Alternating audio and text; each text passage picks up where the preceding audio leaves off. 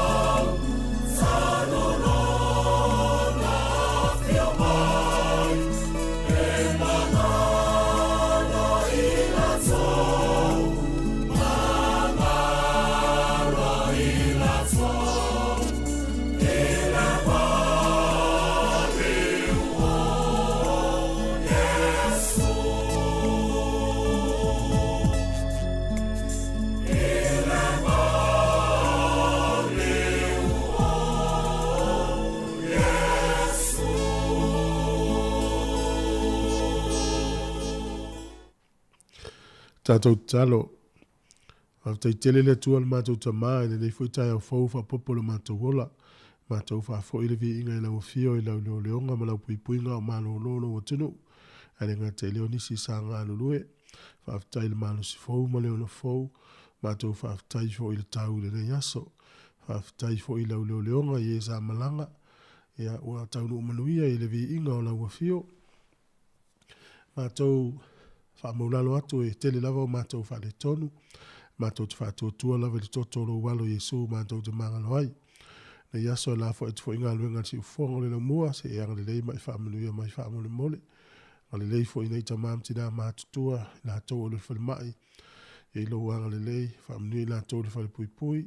Wha inga malanga ese ese le na yaso e leo ilo toto Yesu whaamole mole. Mria fo i. Ia i la tau o lo o maua i mawhatianga o le mawhauwhau o le tino. Ma le loto i e anga le lei atu. Lei fo nei whanau i malolonga o toi o nei fo i kuata. Whaamnuia fo i le ia o le anga lulue. Whea lava o le awhai e ngā luenga. Se i leo whaamole mole. Tau mana tua fo i le nei au unanga tu i nātu i lau fio se i anga le lei mai. Whaamnuia le nei malo mātou whai malo i mai o i le pule. Mai se fo i le malo Samoa mai o na taitai mai o i le pule i lo wanga le lei. Ia lei fo le no i se wha elu le i e. Ia o le nei aso, ia fo ia le vi inga ia te oe pia mai se ngā luenga mātou te whai. Ia vi ia ila wa fio no lo suafa Yesu o mātou wala ua tuai. Amen, amen.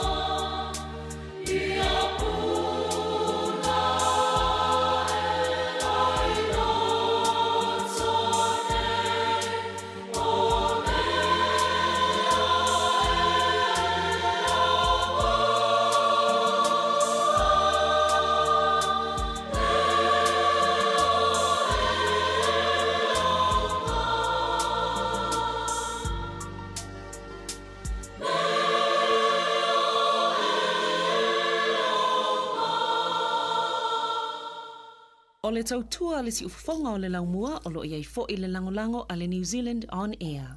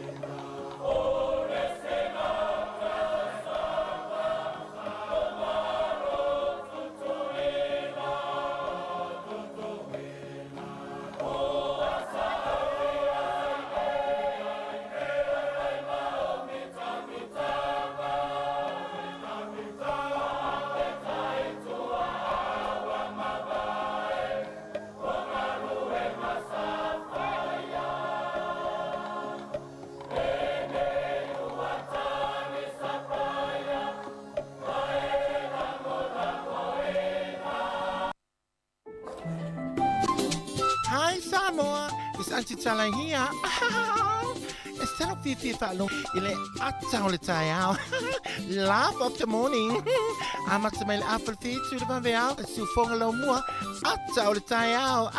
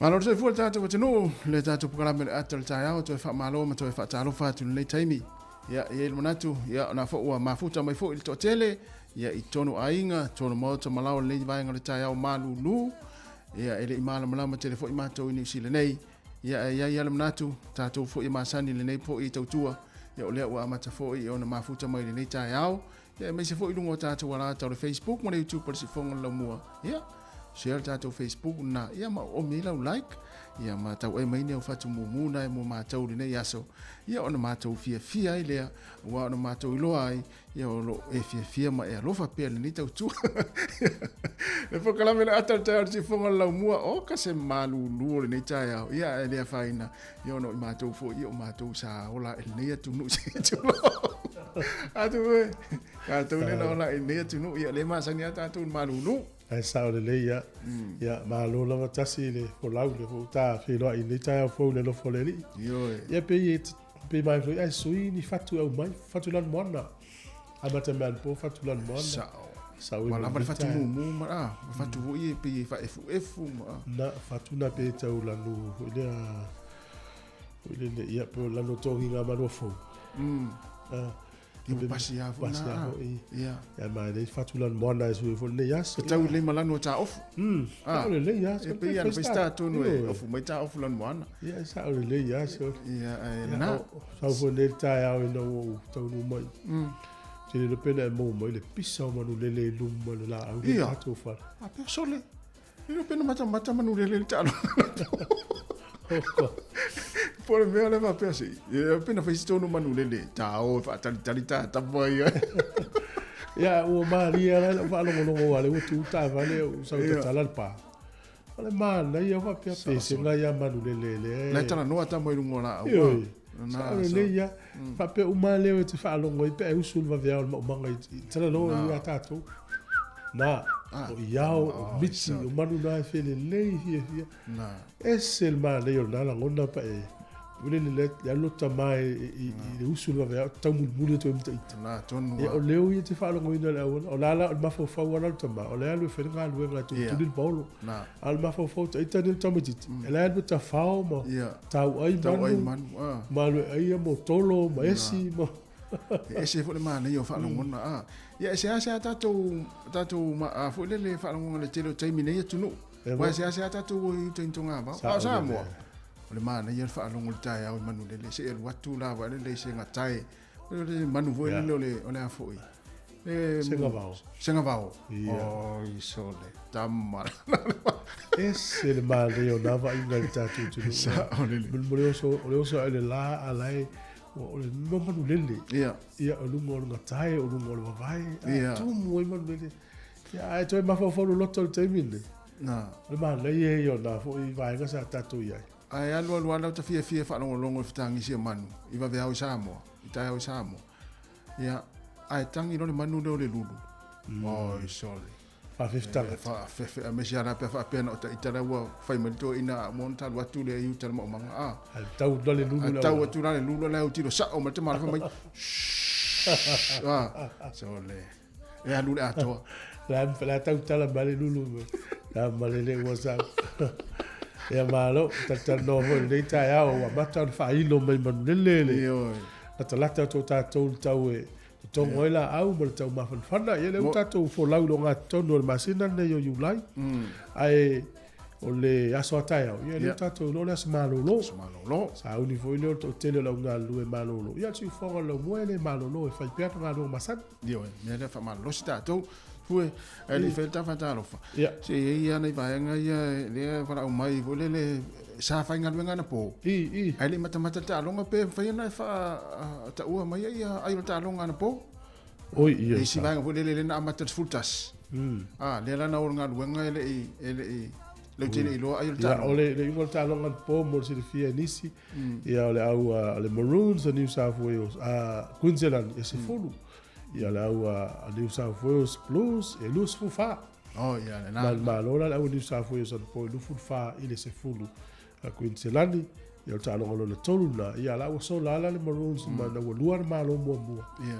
ina wa o lu fali ta lo mo to sa utasi ia ai ne fiata fa ta o o fo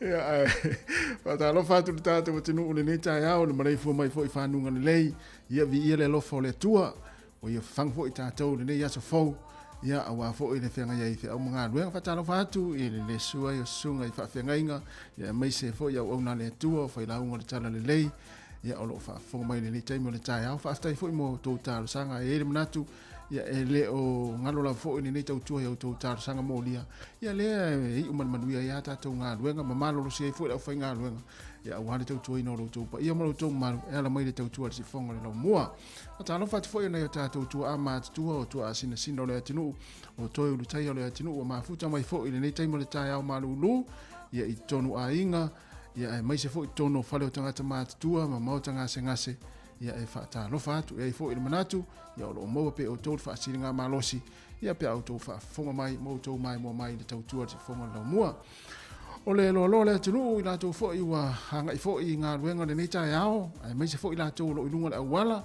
a o hanga ia tua I le pisi o mga ala o lo tō hanga ia tu ia e whaata lofa atu wha mua pe le tātou saonga le mu ia ai whaata rofa mo toi wha maloa ti a te o nasa e ngalue ana po e na ua I umana manuia fo ia o ngā luenga le nitai au ia e langona la fo ina ua whai fo isi vai o tau sa whai ngā luenga ana po ia ai wha mua pia lau tātou saonga le mu a wanga ia toi a inga le nitai au ia o nai whanau fo ia whai ala langona o na ua mamoe fo ina I tamaiti o le malulu atu a whangu lava la tau lunga po le tau le iwa ia ua le whangu ina la tau le nitai au ia ua rea mo ia e o le whaiasi marulu o tātou le taimi ia o la tau fo o mai mo mai lunga o tātou wala ata le Facebook ma le YouTube par si fonga le lau mua pa talofa atu ia I lau mai moanga le nei fo I tai au ia tātou mafuta la ia e le tau tua si fonga le lau mua o le nei aso ia e maisi le tātou pukalame amata le ata le tai au fa sautala maalia le nei aso ia sautala fia ilo uso fa ngā luenga ia ona manuia I fo ile o tātou ngā luenga o le nei aso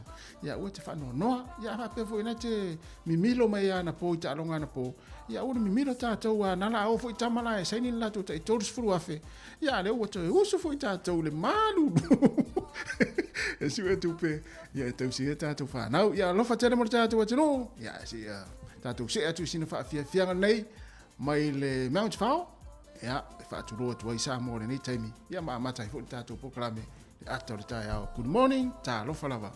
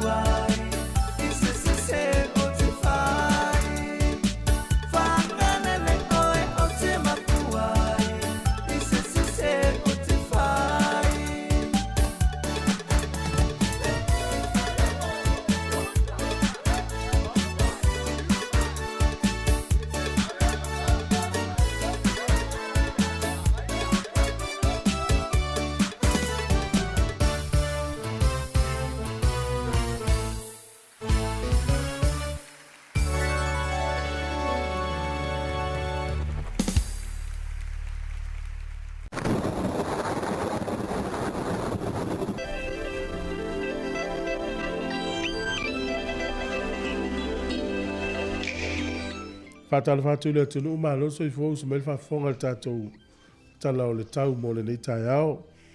O le so ia e langi le lei le tau whape fo tai ao ma le sto na. O le aso sa le valo ia e paolo le aso sa. Aso fua to I fo inai timu aso lua langi le lei le tau. So lulu ma le sto fio le vai aso fo inai timu. E valu le malu lu o le fua o le ea le aso le nei. Se fulu ma le whale e mawhana whana. Ia awa pēr lai ia luso faiva le yaso ia fai tete le foi tatou le malulu ia e le ngata ile ia o le saonga le mu ia o le tala o le tai mo le au whangota le yaso o Wellington ia na sua le tai le tasi le vaveao pe le tai le te o le fitu lau pe le tai le tai mine Wellington to e sua le tai le lusu tonu minute te ai le tasi le aoli Wellington ona toi pele toi sfulona minute le valu le fia na nei polirua ia nei lata le ona nei tai ona suai le tai pe le tai le te o sfutasi I le tai nei toi sua le tai lata le fitu le fia ia ona toi pele o le tai I le te o sfulua na nei ava pela la fosa u tupe le aso ia malo la valanga le lei ia o le tupe sa mo le so tasi tala New Zealand Maula tu Samoa e tala ono sfutasi sene ile aso nei tala ono tasi sene. O le tupe fiti ile tala tolu lima sene, tala tolu lima sene, tupe Australia, tasi tala New Zealand, maula tupe Australia iwa su sene. Ia o le tupe Tonga, o le paanga Tonga le ua tasi tesi ma le tolu faa, paanga Tonga, ia ma le tupe Amerika, tasi tala New Zealand, maula tupe Amerika e ono sfutasi sene. Ia e mo oe o le a la folo tupe Samoa ta la onos frutas sene I le so pe atasi tala New Zealand fafta I tele.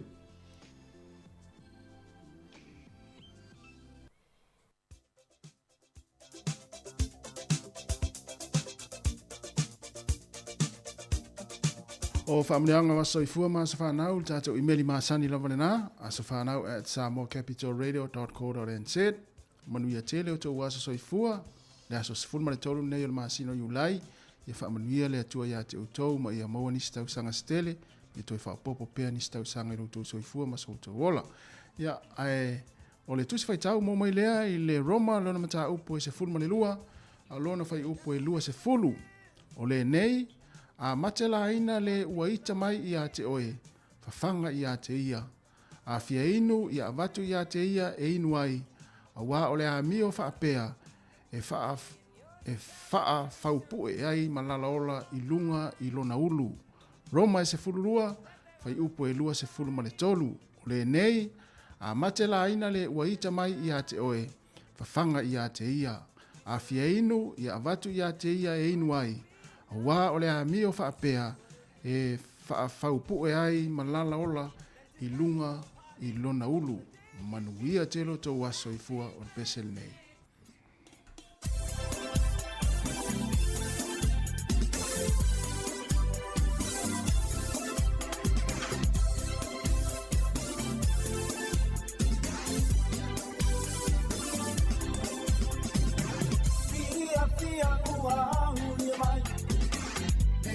Samoa o se TALOFA amanuia lo wasofana waulia e oni alomani pelina e usitai uasilena e manuia ilola e oli ai mafia fia oh my tato fia wasofana waulia tato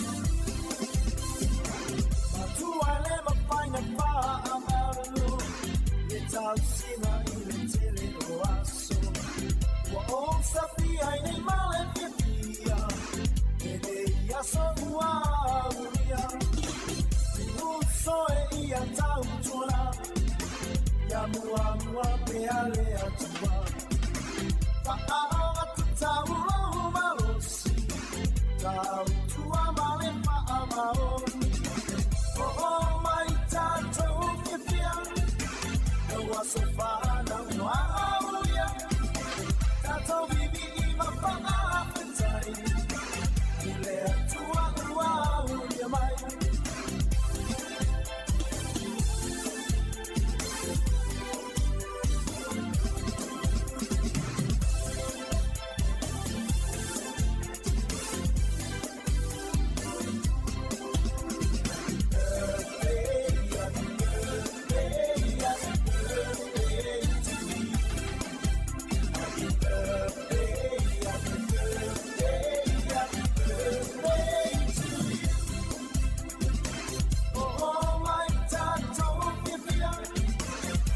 Sofana wauia Tātou bibi I mawhanga awhitai I lea tua wauia mai O mai tātou whiwhia Noa sofana wauia Tātou bibi I mawhanga awhitai I lea tua wauia mai Happy birthday, happy birthday, happy birthday to you. Happy birthday, happy birthday, happy birthday to you.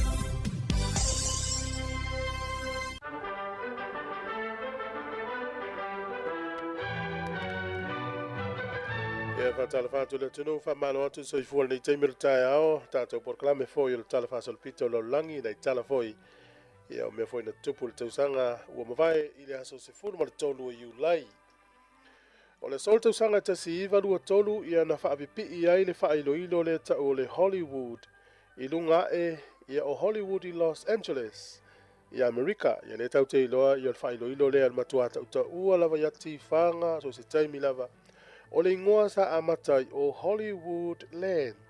O na whaapuupu o ile tausanga tasiva whaiva. Ia o le sola vai le tausanga tasiva lua tolu na urua I wha tūlanga mai ai au le umina sa ai o Hollywood Land. Ia whaapuupu o le tausanga tasiva whaiva ia Hollywood. O le sola tausanga tasiva whaafitu na whai ai se kona Fernisi Paris I whalani. Na aua iai tai o atunuu maulunga lalangi ia po atunuu ia e Amerika ma le tele o atunuu Europa na taua lalato fuafuanga o le Marshall Plan o le plan lea ia toe fau ai Europa I le mai au le taua lo na lua lalangi na maa sofa I le tele o atunuu Europa o le sol tausanga e tasi iwa fitu I le tātonu o le iwa I le pō na tele ai wila mawhai titili tono nule o New York na pe ai le paua mo le luas fulurima I tūla. Ia na matua te le whaale tono o pisinisi ma whale o ainga na awhaina I le paua I no motusia. E pea ma le ono sifurutasi miliona le tau o mena whaale angaina le pele o le paua. O le solta usanga e tasi iwa valurima o se kona se titele lava na whai e tono nule o Ethiopia. O le whamoe moe le nei kona seti na awa ele tele o tangata pepese laulangi. Ia e fisoasani le I tangata fia ai ma le onge ma le mativa nu o Ethiopia. Pea ma le tolu sifuru miliona pauni le tupe na maua ai sa fisoasani I tangata pepese nei sa ta uala ia le kona seti lea o le Live Aid. O le soi ni usila le tausanga e tasi iwa tasi ono o le ulua I tangata ni usila lea ua maua sona tusi ave vaalele. Na whaawaina lea onga tausanga tasi iwa tasi lima le ta ua le New Zealand Flying School na whaawai nuu lea ora kei I au gilani I nai wai te mata hapa. Ea o le tangata suafa ia Vivian Walsh o ia le rua New Zealand na maua lo na certificate ave vaalele. Mai pea ma le se lau isi ave vaalele na maua na awa o ina le tangata leo Vivian Walsh malona uso Austin po leo Walsh. Ia sa so ni tele le auso le koleni tangata New Zealand ia ilo avalele. A wa fa mawina lava le talafa so le pito New Zealand la tolu I ulai te usanga te siva te siono na maua ele tu spasio le ulai New Zealand mua I le avenga avalele I le utatu ilo telefo isa mo avalele. Ia ma le aso nei I le tausanga lua fe sfuru ono fa mawina ele tamaita ilo na lua ua pale mai e avea ma palemia o le malo Peletania o Theresa May. Sui tūlanga ia David Cameron o le so lea e whaatautoa malo ia i loo ia o le palemia tamaitai lona lua o Peletania. Le sa iei mo tamaitai o Margaret Thatcher. Ia o tātou tala ia te maua le whapoponga te masani whaafatai lava.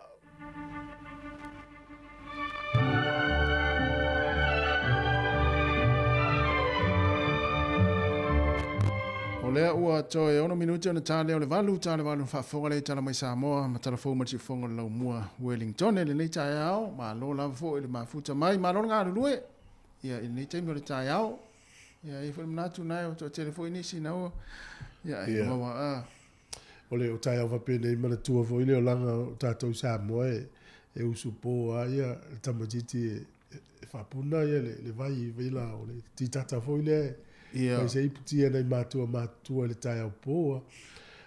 Au tātou fo i lea tamati. Pe masa ni tata no le vanga leo. E se le ala pō nei tātou tua a mātutua.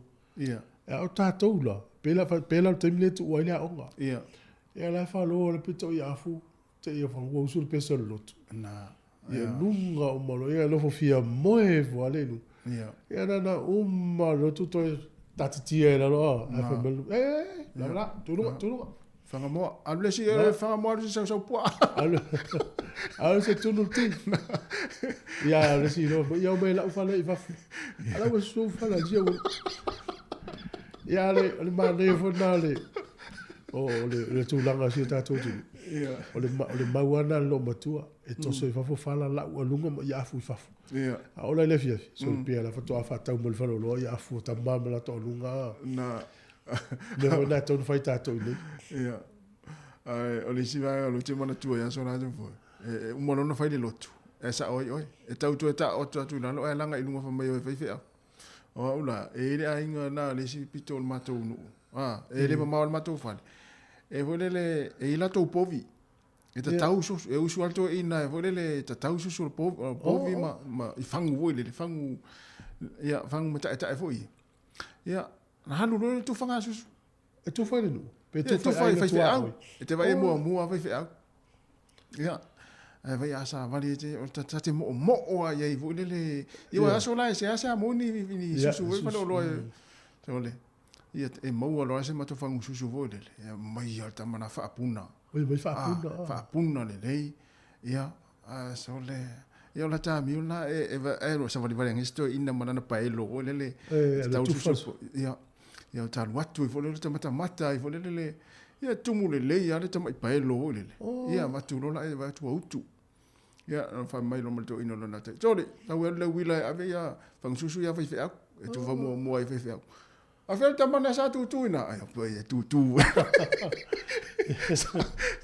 sa ave fang susu na fa stok ti yo la a do le le ngene yo ol fang ul fale ala o mana e to fo le e va pe va te tamana pe sa pe se pata fo le pito ilunga me e pe ya engol suka fo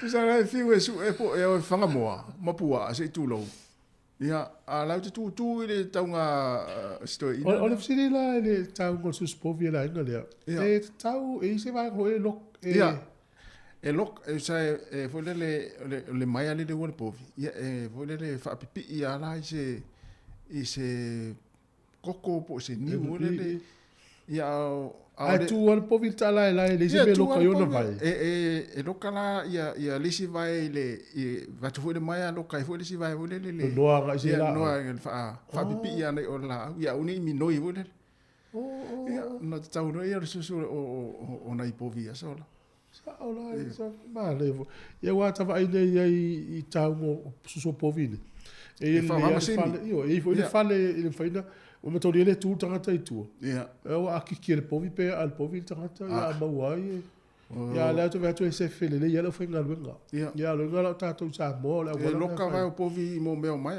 i mai e le ini masini aso la e man power to ina to e vai la le la to wata ni mai ile ia le malo losi foi o tangata ia so la me ia vai Fole le whaanganonga tai o la fo ia soina. Awa e tala le sina to ino te whalongo so o ia mai. O le mele ua ulava vale i tamaiti aso ne. O aso ia sa whawhanga lava e le tina le tamaiti lona suasu tulula. Taimine. E le ua whanga susu o povi mea pe ni povi a mi o tamaiti. Te ua vane fo whawhanga mai le atu. E le la pe o le la vela usunga e le mau o to ina le. So le teitai ngā loa sola i titi sola. Mea le uma a pe ia o se matai wole le na uma o vole o uma o kiriva pe fa ia fa un matu nu la wa lu le tali o ina ile wila wa asona pe na le asona e ia le wila le ale ainga kiriva iso so fa na uma o tilo ro matu ina fa le tamana sai ia sai ale fa su ne ia pe ese se le uma fau le o lo ma fau o le wa su e le wa mo yo wa isi taimina tu sa la le ta la va po ia taimi o tala ititi ia la we lo alto ina wa uma le la uma su su po vitonu le pairo po le pairo ia ana fiu e su e taitalo fo e tatela tu fata e ta wino le sa sa fa su le fa se ti to ina selo ia wa so fa pe a se ta u la vale a so nga o le ta mai o le ta fai fo le ta fa tala mai lo ta mai su e fo le ia le ala ne vai taimi ne o ta to ia wa so la sa ta to pe ta to la fa mai so le la vale ta mania lefta to fa ngalo o pula za mon metal fasila ya ta to tala mai za mo ko si mai fa fora le mo a mata malanga langa mai ne au ai nga ya mai fa fora ta to tala mai za mo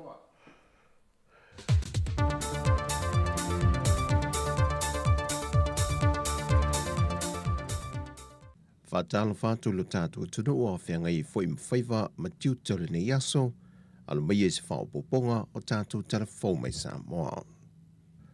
O upu whaloto tele sa whala e awa tuai le whionga le au mamalo le malo Samoa, le whionga tui maleli i whano vale tua soalo vi le lua, e le sunga le teitei malanga ma le whaia onga atuai ma le pulenga, o le awa le manu Samoa se fulma le lima, a o iai le atunu, e tā pena ai mō lana ta alonga mai a pandi le masina nei. Sa malele le whionga le au mamalo le malo e mamoli le na whaaftai ma le na whaamnuia i tama whana wa le atunu. Le ua filifili e tau aveina le tanga vai e Samoa i ta alonga whaavao malo. Le olo manei ai maise o le ta amil sango lipo le langi le lua whelu se funma le tolu. E le saunoanga le whionga tui malele i whano, na i moli atu e lona talitununga i tamata a alo. O le aveo i la tope filifilio ta alunga whaavao malo ai meisul ta milisanga lipo le langi. O lo lato wala awina lava lea mai leli e tau ave le ingo pele o Samoa ma o lo lato sa ilinga malo fo i lea mo le atunu. O upu masani o tapo inga le atunu na sau no i le fionga lea mamalo le malo.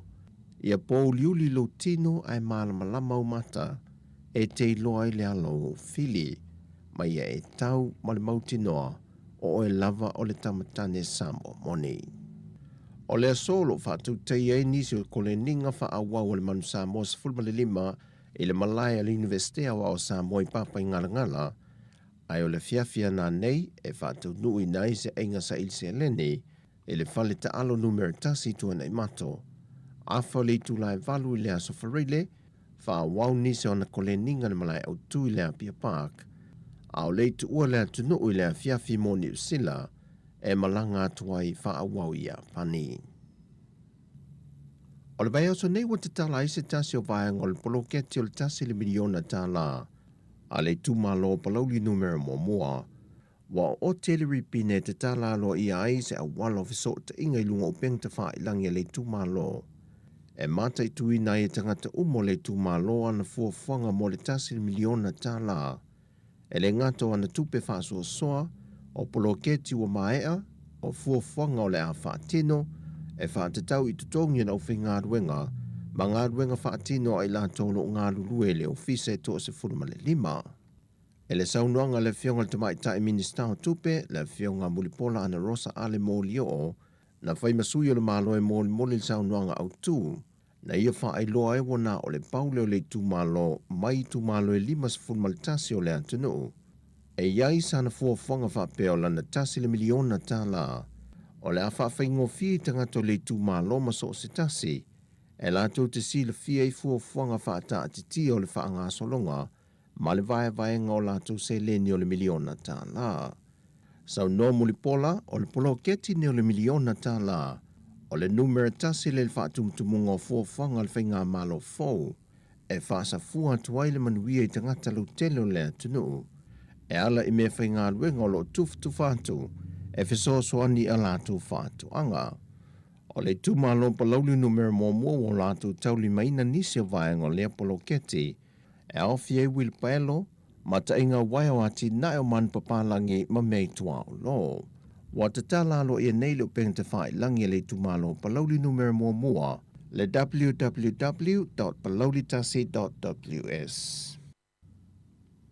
E leo yeise anga ngai whaatawa na wina le fionga le minista o soifua malo loina, le fionga valasi ta fitu sele, e na te tau fia i fo mai na lato filfilinga, e fia malanga i ngā lulua i whale mai atuno i fafo e mō te tongi maua lulunga, a wai mauti noi siri atu le te leo i te tongi, nai lo te tongi o lo ngā lulua i Samoa.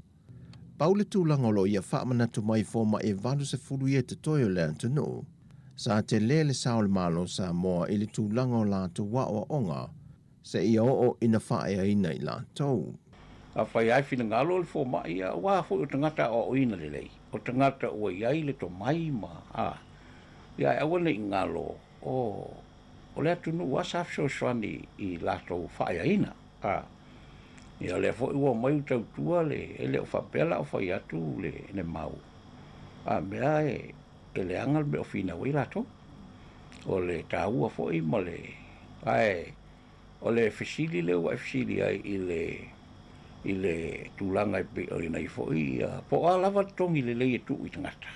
Ia, lai fōi whafonga mai te leo o ia isu e atu ai steimi a whai ua iai le nganga o se tangata whai ngā loenga o le asuia le mea tauna soifuane ai i New Zealand, po Australia, po i fōi nisi mea ua ofo mai ai i le tele o tangata ngā lulue. Ia ona tuua leo tātua tunu i ngā luenga pe ona whaamanu iai lato. Ia mena ele mwhainta whiasisi.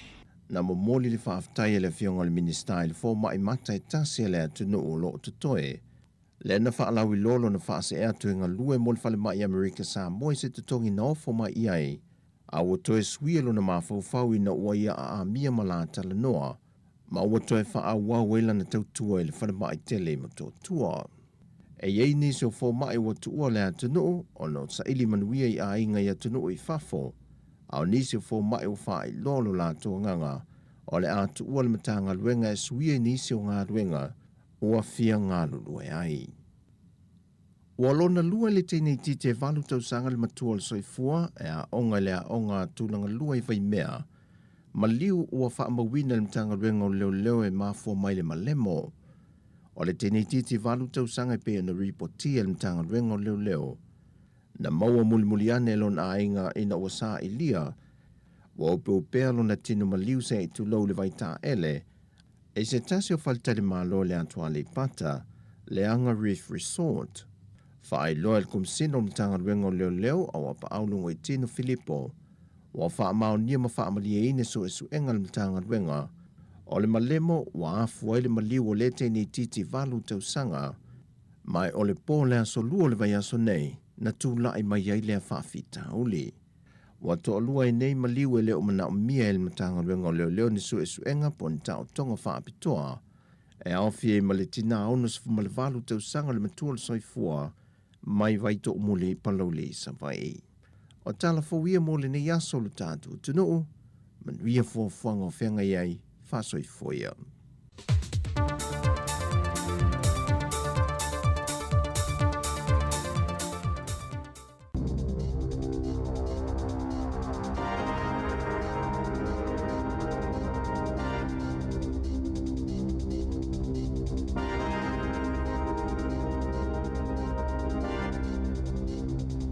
Talofa lava o talafou mai le siufofonga o le laumua mo le nei taiao o le aso se fulutolo Iulai lua afe lua tolu. Ua ausia pe ua latalata I le numera na valoia e le Stats New Zealand po o le ofiso whaamaumaunga New Zealand le whaitaua o whaai o tangata ua mai au na whaatumu ma whaau o atu pepa o le tusinga ingoa mo le tausanga nei. Na valoia e le Stats New Zealand e le vao le valu se fuluiva ma le iwa se fulutasi pasene e tali atu isu esu enga. Na whaai loa le minista o le matanga luenga o whaamaumaunga Deborah Russell o se whaai unga manuia lea mo le palemene e uilava ina le I atoa le iwa se fulu pasene na whaatumuina pepa mai le whaitaua o whae o tangata. Ua te ena e le au whaingaruenga a le whale tupe le Westpac, se tutongi ofo lata mai e whaapea e le talawhea ngai, ma o le afuafua le au whaingaruenga e whaia se solo te tee, na whaailoa le sui o le uni Caleb Francis, e whaama asina o whaia whaatalatala noanga, e winga I se siitanga o tutongi a le au whaingaruenga. Pei tai o le tutongi na ofo mai, e lalo ifo o le ono tesima le fitu pasene o le siitanga I taua o loa ua iai nei, na whaailoa e Francis, sa le tatau e se e tasi o whale tupe te le o na whaatala noaina lea mata upu I le umi e wha maasina. Ona e silia ma le piliona tā la tupe mama a le whale tupe, na maua I le tausanga taluai. Tanu mai le lua whelua tasi, na mawhaio na maua si itanga I totongi a le au whaingaluenga. Bito e maulalo ifo ma le pasene o le tau o le soifuanga, se e vanga na aipu le sili ma le ofisa e si itia mawalunga totongi. O ni aso o iluma o le afuafua e whaia I se pālota a le uni, mo se soro te e ale au whaingaluenga. E silia ma le whase lau pasene ua si iti ai le numera o mata upu po o claims e wha o atu I ka mupani inisiua. Mai tangata e a fia whale mata avale I RAM rates po oso wha inga e wha o ngai ta avale e talepea I whale o loa ma whale. Na whaailoa mai e le NZI po le New Zealand Insurance e tolu afe ono se lau I wavalu mata upu na wha o atu I le lua afe lua se fulu ono pasene na si iti ai mai le lua afe lua tasi. O le talepe whale malinga oi se tulou, le whaafitau li pito I mawalunga le numera o mafua anga o claims. O Aukilani, Waikato ma Canterbury, a aina pito sili na tele numera o RAM rates na tu la I mai ai. O le ofuina o lavalava toi whaonga whaalua mai I whale second hand, umina te umea ai I pusa aisa mo le fofonga tau mafa, whaapea ma le ave o whanau I nofuanga e le aise tupe e mo o mia le tutongina, o nisi nei o awala ua whaia e nisi o tangatai Aukilani, e tauli mai nai le tau o le soifuanga ua iai nei. Ua whaamaunia le si itia I lunga o le tau o loa I supermarketi, whaapea ma le tau o le penisini. Pe ona whaalia le tina ia Ashley, ua lenga whatia fo'i e lona a inga le tutongina o le mōkesi. Ua lenga whatia ona toi a ai I se whale ainga, pe ave fo'i le whanau I le zoo ma isi no fuanga mō ta whaonga, pe ona masani ai. O mokoare Isaac, ua le toi mawhai ona whaatauina a ano manufasi mafuala au whaisua mō lona a inga, ai ua tele ina tau mafa sai mingi, ona ole uti uti o le whaasoa. Ua whaalia le pulisili o le tamaki budgeting, Alison De Marco, o le whalaputuputonga e fisosoani I a inga 5 vai. E afe tolu se lau tangata na sulu whai atu mo se fisosoani I tau mafa. Whaase lau ua si itia mai ai aile ia o maile koviti se fuluiva I le atunuu. Ua whautua ina e De Marco le atunuu, po le alawa le tūlanga o lo o iailau a inga, ua te tauona iai se fuafuanga ma whaawasenga le leile paketi mo le a inga I le taiminei mo le lumanai. Ona o lo o walo ia pea e le au whaitoa wha o le atunuu, le si itia pea I lunga o le tau o le soifuanga I le lumanai. E ono se fulutausanga o se tamai nae na matapongia I luma o se whale oloa I le awala I Oxford ma whai na ilo na ulu. Peitai, na o sofa ienia li I se to otolu le tama manga o ile valu se fuluta la saila na ato ma lana telefoni e au noa ma se fesosoani I ai. Na mawamuli muli e ni tamaita I se to otolu le tama ma nanati atu I le whale mai Hutt Valley mo tonga fitinga I lona fofonga ma lona ulu. O le aso leana tula I mai ai lea whaalavelave e atoa I ai le ono se fulutausanga o le tama ma e maua I le ngase o le kānesa pei ona ripotia e se tasi o ana wō. E silia ma le fitu se fulu afe tāla I le tausanga o le totongi pe a fuai tūlanga māsani Ua ausia e ngaluenga o loo lisi lunga o le upenga tawhailangi o le Trade Me mo le taimi mua. E fitu se fuluafe ma leono iwa tāla le totongi o ngaluenga ua iai nei I lunga o le Trade Me. Ono pasene ua si iti ai mai le tausanga taluai. E 58% na si iti ai totongi I ngaluenga I Aukilani. 51% na si iti ai totongi I Wellingtone. Tusa lea mai leono iwa afe 5.5 tāla I le fitu se fulutolu afe ono se lau ono se fulutolu tāla I le tausanga. Na whaalia I le whaatonu mo fe whaatawa inga a le Trade Me, Matt Tollick. Ua si itia le tauwanga I le vao kamupani ma pisinisi e whaalawiloa ia wanoa whaingaluenga I a tōsi nā tuai tangata o tausa ilinga luenga. Na loka ina leo I le aso na nafi se ali I se fulu valu tausanga ma se tamaita ai lua se fulu lua tausanga I le langa o sia ni tupe pepa pepelo I totonu o le lua masina ua tuanai. O tupe pepa ta ilima se fulu, lua se fulu ma le se fulu tāla, sa langa o sia ma whaonga aina. Ma satu la I luma le whaamasinonga whaetu ma lo a rotorua na nafi e tali I la molianga. O lo fautua ina I leo le lautele, a maua se tupe e leo se tupe sao, o na tuulea I se teutusi, ma whaafeso o taile ofiso leo I le numera tasi o 5. O lo whaatuputupula ia pea le numero tangata ngau tupe I whainga tau whaavalea. O le astona I taluai na ripotia mai ai le tina ia Shelley, na ngaula na se fululu a feta la, ina uawili atu se tangata tau whaavalea whaafolinga o se tangata whainga luenga, ale whale tupe le PNZ. Sa whaatala noa lea li ile tina ia Shelley. Ma whai I ai olo o ave eseina I le tangata tupe mai I lana te unga tupe le taimi nei. Mai te taona avatu lana emaili e na te tau fi ai le ave eseina o tupe. Sa talitonu ina Shelley ma ave iai le emaili, peitai, a o iai le tina ma le ali I lunga le laina telefoni, sa fisotai atu le sui o le fale tupe o le PNZ, ma longo le tina o le telefoni o lo ia tala no ai, o le au tau whaavalea, ma ua ave esia le se fululu a feta la mai ilana te unga tupe. Sa mawhaiona toi maua mai e le PNZ le tupe a le tina, e tu sai ma ripoti. E tolu se 40 miliona tāla na totongi na atue New Zealand I le malo saina, ona o se alifai pisinisi saina I ka anata, ia Xiao Hua Gong, na ia lafoina te wina pe whaiana inivesi o tupe I se awala palapala I tutono New Zealand. Ma sa tau wā e fia avea mapule nuu o Toronto I le masina taluai. I se pepa mai le kapineta na whaamaonia ai, e whātau sanga o fesosoani New Zealand I le malo saina, e whaia suenga e winga I le alii. O chao e nofo I ka nata, a e whaiana polokalame I tutono o saina, na te au ina I le silia ma le se lau miliona tāla mai I le au inivesi, ma le whaitau miliona tāla na teu I whale tupe tutono New Zealand. Talafouia ma le siufofonga le laumua mo le neva aenga o le tae ao.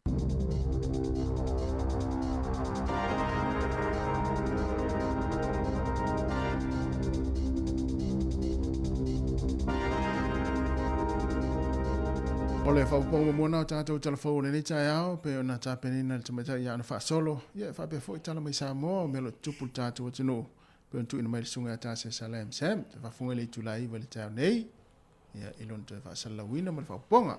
Malo lava leo 10 minuta o te ai nei le valu. Moli. Amata tau mala mai fafo te al valu. Te ilo le mamoe ana I tamiti. Ma le fa mamoe ana I tamiti se I pole iva po se fulu.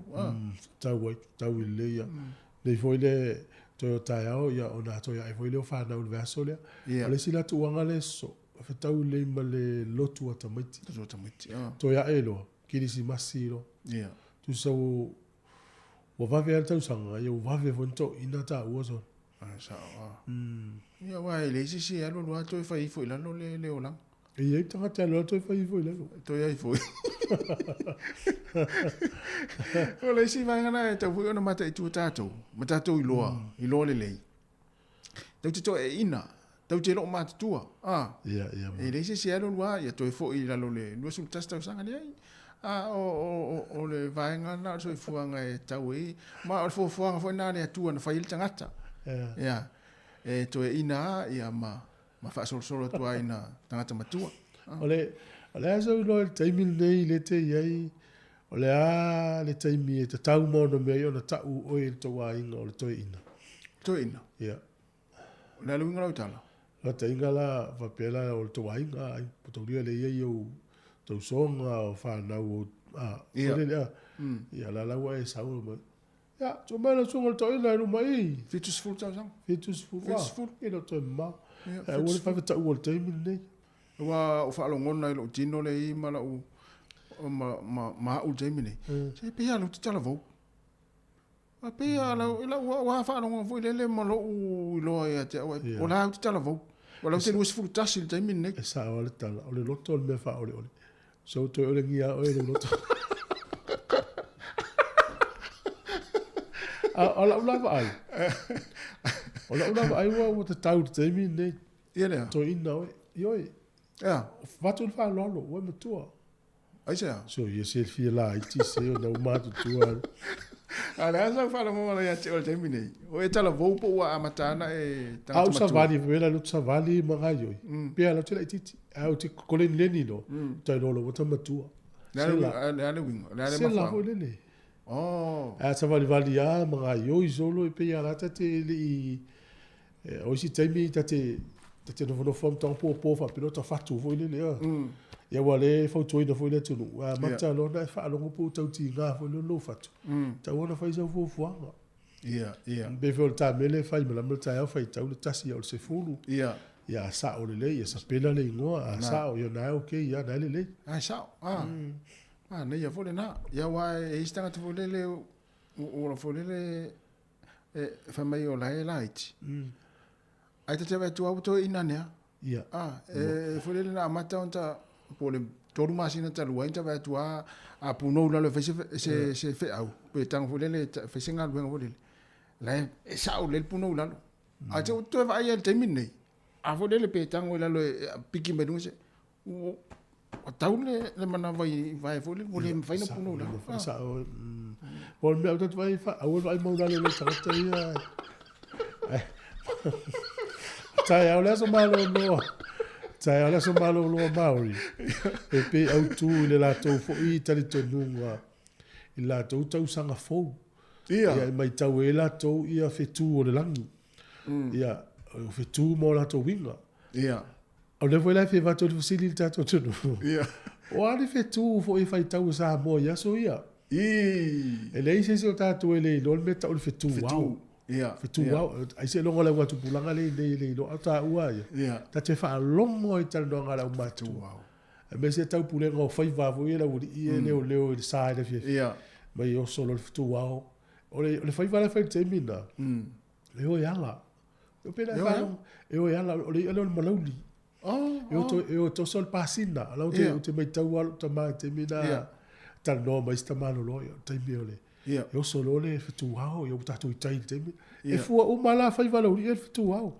Ia sa o le. Ia, e ma le foi po a fai foi lá e si le fieni ngori fetu o sa. O la so ta ingo fetu na. Ma fato anga male lau ele. Ma si o manga. Ma si o manga. Wai o to fa longo foi ya. E vai ia lo le tau le ia o meio le atu tupu le fonga ele. Sa o le. E mai se la o matua vili mai ta telefone o fa. Ia. Tonu vanu lima lu o fa tasi. Ia. O fa tonu vanu lima lu o fa tasi. O tatu sili na ta ya nei. O ani fetu o sa mo e foi tau e sa mo ia. Ia na vo I tai mo le tai me se le fa to anga e so ta ia e fetu le la. Ma si o manga. Ia, ma si o manga. Sa o le. Ma na e tala me la o matua I lo e foi tatou. Ia. Wa te mana tua lava sto ina o foi le asu elu matatia le sea. Sto inga sea. Le o fa malolo Na sa sto ina tala mai ata o e mo le fitu fa mau malanga. Fitu fa mau malanga. Ia, e fa mai tala sto ina mau o aso ia. Asa uni le mo fai nga me vo ia le metis. E fai la tonu vo le temple fitu wa o ya no le sopo wa le nta vale. Ia. Sa vale tu to I tu anga ia sau. Mo. Ia, le la u halu sopo. Ia. Ai uma e. E le fitu wa o le. Ele tai ia. Ele tai ia. O le tau le lua va vea o le wa le sopo. Ia le fitu la na ta o le fitu fa mau malanga. Ia. Le la u e fitu wa o ele fitu fa mau malanga. Ia. Ia pa le foi pe dis fitu e lo tato tu. Ia, foi fitu o le famita to ia so fitu o le apai. Famita so le fitu o le apai. Te le ilo. E foi fitu na famita o le fitu o le apai. La teni. Teni ia. Tu la matua. Tu la matua. E foi fitu no falo, mas foi fitu lele. Ia fitu lele. Ia o tele lo pe ni se fitu. Ia la tu atu i lau matua fi fa so mai le ona ia o tau ia. Na. Ala o tele le tatu tau. Ia malo lava. Ma nai ia tele tatu fisile tau. Ia feala mai lo ilunga. Ia wala vale na pulpulu. Ia. Vili mai tatu tal no pe fieni fetu na te lo oi. Ia. La. Tolu valu lima lu o fatasi ala tas pe se vai foi. O fa tolu valu lima lu o fatasi.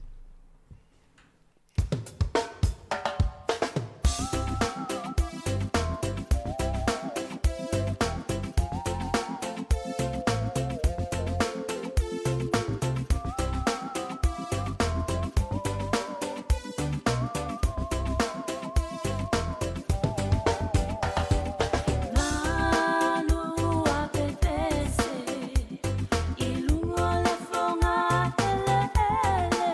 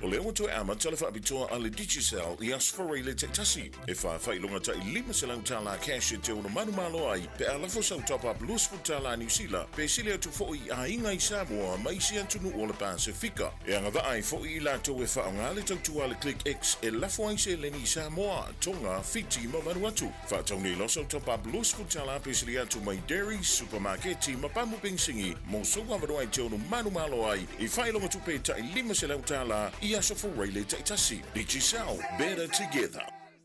O le whaasisilanga tā ua, e whaamana atu I le mamalo le tātou au whaafonga, e iaila wa ia te tau I lalo le tulafono o le Broadcasting Act tasi iwa valuiva, e whai e sau whaasea po se whai tionga I mata upu, tau I whaasalalau I lunga le Samoa Capital Radio. O lo au ili lalo le upenga o sota inga le pūlenga o whaasalaunga, po le Broadcasting Standards Authority, bsa.gov.nz.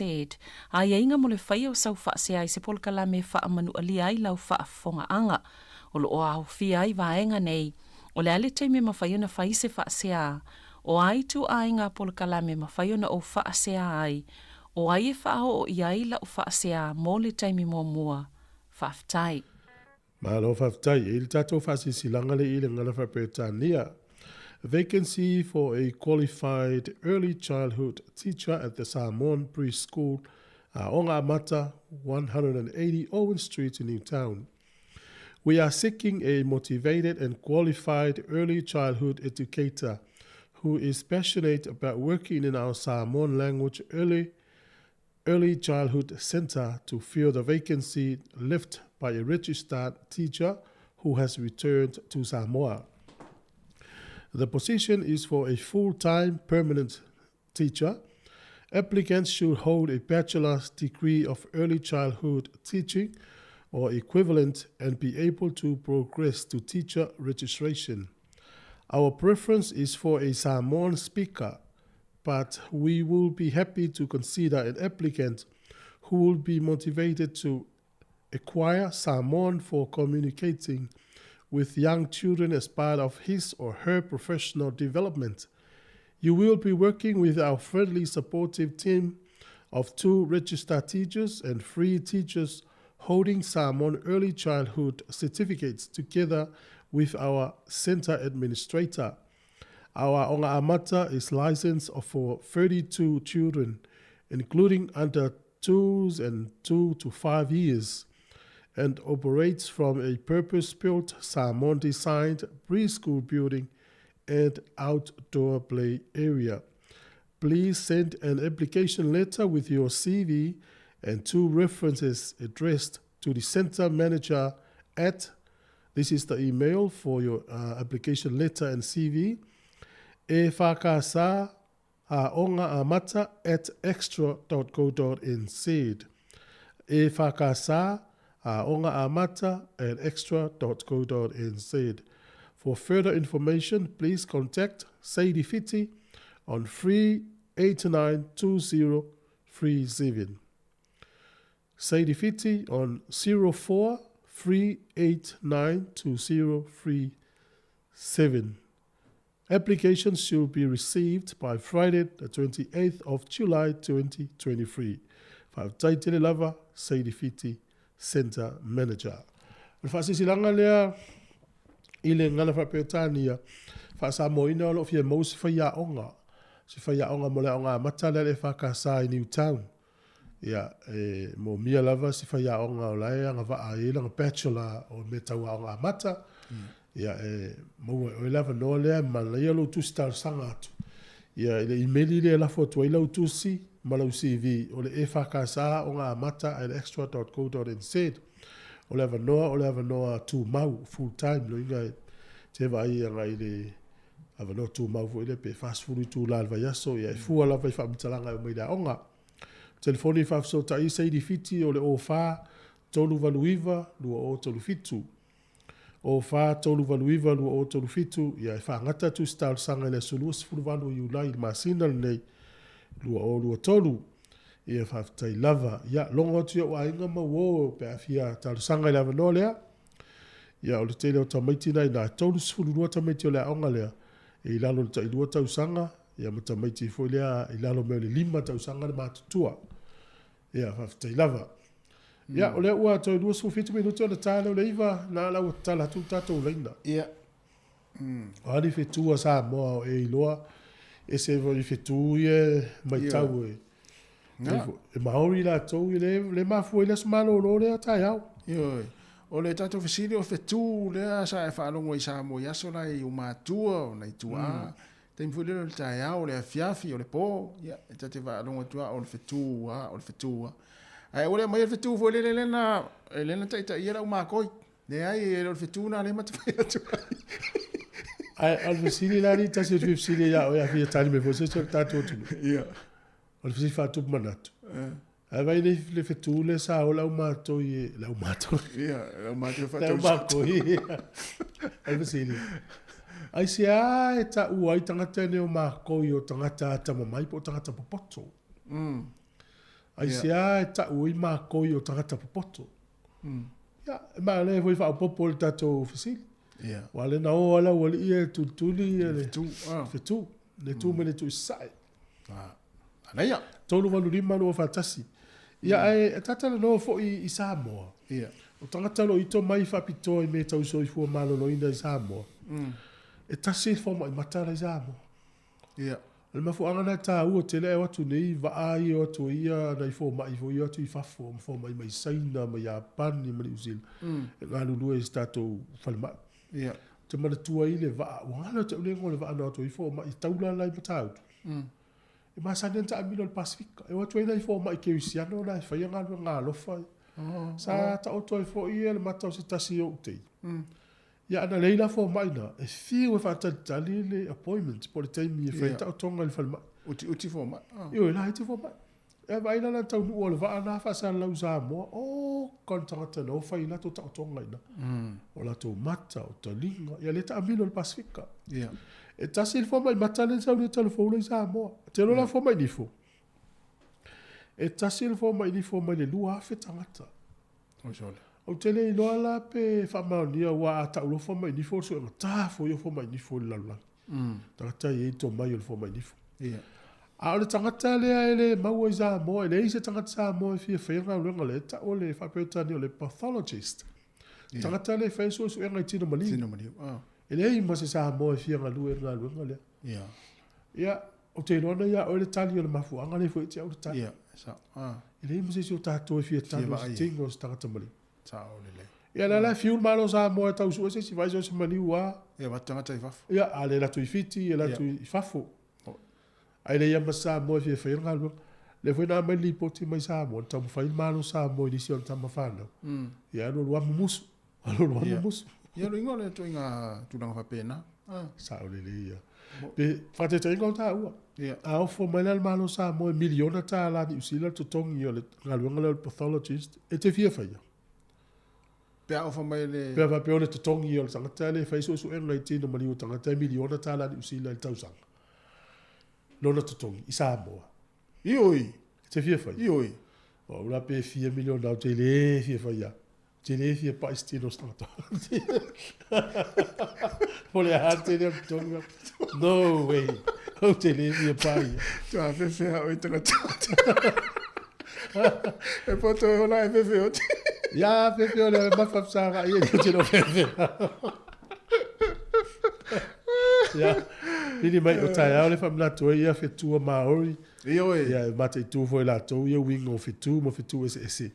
O ia fetua le apaila no tau pe le fetua fiafi.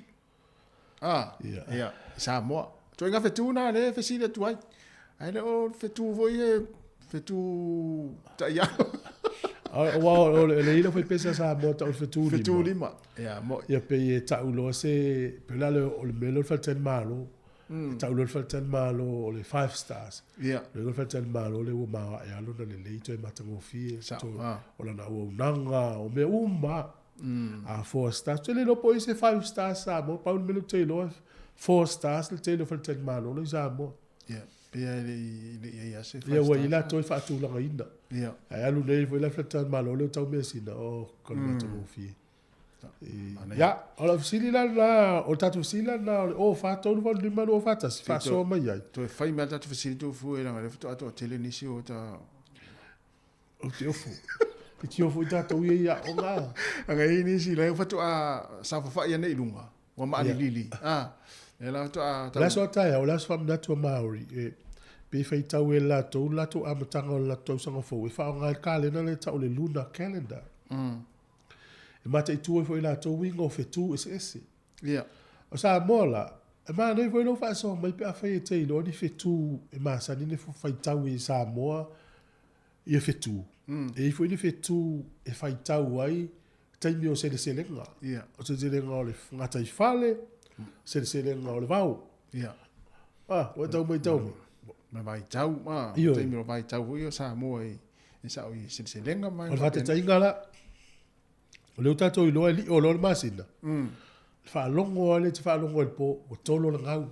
Ia, ia. Ia anu lo tolo nga ngau o whine pa tina anu no. Na. Ia.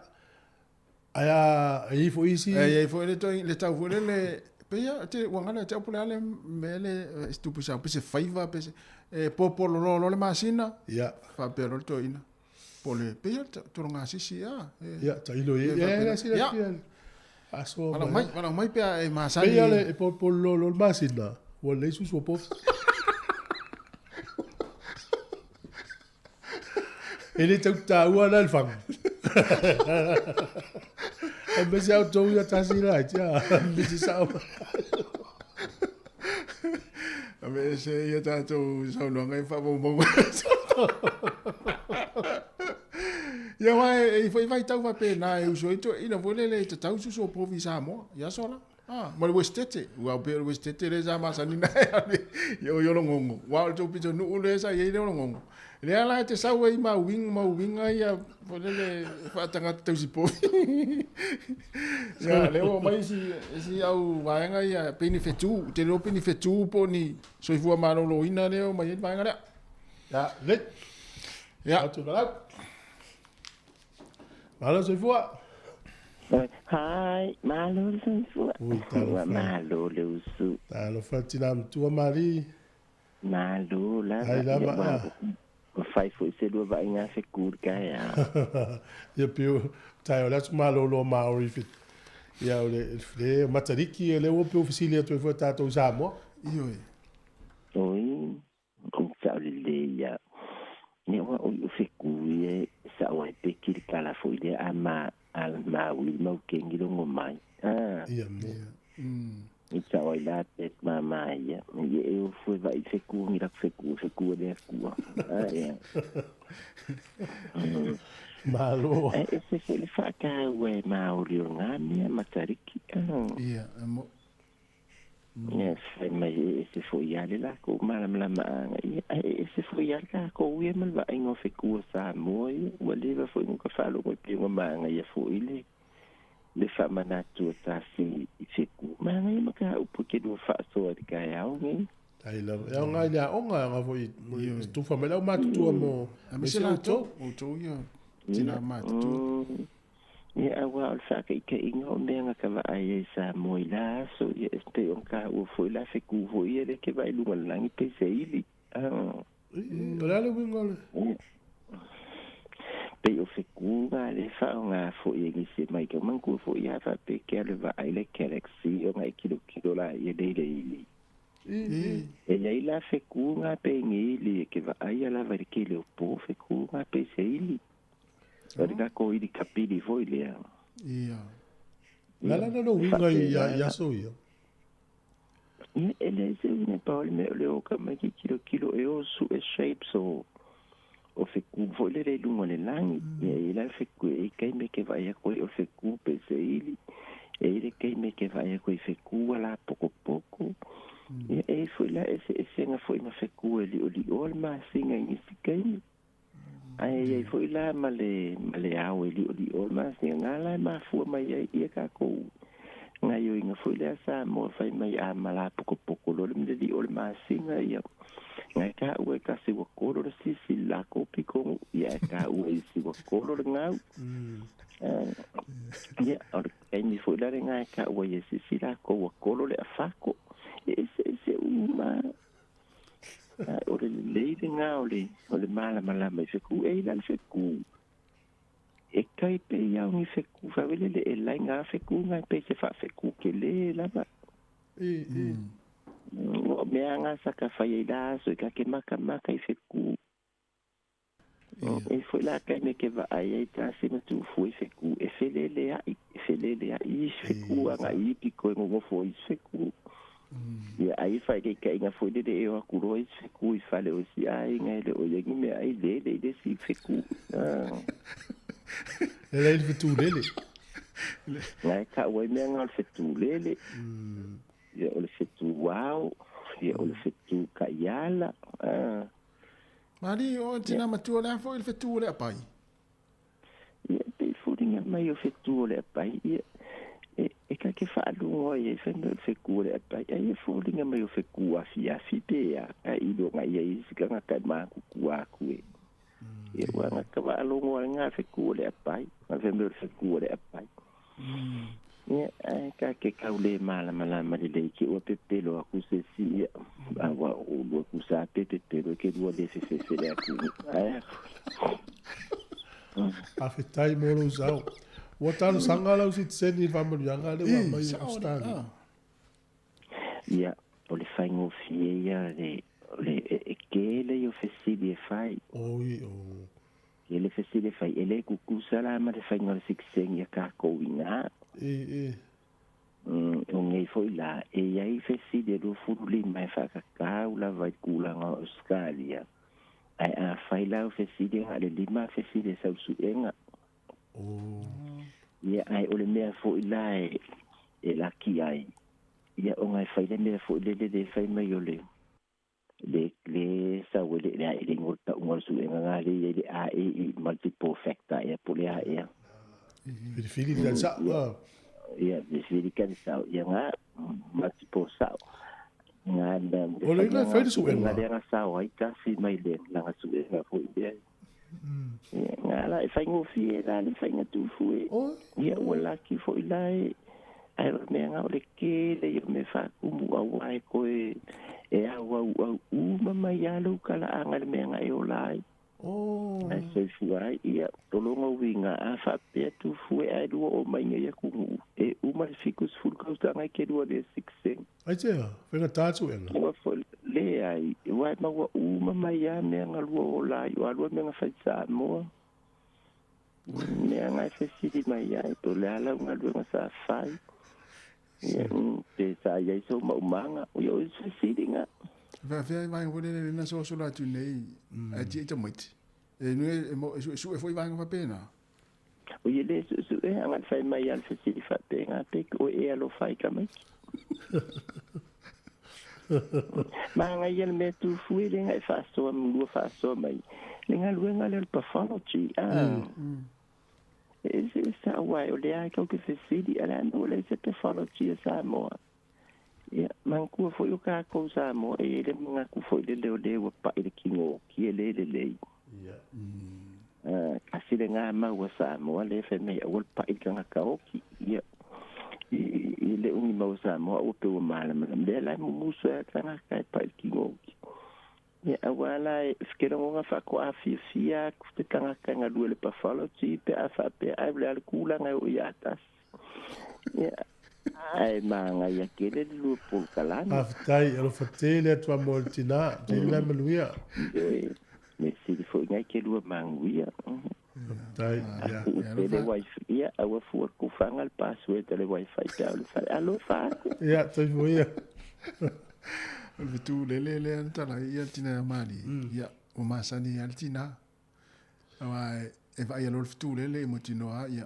modele fo ilesi a mole karesi le tu le karesi la mo karesi o le so i mali a misa mo le karesi ia le tu le karesi misa na karesi na le ia lai baza wa la tu lo la ngele tu lo fa lo su fo lo tu lo allora todo vanno lì ma non fatasi ai si fetu le no vai tu ai fetu tali matangi che li fa lungo mo non ta fa lungo le fetu tali matangi famiglia i loi sai ai você se via tali ma você na pe sia ta o tanga te o ma koi o tanga te poto Ya, ole o whātonu wa lima no whātasi. Ole ngā wenga lena sila tune. Tu so le pathologist. E tangata le na te suisuina, tino tangata mali. Ma le ala te whanongonongo tu Samoa. Awa e pi fōula te whanongo le tātou tunu. O le mali ua o lea. Ia le whaatali le tangata e sawe. Whaitsai li linga. Tōdi, o la ua ilo le mafu ana mali ua le tangata. Ia ma te le ana i tātou tangata e tā ofi i whale mali ua. Awa fia ave le tangata e teu. Tu lou ale, e ma manu tele ia.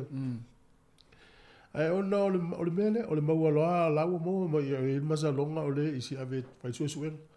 Ai vai lai i mali ue lua in sau nei. Laua ilo, al stinalen ma le mo mai sa vai, ma si tamteni titile ma le mo ma le mo. E le tau whainta o tonga laua ilo. Ma ua tupu tele ai sa mo le mele o laua mauti noa a inga le mafu anga mali utanga. Ala mana o a ia le malo ma leo leo ave ta ofisi i whaitsa i linga. Ia, o la whaisa o la tau, ia a tanuaila, ua umi ai ma tele ai mali uta ofisi whale mali. O nei le istanga te whenga nuenga lea. Ala ua i loa le mafu anga, ia la mele ave loa e lango maule tino pa ia o le whaitanga te skatu. E o whea ina ia tunu, e sao le leia, stanga te wile uta tova ai tino e ina la bel ta avale, na mafu ina, ma i maulu sa i fua.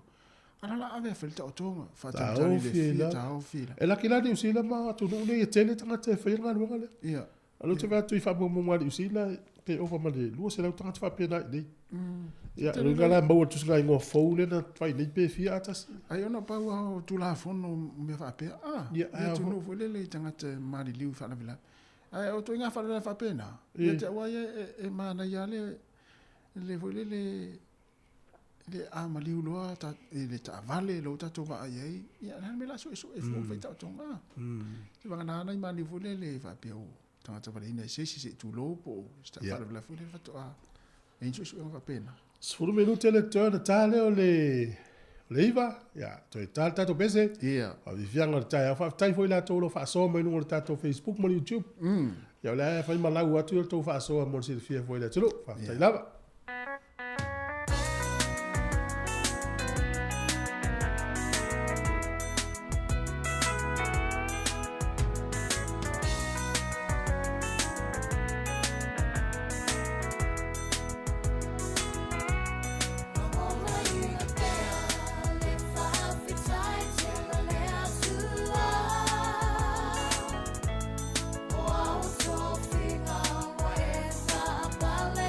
Let's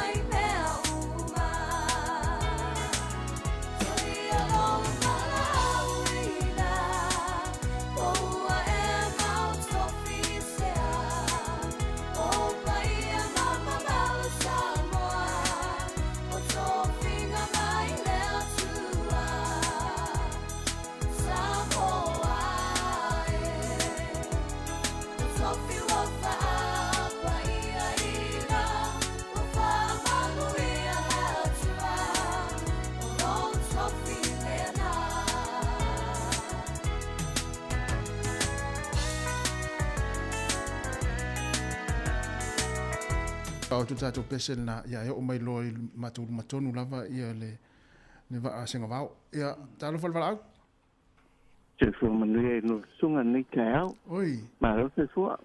Se fo mria, ma lo la foi, le se fo mau al le tas fo. Alofa. lo fiong fa mau Ya. O lo o fa un wo ma fo fa we ya so yo o aluma ya matonga lengan ma Ya. I ole no lo tamai putas. Ya. Mau te moe na iuta le whatoanga. E mamao na iuta le matou whale. An melan tupu.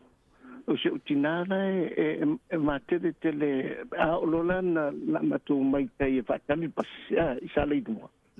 O na whangu lole o matou matinga i le e fuafua na le whatuao lea. O se o lo whatuao. Pa mai lo tina. No wholo inga. Na pena loa ia tatou ato ma mea mata la tatou o tai whatali pas. Ia ona matou o mai lola ia le matou soloa. To mai lo tutu i tai lea wala lea i saliku. Matuto e mo e manatua na tai matou mo ala ele iau aso. Ia ole mea lau tupu pa mai lo tina.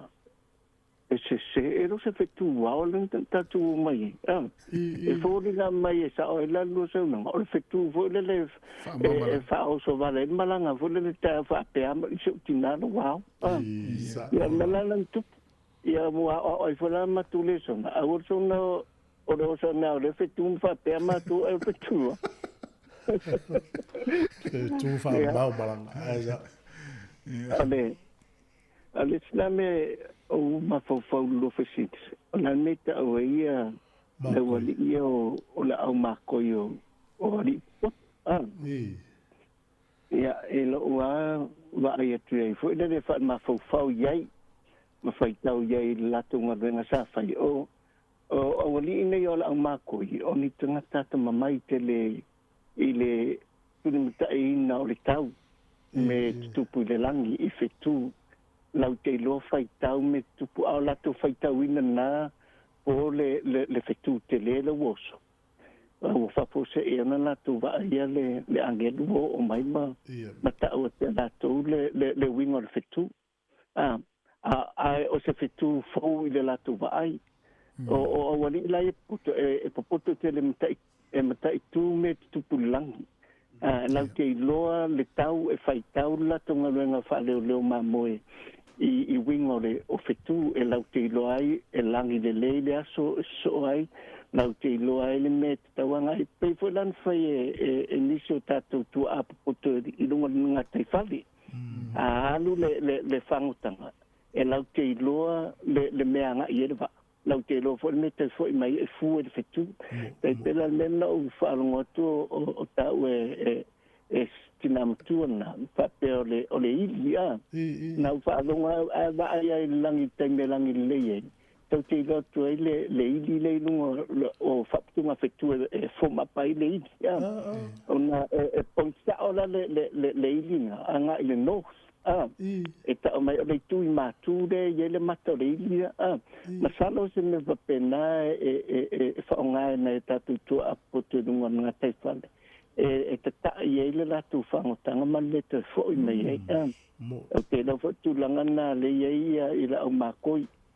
o la tau n tangata te mamai i le vaai i lungo whetu ma le langi o me tupai mena tau o le vaai tau lau te loa whamatala winga o le aso ma le aso mena tau e la tau tangata ata mai e o la o whaso atu dea ma whaloalo Alta i tere mo le whaso e ngalue le taim Nei, ura ngonga fo ia le mai o ngō tu aola le whasaka.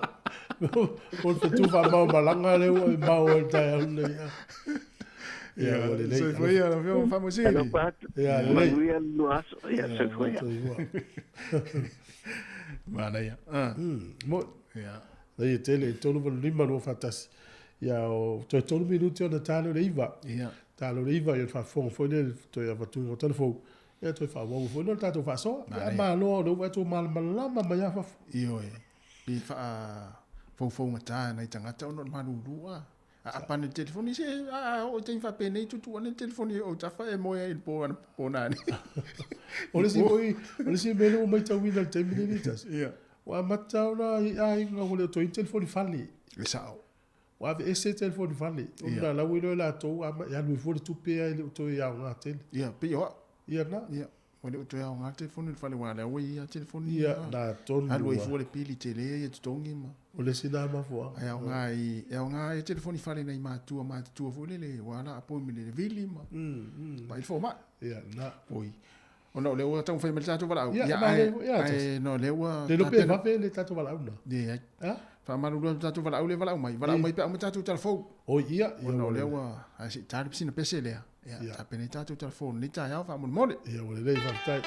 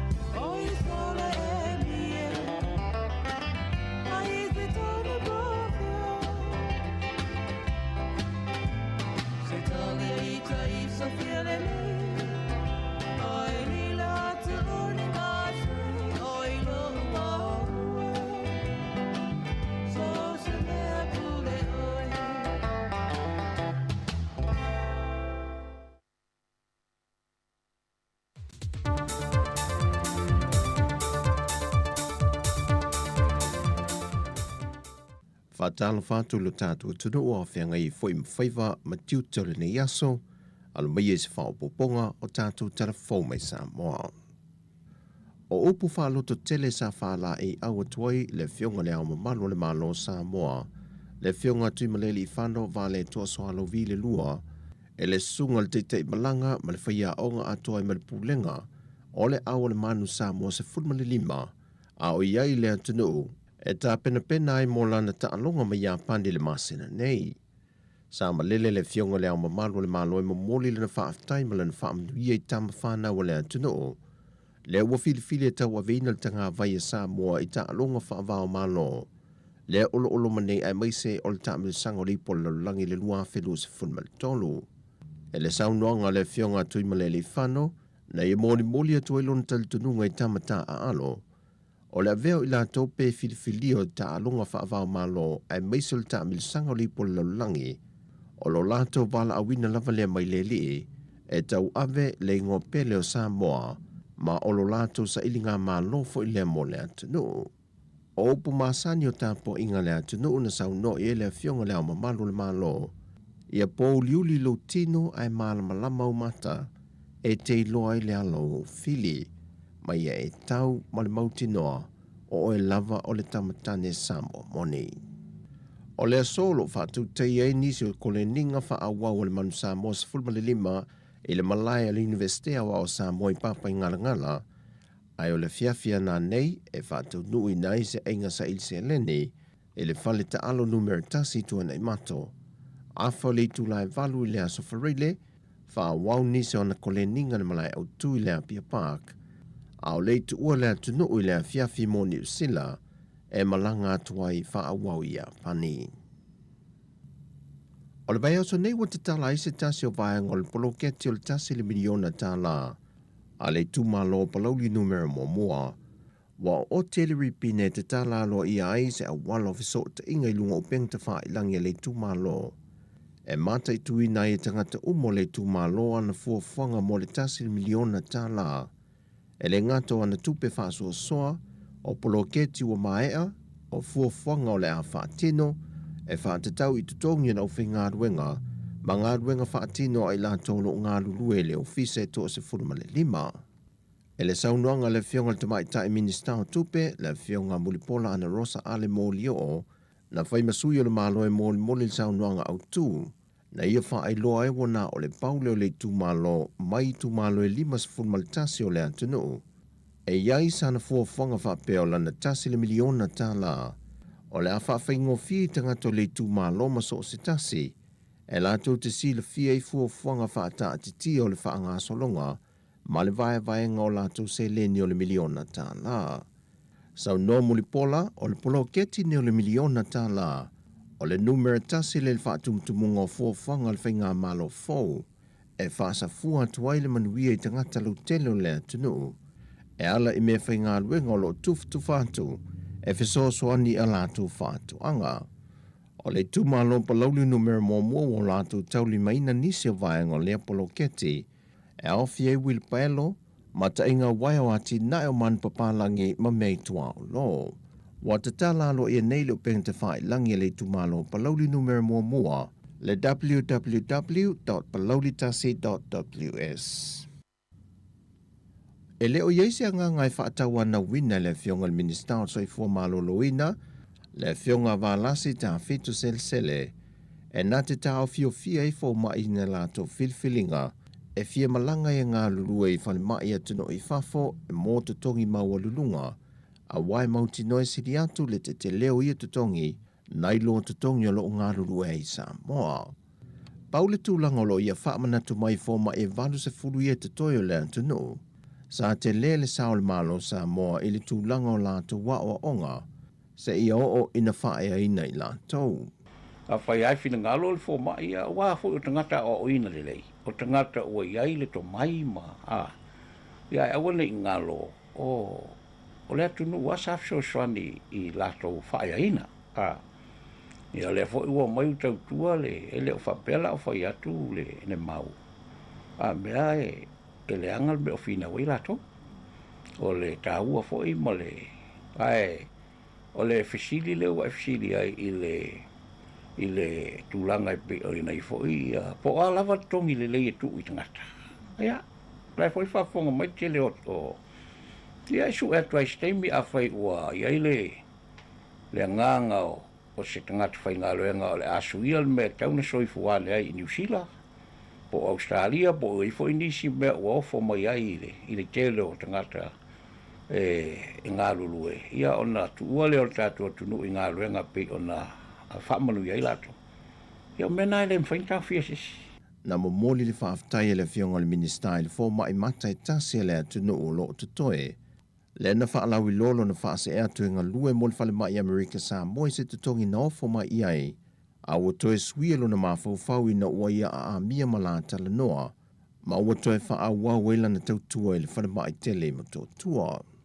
E iei nisi o fō mai wa tuua le atunuu, o no sa ili manuia I a inga I atunuu I fafo, au nisi o fō mai o wha I lolo la tō nganga, o le atu ua le matanga luenga e suia nisi o ngā luenga, ua fia ngā lulu e ai. Ua lona lua le teinei tite valu tausanga le matua le soifua, e a onga le a onga tūlanga lua I vai mea, ma liu ua wha mawina le matanga luenga o leo leo e mafua mai le malemo. O le teinei tite valu tausanga pe na ripotia le matanga luenga o leo leo, na maua muli ane lon a inga ina ua saa ilia, wa upe upea lona tino maliu se tu lau le vai ta ele, e se tasi o falitari malo le antua le pata, le anga Reef Resort. Whaai loa le kumsino mtanga ruenga leo leo au apa aulungo I tino Filipo, wa wha mao nia ma wha amalia ine so esu enga le mtanga ruenga, o le malemo wa afu ai le maliu o le teni titi valu tausanga, mai o le po le aso luo le vai aso nei, na tu lai mai ai le a whaafita uli. Wa to alua I nei maliu e leo mana o mia e le matanga ruenga leo leo ni so esu enga po ni tau tonga whaapitoa, e awhi e maletina onus fu malevalu tausanga le matua le soifua, mai vai to umule palau le sa vai. O tala fo wia mo le ne yaso le tātu tunuu, man wia fo fuanga o whenga iai, whasoi foia.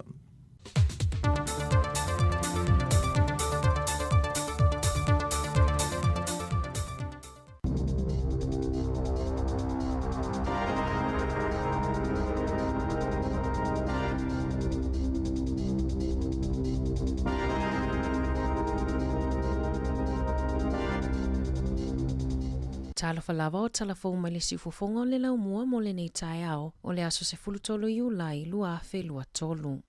Ua ausia pe ua latalata I le numera na valoia e le Stats New Zealand po o le ofiso whaamaumaunga New Zealand le whaita ua whaai o tangata ua mai au na whaatumu ma whaau o atu pepa o le tusinga ingoa mo le tausanga nei. Na valoia e le Stats New Zealand e le vao le valu se fuluiva ma le iwa se fulutasi pasene e tali atu isu esu enga. Na whaai loa le minista o le matanga luenga whaamaumaunga Deborah Russell o se whaai unga manuia lea mo le palemene e uilava ina le I atoa le iwa se fulu pasene na whaatumuina pepa mai le whaitawa o whae o tangata.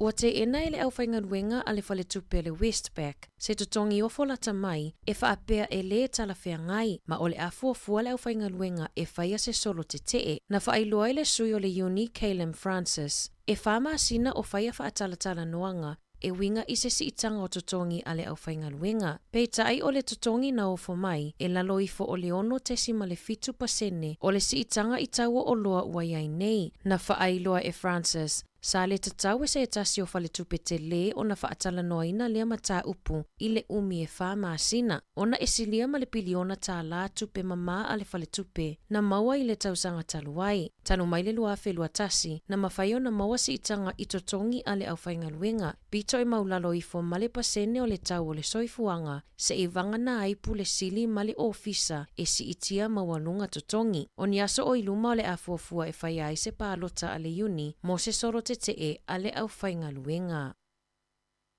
E silia ma le whase lau pasene ua si iti ai le numera o mata upu po o claims e wha o atu I kamupani inisiua. Mai tangata e a fia whale mata avale I ram rates po oso whainga e whaonga ai ta avale e talepe ai whale o loa ma whale. Na whaailoa mai e le NZI po le New Zealand Insurance. E tolu afe ono se lau I vavalu mata upu na whaao o atu I le lua afe lua lua. Lua se fulu ono pasene na si iti ai mai le lua afe lua tasi. O le talepe whale malinga oi se tulou, le whaafitau li pito I mawalunga le numera o mafua anga o claims. O Aukilani, Waikato ma Canterbury, a aina pito sili na tele numera o ram rates na tu la I mai ai.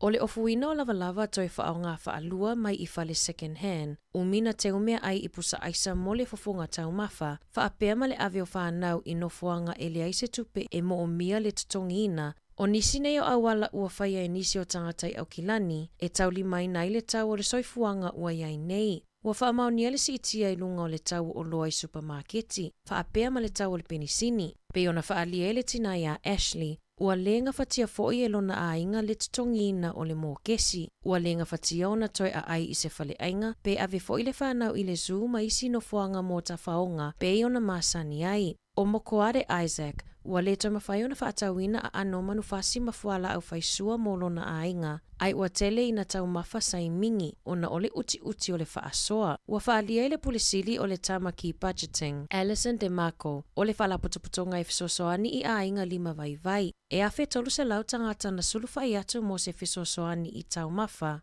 Whaase lau ua si itia mai ai aile iyo o maile COVID se fuluiva i le atunuu. Ua whautua ina e de Marco le atunuu. Po le alawa le tūlanga o lo o iailo ainga. Ua tatawona iai se fuafuanga ma whaawasenga le leile paketi mo le ainga i le taiminei mo le lumanai. Ona olo o valo ia pea e le au whaitofa o le atunuu. Le si itia pea i lunga o le tau o le soifuanga i le lumanai. E ono se fulutausanga o se tamai nae na matapongi e luma o se fale oloa i le awala i Oxford ma whai na ilo na ulu. Peitai, na o sofa ienia li i se tootolu le tama manga o i le valu se fuluta la saila na ato ma lana telefoni e au noa ma se fesosoani i ai. Na maua muli e ni tamaita i se tootolu le tama ma nanati atu i le fale mai Hutt Valley mo tonga fitinga ilo na fufonga ma lo na ulu. O le aso leana tula i mai ai lea whaalawelawe e atoa i ai le ono se fulutausanga o le tama ma e maua i le ngase o le kanesa pei ona ripotia e se tasi o ana wō.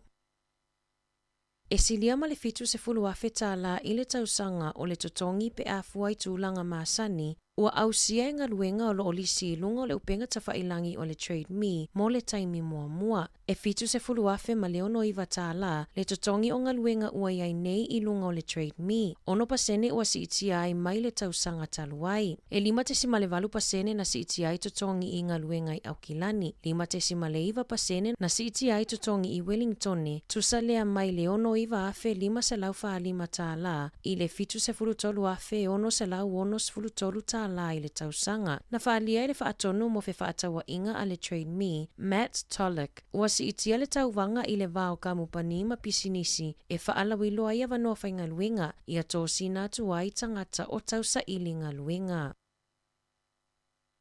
Na loka ina leo i le asona nafi se ali i se fulu valu tausanga ma se tamaita ai lua se fulu lua tausanga i le langa o sia ni tupe pepa pepelo i totonu o le lua masina ua tuanai. O tupe pepa ta i 5 se fulu, lua se fulu ma le se fulu tāla, sa langa o sia ma whaonga aina. Ma sa tu la i luma le whaamasinonga whaaitu malo a rotorua na nafi e tali i la molianga. O lo fautua ina i leo le lautele, a maua se tupe e leo se tupe sao, o na tuulea i se teutusi, ma whaafeso o taile ofiso leo i le numera tasi o 5. O lo whaatuputupula ia pea le numera o tangata e ngau tupe i whainga tau whaavalea. O le astona i taluai na ripotia mai ai le tina ia Shelley, na ngaula na se fululu a wheta la, ina uavili atu se tangata tau whaavalea whaafolinga o se tangata whainga luenga, ale whale tupe a le PNZ.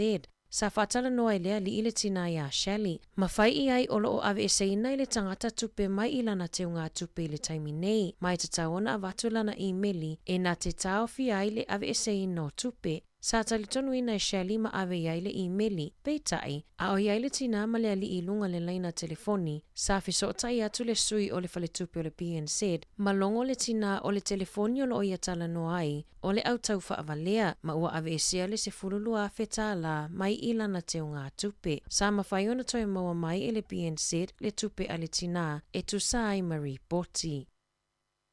E tolu se 40 miliona tāla na totongi na atu e New Zealand i le malo saina, ona o se aliwhai pisinisi saina i ka anata, ia Xiao Hua Gong, na ia lafoina te wina pe whaia na inivesi o tupe i se awala palapala i totonu New Zealand. Ma sa tau wā e fia avea mapulenu o Toronto i le masina taluai. I se pepa mai le kapineta na whaamaonia ai, e whātau sanga o fesosoani New Zealand i le malo saina, e whaia suenga e winga i le alii. O chao e nofo i ka nata, a e whaia na polokalame i totonu o saina, na te au ina i le silia ma le se lau miliona tāla mai i le au inivesi, ma le whaitau miliona tāla na teu i whale tupe i totonu o New Zealand.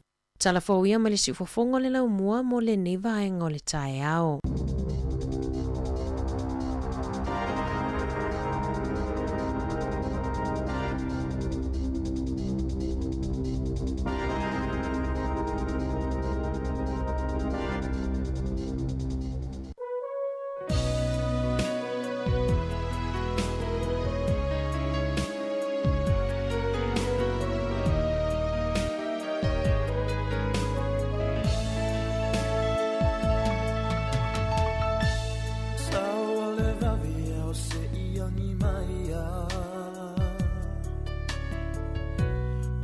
malo mai fu ile fetu le aniva o aunga solo e ai mapua toa sau malu faola totonga le tangata ola masalo salo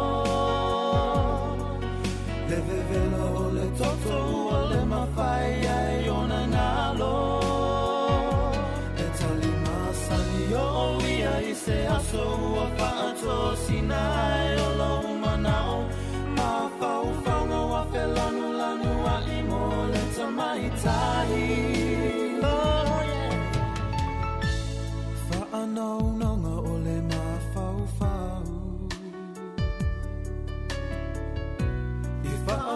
ia toe fa o tutato peselina ia nau fa fonga i telefou tala mai Samoa ia toe fa fonga i fa ponga ni tulai vai le aulia na nei ia tala wai ona le wa i tato wala au ia mo tato fa afsidi le tai au fa talo fa tu wala au fa tai lava on sai mai alo fa lava le sunga tati se foi le sunga le au tu foi oi malo sai fo ai lava malo tu fo mo patea ai lava e fa so de la titi lo su fonga patea ia o te sia tu fa tu ia ele fa pe o sei loa ai ona i tala fo sa fa longo ia so ia ele fe tu le ele fiafi de tu mai le fiafi ia sa o fa longo pe o lo nei ngoa i ta unga Samoa nei o se o le taputea taputea o ia le o le taputea taputea oh taputea o le ti tapui ti ia o le fetulea o le lava ngoto to le fo le fetulua o lava le i nisi famtalanga sa u falongo ye i lo utama ya ele fa pea o naitale ya o le tale sa u falongo ye fa pea o le taputea le e ngoto le tau te vai ai alu lua ngoto le fetule tu mai le chef ona to oso mai le tai au le ta o le tu wow oh ia ia ele si tu sa o fa longo ia ia o tele lo po la non ta e ta u Samoa sa o e masana o le library ya so ia o lo ia tala o fitu ile tato to se fo le history of Samoa na ia tu sina lu fo ile e tono library ai o ona o leva sa ia ile ia le atamai apisa o fa mamo o fa la o le lo e singa ma to me o leva ma sa o wat ne los puto sanga ia o lo ia la le si fitu eta o le sumu sumu le ngole ia hole le sumu e o le ngona le si fitu mai o tel tono foi elena samo o ele ngole na ona o te manatua sa mato sa ulele mafutanga tomato ke lau e sa o mafuta i na i tau sanga oliva eta e fo le fitu na eta o fo la le nganto ke lau o le sumu o le ia ata te le lope fa pe I le fitu eta o to ina o to ina matu na sa o falongo o ia o eta o le sumu ia ia o le fitu le eta o le eta o ne sa ho ie maoli o le matarikia eta ia o fitu na ele tasi fitu tele ia sa oi ia le fitu na e falongo ho i Samoa ta o le matalili ia ia e tele fitu ele se fitu tasi pe fa tonga fitu o tele lo foi la vol fitu na le masani sa o falongo eta o le pusaloa pe e ta unga Samoa ia sabia ia o fitu tele o tele lo la vol fitu waia o te tonu ele o matariki le ele tasi se tu ai tele ni tu ai pe lo ele fa pe o fa to sa o tala ai le ta o mauri a to no foi ese la to ma fu anga ai o le ngofa la o le ngofa na to ke lau fitu na matarik e tu sale ngo maole male ngo ta u to ke lau le fa pela u to ke lau no to ina sala to fam tala mai te u to ma tu sa ma to ma futo to sanga o del tos futo sanga ia ona te ma o mali mala oi sa ma nei au fa mo monga na sa ia ma nei foi lo si le fia I fitu ia o e tanto no ngol te la fitu I foi so tanga ma la ele ma sami fu ia se le nga ta to ias io e nai se io to ato no stemmo to algo le life whatever now ai ma sana o lo foi to si e te fitu to no le tato tu senal history light to no le library oh yes e talo fetuna e uma e foi ngo masina e ngo masina le ta uma fa Samoa ai ato no ese tani ya o to alo le life de o levo te le to o te life ya ai me fa penale to no tato library e tu singa fa penale Faftai, ja, maar lo faftai. Ja, se fast wat le ato no ese time to o le library was faita wai to no atu le system. Ja, wo le. Ja, maar weer dat zo. Maar la vole programma ne ja so stai la mola no. Ja, so. Ja. Ja. Vai nei fitu o matari. E iva fitu. O le la fa solo tu la fitu e iva le faita ulia e Maori. Io. E ningo. E o lato ingoa, e o lato ingoa fa e leni, creek. E voi lato ingoa fa Maori. Ia le lata o tu le ingoa fa Maori, ma le ingoa e leni o fitu ia iwa. Le fa ta ua le taimi nei. Ao voi la, te le lopo le pōna, nei po le pōta e au tau te o e va ai lunga langi pe tatu te va ai e. Ia, e ta o le ururangi. Ia, a fa a e leni o le meropi. O le isi fitu e ta o le tupu a rangi. E ta o le Atlas, e lupu creek. E o te loia I uma winga, a le lesu e winga. O le sifetu e ta o le waipuna a rangi. E ta o le whaakuriki, po le whaakreek, o le Electra. O le sifetu e ta o le tupu a nuku. Tupu a nuku le ufa Maori, e a ta ula le wha e leni e ta o le Pleione, po le Plei-1. Le Plei-1. E po le Pleione. Ia o le sifetu e ta o le hiwa I te rangi. Ia ta o le ngangana kuriki, ia e ta o le kaleano. O le sifetu e ta o le waiti, e ta o le maia. O le maia. Maia. Le upu fa eleni.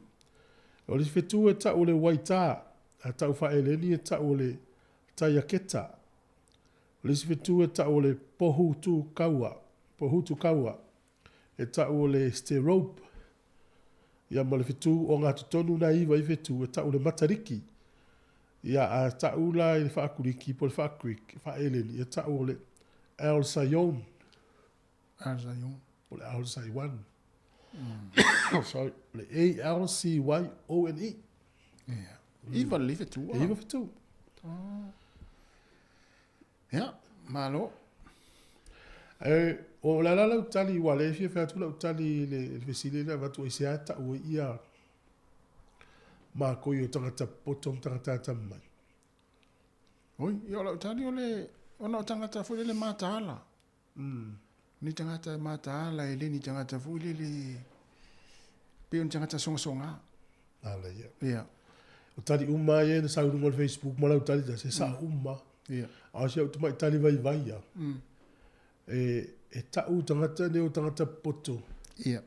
Ia ona yoa. Ia o nei tato visi. Nei tato vala. Si umana vala. Ia. Ma lo se fua talofa. Talofa kukui. Sunga I awao. Alo se fua. O mai au kilana. Alo fatati. Ma lo se fua. Yo.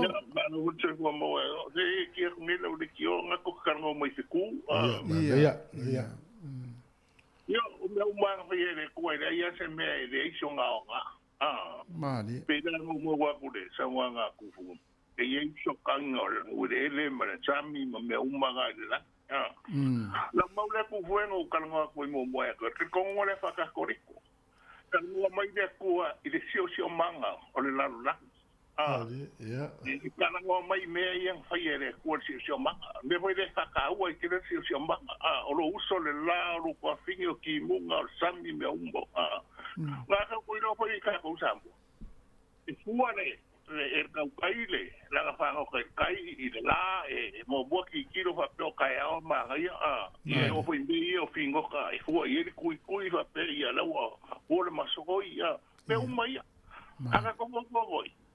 Suanga e la umako yang kai e ku ako vai ponga un ai salai yang au mai de au fangi ku hoi de ma hoi men kai mai o me un mai si somba ala ko mo se de vai de ku anki kilo lo ya fi ma hoi nga de la hoi de ia nga de fa merka ko kala ko mai de ku si o ma la me nga ye fa ya me nga de ho ke mai ku nga mau ese ho de manga ia ka o se ku ia no ka ko aso mano lo i ka ya ala de o tia wa so pu que no va peo que kala fa malo alo kala no ko i me de fa ka wa i de si o manga la langi ho de i me i fa de ngai de e o me o mo ka pe na sami nga e so ka o me o mai e so ka e te o pia ko la o fa no mangi kere lua po kala se na ki fa no lo inga de woni ko ke no fa i o ki ko la o ki o inga mo fa no lo ko lo po kala e no fa so ya ora para mo muri nga po ale nga la po tai lava o ki lani le sa no la ia tama ki lani ai vai nela tasia le fe to la utan ai vai nela salamo e se furuiva ia Salamo sfuruiva na fa mutala umma ina tu salamo le fa salamo le tavita. Ia le ngaluenga ale fo si o manga por fo foanga. Le ngaluenga al fo foanga le fai. La te tala ia le tua. Ia. E peila fa sa mona ia. Ia. Tu say pe fa petania the heavens declare the glory of God, the skies proclaim the work of his hands. Day after day they pour forth speech. Tu say tala ilumo Ia. Wa ule tu spaisi o mono apa tu le mai se feitau. O I foi la tau te loa. O ta tau e feita tau leo. A o sisi o manga. Pela o fetu o le masina. Wow, o te munga o vai tafi. O la tonga luenga la fai. Lau te tala ia le tua na fai a me ia. Pe voi la ta tonunga maori e pe le o le la tau ta tonunga e pe ta tonunga tau I fetu. E le o sta tonunga e o fa atasi ma ta tonunga fa keusiano le tau te ia. Ya la ta tonu e la to a mana ya la le foi to e mai ta wala au ta to foi ta to fe tu isa mo mana ya ta lo wala au malo se fo ya e fia ni au ato fe tu ya fe tu ya eu te tuna le ta lo sa no mai tu a ma fe tu fa fia ya Pe on fam tale story na ia ole tuna le ma mai le ma vai na foi le tu la fasale pe wa le pia bo foi le tu ule ma vai na ale ke no tapuitea man tu ngane to iba le ma foi ya fe tuna le ya ai o ti fe fa so tu la I ma ko ya ma na fai no tamata potomata mai Talo aiole. Ono tamata ye. Nasa ya awe di ile ele mana avoe o di ia ele se le ni na to me alo fai ave. O mala to tu. Ia. Ele fia di vole ele se me ave le di ke ho di ile. Tawa no ma ave se me Leo mana na wa tanga tene yo pe na la to winga vole ayo le mena ne me alo fal na ya te la to la tu te pai tawale ia ki jo manga male wingo o me o le langi pe o fitu male masina ma va nga fa pena pe pa pena se la ngona le va nga le ia mata mo fia le lo fa so le cha fa lo fo ye fo ina I lo fitu fo lo fa lo mo to ia le a fa ina Fetu tel matan ko fa longo we le fetu. Mo e se fetu le aniva. Ya sa la tu la ya ma ne lo fa so. Ya, le pafeta ya ma report alambe ya manuia foi le luaso. Tai lava. Aso Mana ya. Ole pela le fatinga la ole. Sala mole sfui vale no fa tu ya litas. Ya. Ona pe yo I foi e ma fainda to au mai ya I tato foi tato lunga tonu tato lunga mauri la fitu. Wa tala mai le langi le mamano le tua. La tau tala mai langi o mai le langi. E tau te vea tu langi le la tamai e fitu masina man la. O fa alia fo ile vani munimo nga luenga ona au ile vani munimo. Le fili le imanu lele. Wow. E ye mo ti munga o me uma. Ya o lo ta ua tu ile upo ile tasiaso ile tasiaso. Uso ile ise le o tau te fa longo le aso tau tala man. Awala vala to taria inga le lisiaso malisiaso. O la tau tala me o la tau te fa le na faia. O lo fa ilo fo ile poto ile tasipo ai vai dele salamona sfuruiva. E fa tau ma la vel fo ma le la tau nga luenga la fa ile inio la tau leo e fe vanga na itu se pe o la fe tau tala ila tau. La tau te fa ilo mai tanga taula. E iai le na fa ile fo nga.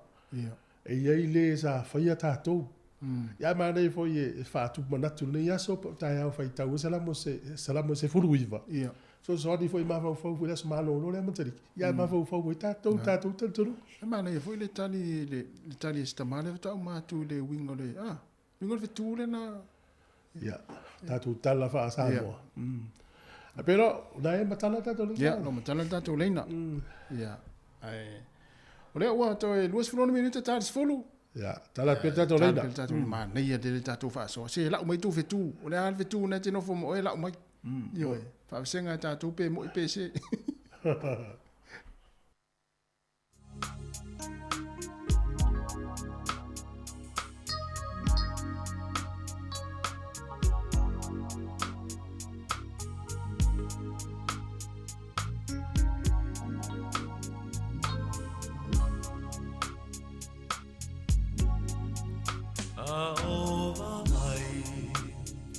If it too, and I will always remember you. Lawa mio, vai vai, angamalu.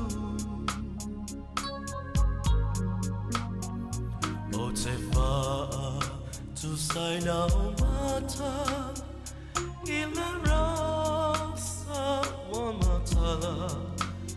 Leva me ao le tafata famaiota. Yes, my darling, I love you. I honestly, I do.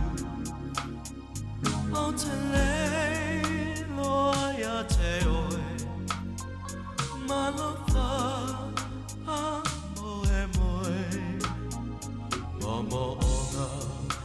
Olo uanganga ya elio fu amatala ai otawina oi masile lo fata fata.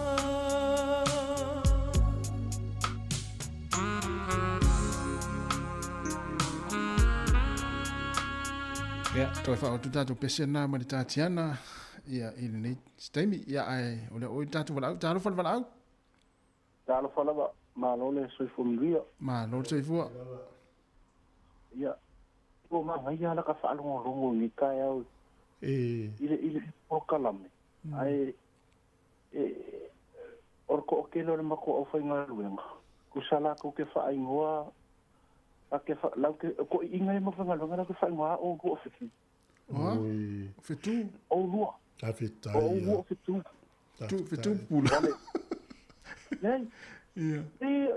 Ona ka sa o mai ko i. Ele lo vili ke a fa longo longo. Ai pe la ke fa longo longo le aka ka ya. Ile ilu si foma. Ile fa pe ke o se lu pe o le ase ka o le kala mo ia. Ia. E bana o se o fe ku a ka mai. Ma dia o kala me uma de ke lu kala mo me ka ya o sa uanga.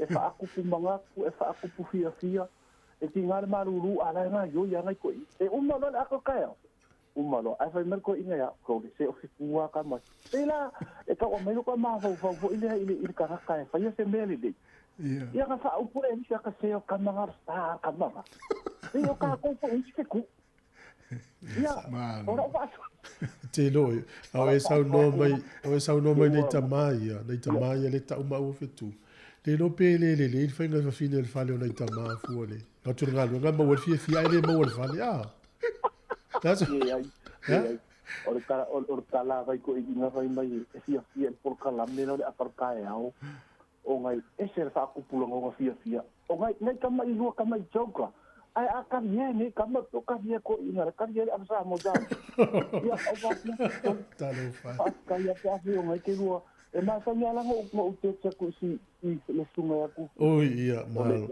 ina le ia ma ko so le a aka ni ia ukala lo sa ngoanga ia va ko ilua pa ia a le me mo ia o ro ku le fa ngo o ko inga o ro ku ai mo ni ke ro fa va ni ka ya o te la fetu tai tofi o te la fetu o fetu au sol poro ma o sol awa ia o le lo va tofi ia nei tamama to fa nga ia va tai da alo fa je vois malo ai sa o lista unga le ta tangata pela o le pela tangata la kapile o le start tangata la tu fa ngo isi tangata o le fitu ola tali la ile ia o tu sole tali fa tu manatu ai le va pe o fa ya tali sa ia e pe ala de ta ula uli i o ma ko yo tangata potong tangata ta mai ona e o ala uli i e turi se ala to ma wole fa ya o ngapito sili ana poto Matodi o Yesu. Ia. O le whaia onga. Le rapa i po le teacher, po le awa.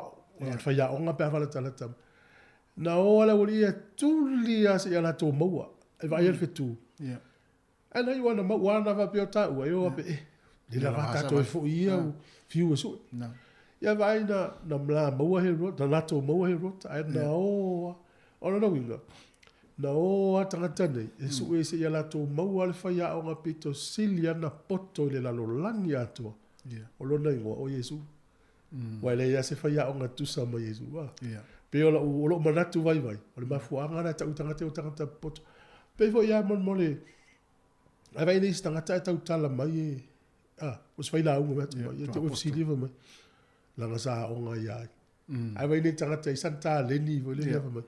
Ia la ngau tamala o tamitia o ngā. Ia sa ua whai le plata mai o na. O te mana tua ele to ino le matou nuu o lana tāleni. Mau bolo atu las to ino le matou nuu. Me lo tā ba. Te le i lo a se tā pao mas tā alia pe o to ina. E ia le si ina muli ia i sto ina. Ia vaina le. La umatu sto ina le o. Tu la imai. Pe fo le si la ititi na la e ka muta te minne i. Na muli foi des ka muta mtuale leia. Le la ua alu ai. O le matuale lei fo. Ia onga istangata se fai onga pitos ele leito e atamai. E te atamai fo ia. Ia onga istangata foi tonga fiti. E te anu foi fai au tonga fiti. Pea ele atamai. Ia pe o talina. Mana ia. Ia e o a tuli a se ia mau al fai onga pitos sili na poto le langi ato. E o tu. Ia o la pepe fai onga ele mitu hol fai. Mana ia. Ia. Ia. E moi. Bisi me tato le. Ia. Ta via. Ta malo se fua. Ia. La ia mai lo suma ia. Alo, matfua. Alo, matfua. Palo, se fa mole ia i ngonga langwa. Ia. O le kangaka ne o tasi e liu kere roa wale mo whainga kusi i lalo le lisi o wheku o skamo tu fue ke lau mai le afo nge ka wha o tasi. I se me mari e so i tasi i wheku tu fue. O le mafu alo. Pea wha pea nao i e mori fia. Ono le ua matu whea ala o whiunga matafua. Ono le ua sau i mamo me o whetu in tia i whetu. O le ua lau mai ma whetu in tia i le lisi whetu o le li. O le mea o le kau kope aku le kusinga i lalo wheku au whake. Pole la ngonga aku whai hu o wheku. Maanga ia. Ai ala ua whato. Ai la. Au ale mea e aho i le e maanga ia le whasoa nga i rumba. Si to anga nenga nga wala mai ma acknowledge ia kulanga voi leo o makoi aman to foi la le le upunga kongo le lautusia salamonga va pe ia iloa o iluma o le tua ia fainga taula pe la relate le fa so nga ile scripture nga ngai pe sa o le acknowledgement nga la to o makoi ta o la ka ta mai o ka popo fai me alofa e malo ale mo manga nga o popole o tu fu ko anga pe su e mai ka feku e soi pe feli le nga boa ai ni pese o mais e fa ngatu sa umanga nga sen mai le ole ime senda kuai pese ia of kwa umanga fai fa se kaya malo le o sa manguia la malo lo kaya e ili se pese na sia utama na tau papalu mane ia to member pese na fam tala le wingo pese na ya so oi se fa makala foi le koi akale ri inga o kasi le na go la ngari se sila tsari en bena sa kota manguia kaya ya le ya se vamos ole e wala o me o kila ni ri dat fa so ali mana ya tele alo no peta to Wellington e vidi me o kila ya vai la le wala o le na uma tu nei le va tu fa tau le la uma koi ma tapu ite ale na ya o pura o nga ta na vidi ma ya vai tana no me tanga sa o ala fa no tanga ta so pura o pesa pura o nga sa mo ai te fa lo tu la le leo pe e tau pe te tau fa lo tu leo pe tau ina i me pe tau tau i pe level au fefe mai ia pe tanga tana tu eu ta pe ia pe ai vi ola se ola fefe to no se na ai ngal pula ai o me fa pe tato fa so ai ia se si ola le fi po fefe to no la ai fa so o me tau na fo le me fa pe ia e ti atali na vo te mo ai vo ta mas tato pes ne e fi tale ala fa tu ia mata fu fa mata ino fi tale ala i o to lo ye fi tale ala lita ia ele ase vai fo to tu di la no tu di vai mai fa tu ola ngana tu vai ai ta si o le si tu fi fa mana tu ia ola so ta ola so malolo e sui tele o tat por club ia o mela na la fa fonga tu o se fulu le ta ne tat por club no tala la wolungo le vayaso tala no vayaso le ila le fa e tal no le fiong le pule ia msanga te alu moresi ia savelin Cristiano por club na tal fulu ia la tal pese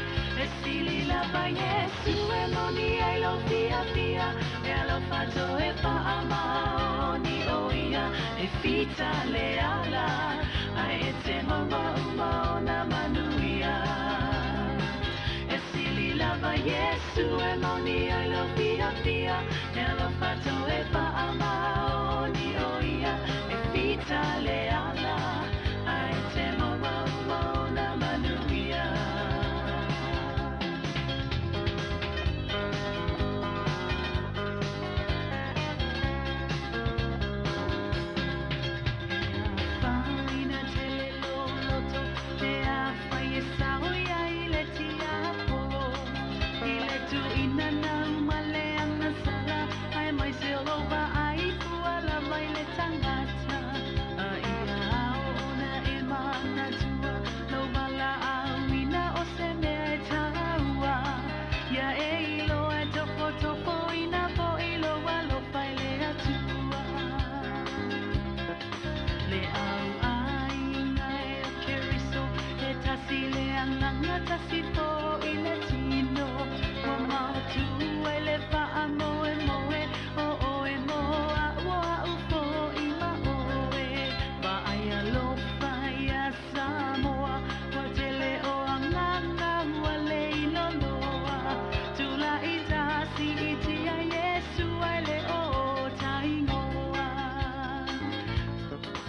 ia lo uso e tulai o taloto ia tu fatasi o te talia ina male pia pia pe a fai ole a e mana o mia sa utata longo longo lana ia tu pumalo si mama pana pana mo o nga ole loto ia tape tawile si tianga e sili lava Yesu e mawai lo pia pia e lo fato e fa ama oni o ia e fita le ala a e te mawa uma ona manuia e sili lava Yesu e moni ai lo pia pia e lo fato e fa ama oni o ia e fita le ala a e te mawa uma ona manuia e fita le ala a e te mawa uma ona manuia e fita le ala a e te mawa uma ona manuia Se fo Maria faltu ya matafua fa matua inu ia fita le ala to es fulta se minuta na tale o le tu la se fulu ya ni vai ngol tatu programa atol tao ma no la mal tatu tu no io e peo e mo ia le tau te fa atala fo ngam tau tali ia ai ia se se o i se ala fita ia mo ia ma le ia fa so a pe se o i se me o maftia ia tala no tala no io ia al ni fo i la langi tatu e ai se me fo le te maftia au tala no ia oe ia lo inga so o malo langi o tala i se tala fata ita e vai tanga te fa tu ina ia mo i le io ia a fa ia o le ai ia wa silinga stanga te tal no ia i to ai ma we lo fo i len tanga te le suru lo for ve alu lo for ve au tal no ia i ni vaenga maftianga lo efenga mo ia o te alu to ai pe va pe o le fa ia o lo wa to so ani va tu le no Facebook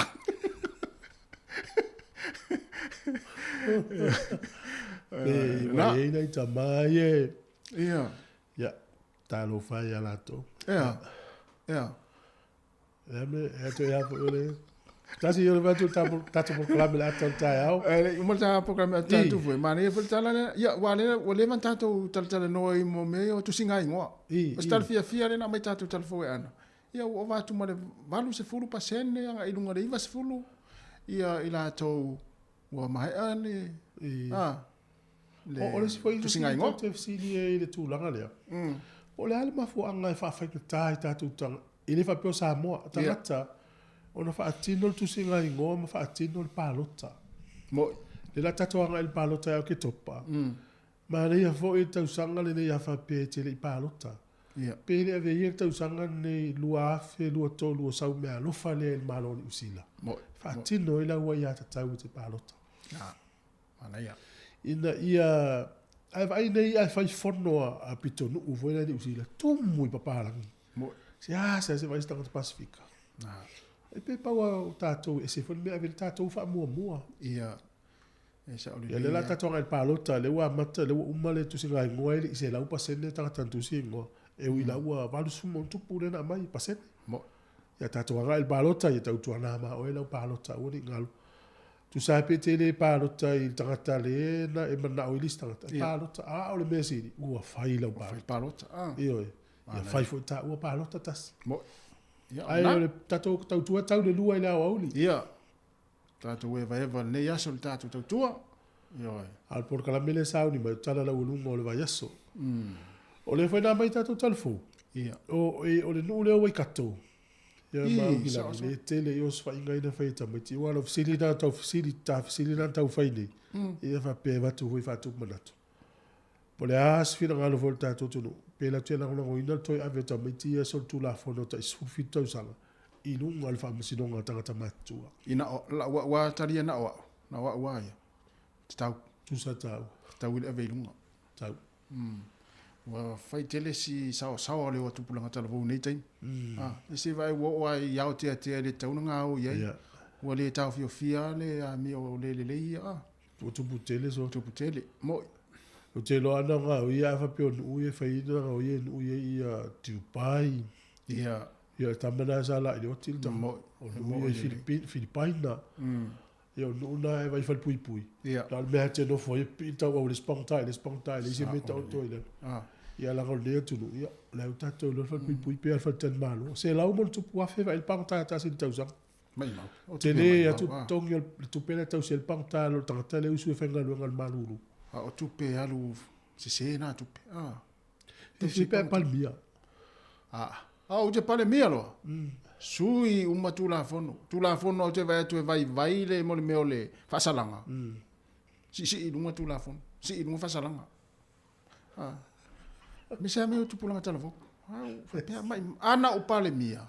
Sui uma tu la fono o te vai tu le fitau. Esse sa wow. Ja, tau nunga po klame la tau tai fa tai le tunu. Ya, ai tato mafuta pe ne ya so tau tu si fonga la mua. Ya, ma lo la fo mafuta mai. Ya ne te mo tai au. Oh,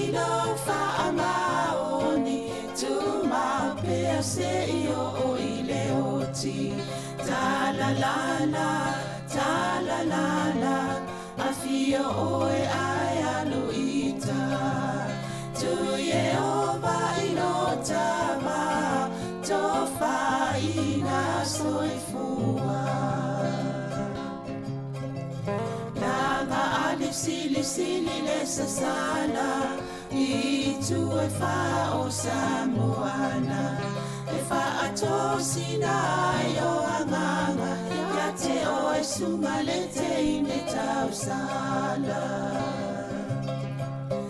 la ula fala wa avea talua yo e sungale mana mea pe a fai ua elekea tu ai pe sia mea etafea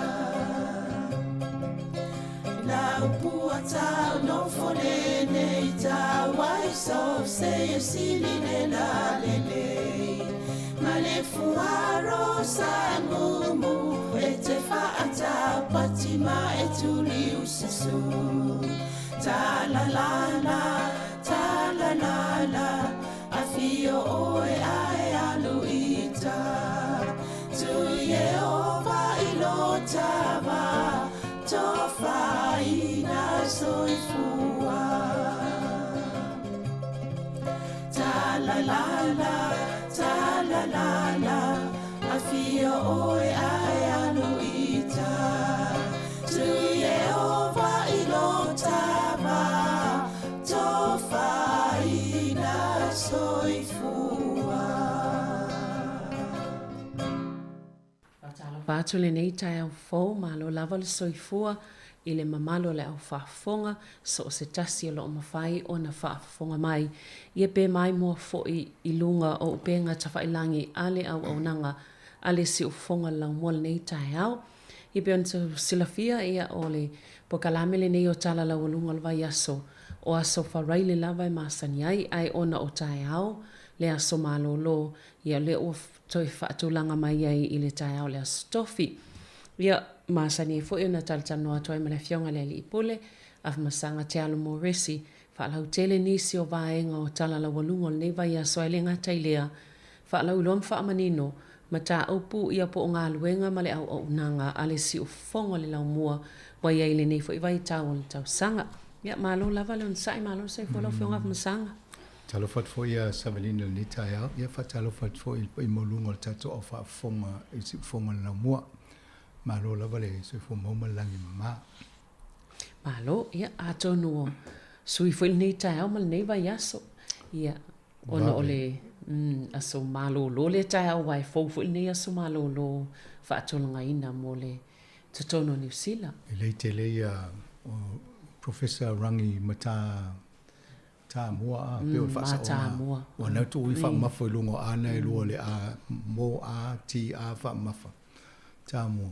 Ia male tata no fo wa pe o ia na fo tu ina le finga malo la lo te inga Jacinda ina ia fa se tata so malo lo le matariki dei ia le la lo no lo ina o sanga le la malo lo fu tata tai ha mana yo mo fu si so fa popo malo lo la finga lo wa tele o so malo lo pe e fa malo la song fu ia malo lo au tau so mai ne tau le fu inta le lunga la wala no winga lo malo lo mai tanga nei ia fa solo tum tai au ia o miele o fa ngol vaias tele finga na official malo ai lolo i se mas fa so malo lo le songo fu ave lo le malas fa le te malo lo ia o miele weekend ia le la o malo lo ta ia le fo la ave le stofi ia le watu ale le pe ave malas songo fu ia na o me ia le o le malo lo a le matariki fo ele tu mau sa so ta pe o le so pa o le so fo na malo lo ta to ia le lo foi lai le tau sanga le ma ne fo i faftai fo nei mauri ma lato niwia ia po lato tau sanga fo wa to no sa ona le yo le o mo e male aso malo lo tayo ia ai te le ia va no fo ia mo tanga te to fo tua ia wa la pe mo watu o ie to e mane to la to tanga te wa fa ia la to fo launga ia o tanga te le ia le te mi nei ia ma ai anga iluma pe o sina vai ngolo fa mo la to le ia to no fa fo na muli mai ta to ia so e fo to e va ai po ani si me fa le so i fuanga ia ai la tu fa no fo i si ma oli va pe io la no fo le to malo lo le elis ia to no va no le o fo sina malo lo ma lili ia sa o le fe tau i le vai tau ni tau malo lo ele fe o i tanga ia ai masalo le te fisa saunoa masanga i le tūlanga le report i lea o le lopo o a mai i le tūlanga o iai ia i la tau fu i sa download pe tatala le api matu ia la tau telefoni ia po masini fu ia o whaonga ina o le tekonolosi. Mane ia, ai te ri o vaenga le mua se vatua le i nai whaia onga le sa awai le tālanga o le tato api. I le stores full o le masino mwai atu nei a whamolmole a mua mai whasa launga nei o na wala au male numera o lua tasi lua wha lua wha walu lima o lua tasi lua wha lua wha walu lima whaia onga ia sa a wai malato a senga i le asona whalau loa alo i el tato api i ngan Samoa ia wha tai lava ai moni talu mai le aso tos fulu uni e ole o mo mai le poti company le na tu fa siel tato ngalwenga le api mo le ngan Samoa ma ne tele le fai unga le te vant mata to i le tal fai tau ni tayo to tele o tangata na butu ila lo tato pe download le fa Samoa na tato le tu no lo telefoni ya le download le fa ngala to e tu sai o le ilalo o le toinga vasenga o educational po mo api mo onga am tau onga pe ni api fo ia nga mo ni me fie lo inisi fa te inga le o wa ngale fa ia la to la sene ye fo le app mo me tanga ta fia so le tu la sene e te alo ina ia ma o ai ma fa tau e o fo ilunga o le awala tele Mai se a mi se tonu ni sila lava lato. E la ia lato apps. O le la o fa tusa nei ma le tato api o ngan Samoa. Ia, o le tu tasi tato o le teimi nei na o mai aris fu waso. Le tele o tangata o lato tu tono lato telefoni le tato api. O ana nafi o mai ana nafi. E lua afe lima se lauma le lua i lato o mana download le api. Me tato api. Ia o le ala e mai le lisi o le top 10 a ia o le numero tasi al tato api o teimi nei. A o le tele numero lea. O tangata e la to iPhones. Ia, au aila e tūlanga lea, o le alo o tu Fuema Vivian, o Eliana Fiso. O ia na o le fo i whaile marketinga o le tato app i lunga o langa TikTok.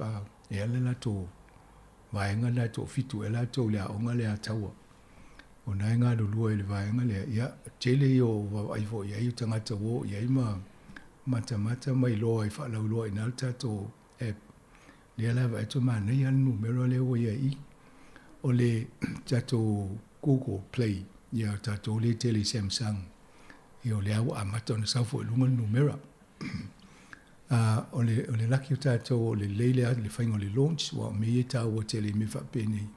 Whaifa le se hava noa e whaalau i loa, i se me fawha pia wa le taimo mone la lange o ese se afo se app o se api i lunga o telefoni whea mo le ngan Samoa awa ata chelo le iai tu so le si lea resource po mea onga se me mwhaina wha onga ea onga ea o ia lom whanau i le ngan Samoa i to telefo i o tato mātua o e te uia na au ngā tele te au toi wha manatu ma ili wha leonga wa wili ia pea antala noa. Ia, e nima waweli ai e whae o na wha leonga. Ai tonu i whai an wha te tangata i elo no ia mauta ia adu le a e tau le a, e, i, o, u. Ia na wha te tai le ia pesa olo wha leonga. Ale ai, ia ona adu lole e wawa ai le e le ngana Samoa app. E maua i lunga o le Google Play. Ia po le Apple Store. Mo tangata i ela to iPhone o le Apple Store te anga i ei a o tau i Samsung mai stilfoni i o le Google Play e mauaile e tato api. O le tūlanga lana i ei o te tonu au i o tu whai ingo tau sanga ni kisi masi wo o tu sfulu wafele a whai tangata o whaangaina. Mai o lo o tele i te i fo ina istanga tana i Amerika levana nola i New Zealand i o malanga i aina tau i lunga o le whasala longa fo i le Radio New Zealand. Ia o nana download ai le imawala ia no mai leo le email i leo tau i mwhaasa o ele le link ia po le vaenga le anga ia ia lala umwhai o na maua ia mai o le tau telefon tato au whaafonga tanta novo inisi o tau te maasani mwhai sisila ele apilea tele i o vaenga o ngā moalum whana ulaiti ia mai la tau wa o fo ia o lo ia ma upu Samoa ia mo la to ufa Britania po la to fasa o le upu English ta o tu sa e fea ngai ma upu Samoa na ina ia whaingo fia i ona a ole ia upu ma tautala i fo ia o le mea nai pe sili ale whaingo fia i tangata ma ni whaonganga e te whaalongo i upu salolo lima i lunga upu ia e mawhai ona e whaalongo o lo wha ngangana stasi tau tala istanga to lau whainga ruenga. Ia e o omi fo i le mtaitusi, ia na whaaleo atula, ia le whaaleo ngon mtaitusi na ia ai a omi whaalua se upu. Ona vai atu lola ia le whaaleo ngole upu. O le tāua na male au ngane ila tō tau awa o le ngana. Ina ia whaingu fie, e peo tano atu. I le aso lau e whaaluanga e eisi vaenga lau o mona whaile website e po le upengo sota inga o lau o mua o na tuu i vaenga i o le ilunga le telefoni whaaluanga ai te le lalenga venga i whaina o nā lai wha moe moe le wa amata o na plan tūlanga pe whaafea o na tuu e tutonu mani vaenga e au ngai nei whaia o ngai iana whisiri mai Mososwani e pe ona tatanoa tu taimi nisi pokalama vai Ia e ono a onga na siasi ai ia tala no mwhai a onga o loa o ina le ngan Samoa. Ia ai tau sanga mai pe mwhain so soani ina le po kalame o le sona. Ina ia so soani ala tō. Talu waila o le taiala po le o le a fo i o le whaavai o le le tiol nei. Ina ia tā maule ngan Samoa. E ela lana ngā ruenga i tau na so soani tūlanga whaapea. Peila o le mwhaingo le tātou api lea o iei nei. Ia me se foi po anisi ngā ruenga mwhai o ngā rue whaatase man tā ngā ruenga o a onga.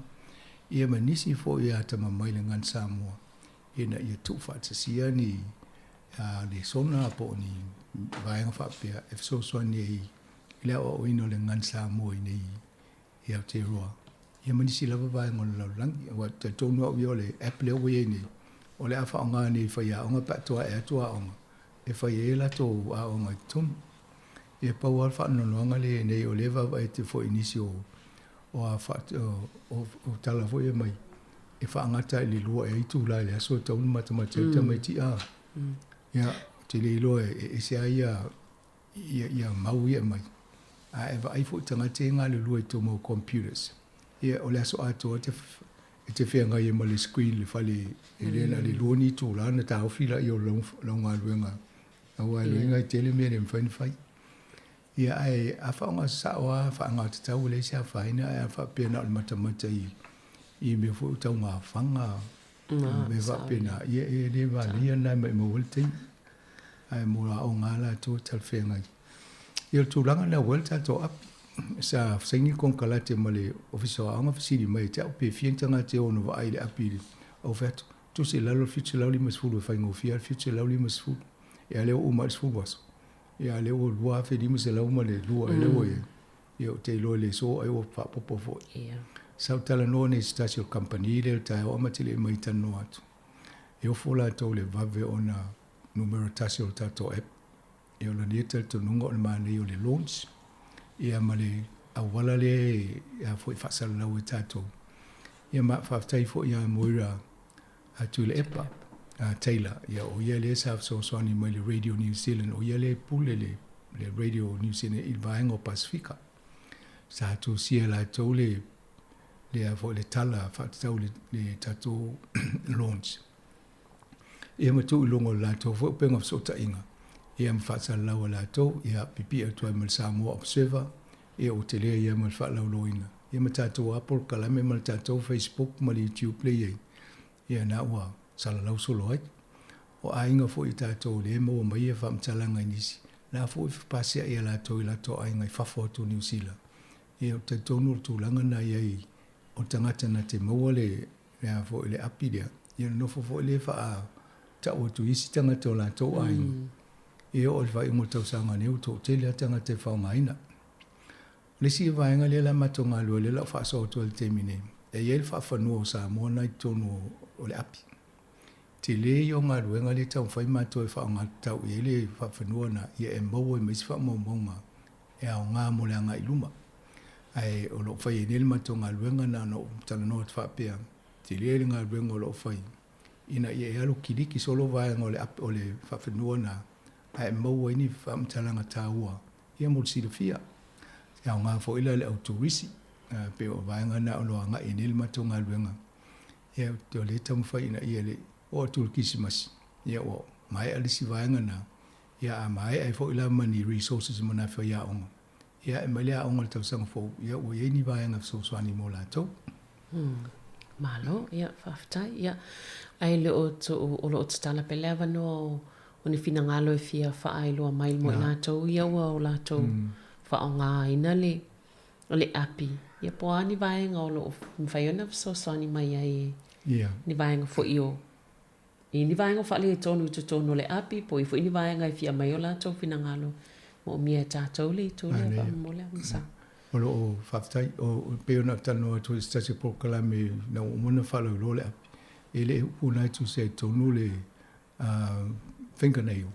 Ia e wa e la vaenga le upu o e le tingi vai. Ia e le tusa na o la ia i tonu tingi lima i se le upu na utu e au tafu. O nai mata mea la whapena a sira fia se si po la se me le o sa o lo vai fa i lo mai e on tam fa le mai to fa sa o tonu masina o vai ngā tā ua wha pe te le ase se, mea nai taun wha sa o lo te mima te mawai. A o si vai ngā lo tu wha tasi. Ion avile whalinga lue ngā kampani le o kiwa, e la te tu wha tasi. Ia wā na umala i o leo la tau, to sui umal por kalame lai lungo le Apple, mo le iPhone, to sui mo le por kalame lai lungo le Google Play. Ina ia mwhai ngufian to e whai, e re mwhai no sui taitasi, e sui a toa le por kalame la o whanonga kutanoa mai le company. Malo, ia. Pio vaenga tāua nā leo tāma tani tai o le api.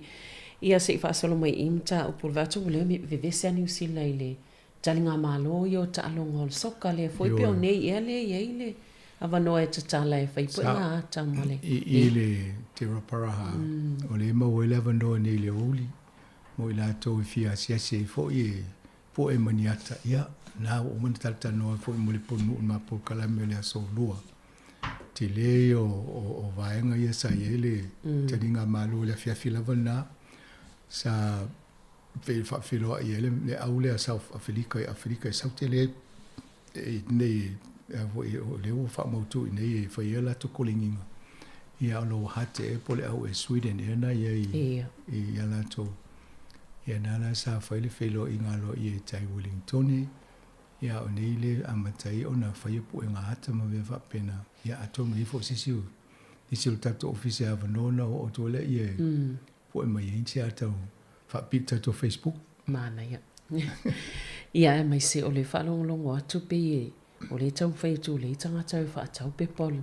O ta alonga i e whai wa o ta amirusanga tele, ta amirusanga ni o soka lana.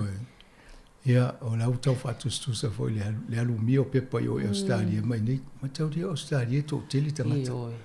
Mai tele fo i a tangata e soka e Australia lo tangata New Zealand. O nei au le laka pi e pe e wha mua tātou. A o mali soka i e wha le anu tele ai. A leo amata fo in wha tupula i ale no mero tangata ta alo i soka. Ia o te tonu ai e o malwa yaso nei wa amata no tele i tickets wa taulia. O maria o te au ai tu le amatanga wa yaso nei ai oso mai le email i te mai le company o Zero. Ia. A pia o tele i talanomo mo le Zero ale o te oso mai le email. A le fa mai o te entitled le complimentary tickets e fa. Oh. A pia ne lopo se tau fa se fo nei me te o mau e lo walu i mo e fa mo ma. Ia te lo so to e le e pe mo ai so e la to ia ni fainga fo le po le media na avele ia tonu ia wa lo fa ta la tu fa mai o close le vainga ne va ta o tickets ia complimentary a pe sa o to fa se le me le mai mo le ai le mo la to le fa ta o tickets o ten nai fe lo ata no te va e tu lo fu e ta la si pe o ta longa i la kapima sana vai na te tonu ai to te leani si o la ma fa tau tickets e o a mi se ta longa fa me ne lo mo na e ta longa le fai i le lo mo ta longa le ta mai ta i America ta longa la na le te fia mata mata i wa o le au mata tia le au na se so sta to poto vole fa sa la e lu le e fa sa la mo fa sa la mai ma ma sa le foi ma sa la ma se o te to fa sa la mo te to fitu so la foi Wellington ia ta vo na avesta to application ma se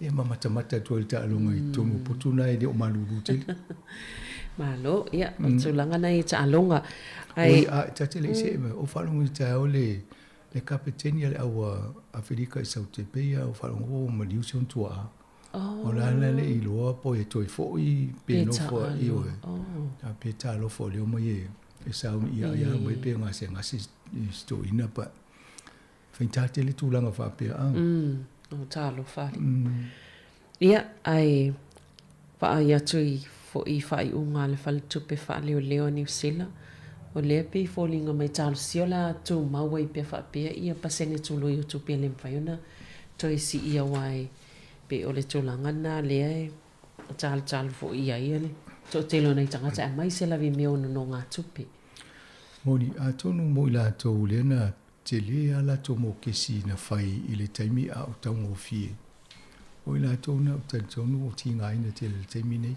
e o al tu langa o le nga fatia o le to pe ia na fautua ina mai fo i fale tupe a mai se fo ile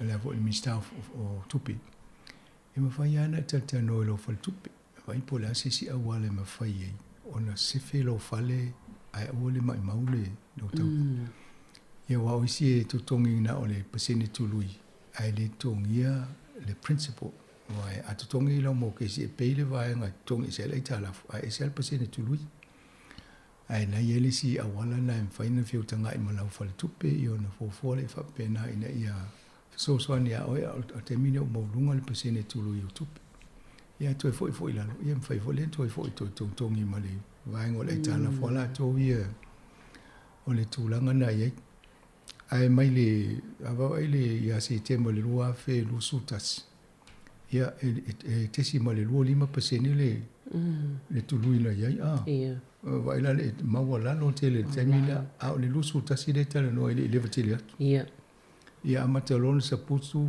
le si tanga le na vai ale tesi lua 5 tesi 5 sifuru ia le umia o maltulanga na ia ile 5 tesi 5 o pasene le la wa manatu le faltupi o le wa amatana folinga mai o le to e a tele lunga le si tia nga o le tau soifuanga o le ala ufa malolo I moltemine ia lai fautua ina tatou atonu le ngata I a mese lava I fale tupele e no no mai tupe le anga I pe lunga o pasene tului ia te tonu o le fo va I fale tupe ia fa pe le uta o file le fale tupe tu tonu tatou le vanga le ia tau fo ne mul ta ia la to e al tulanga na le utau so ni na tangata ile le tulanga le wa talu mai a se te malusu tas e fa se fulu lua ona si itia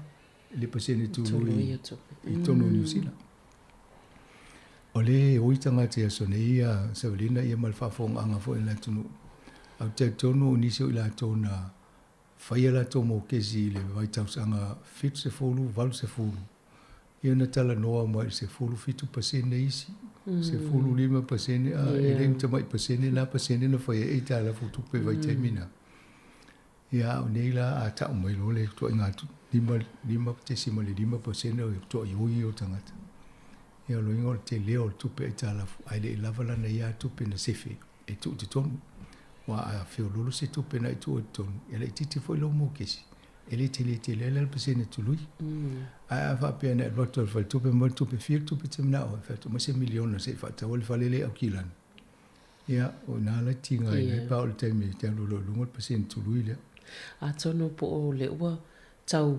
faititia le tūlanga si itia o le tau soifuanga salo po tau whapena ini whai ia e taltono pe o le mai fo ila tau report o le lava e pe vai lava le tūlanga voilo le tupu ma le ola ole tupu ma le ola le tamau a inga le fo i vai tau ia tato leu tato ma le tau sanga fo maoli ia tau fo into sui fo ia fo fanga tau sanga fo e me se lava se fenga o tupu a tangata fo le paketi o i vai tau whapena ia o wala whaatele i tā lafu pole mele tau na whai afmasa atonu o tato pe o ni tato kisi masi tau sanga fo te la vasili o ani o new resolution o ani me fo e tau la ia mo tau sanga fo ia o se va pe ia la e se ne la bank card credit card ale ia la di tu fo ye tu pe fa tau lunga le card le wa ona te le tinga ina tangata ia fa pe la le na fa ilo bo ke si to fa fo mo la credit card o to te lia tinga ina na ye to no vanga ne ton ba vai o ile ia se I faisina malolonga msanga ia na toi fa wa waile ai si vanga yon po kalan tai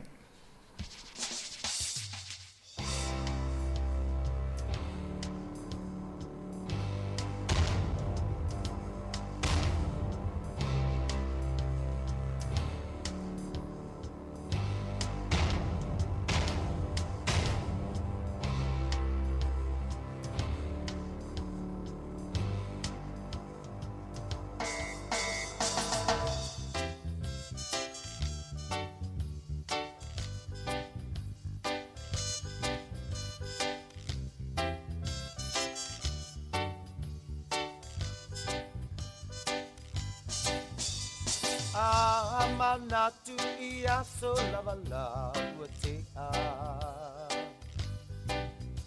Ele mawhai na ngalo e ui ualeva Sa tau mawhai e matua so taru manai E nei Samoa uai una e tu to atasi TALOFA inai tua Salatoa samai e vao fita TALOFA inai tua Ile alofa moni ia Samoa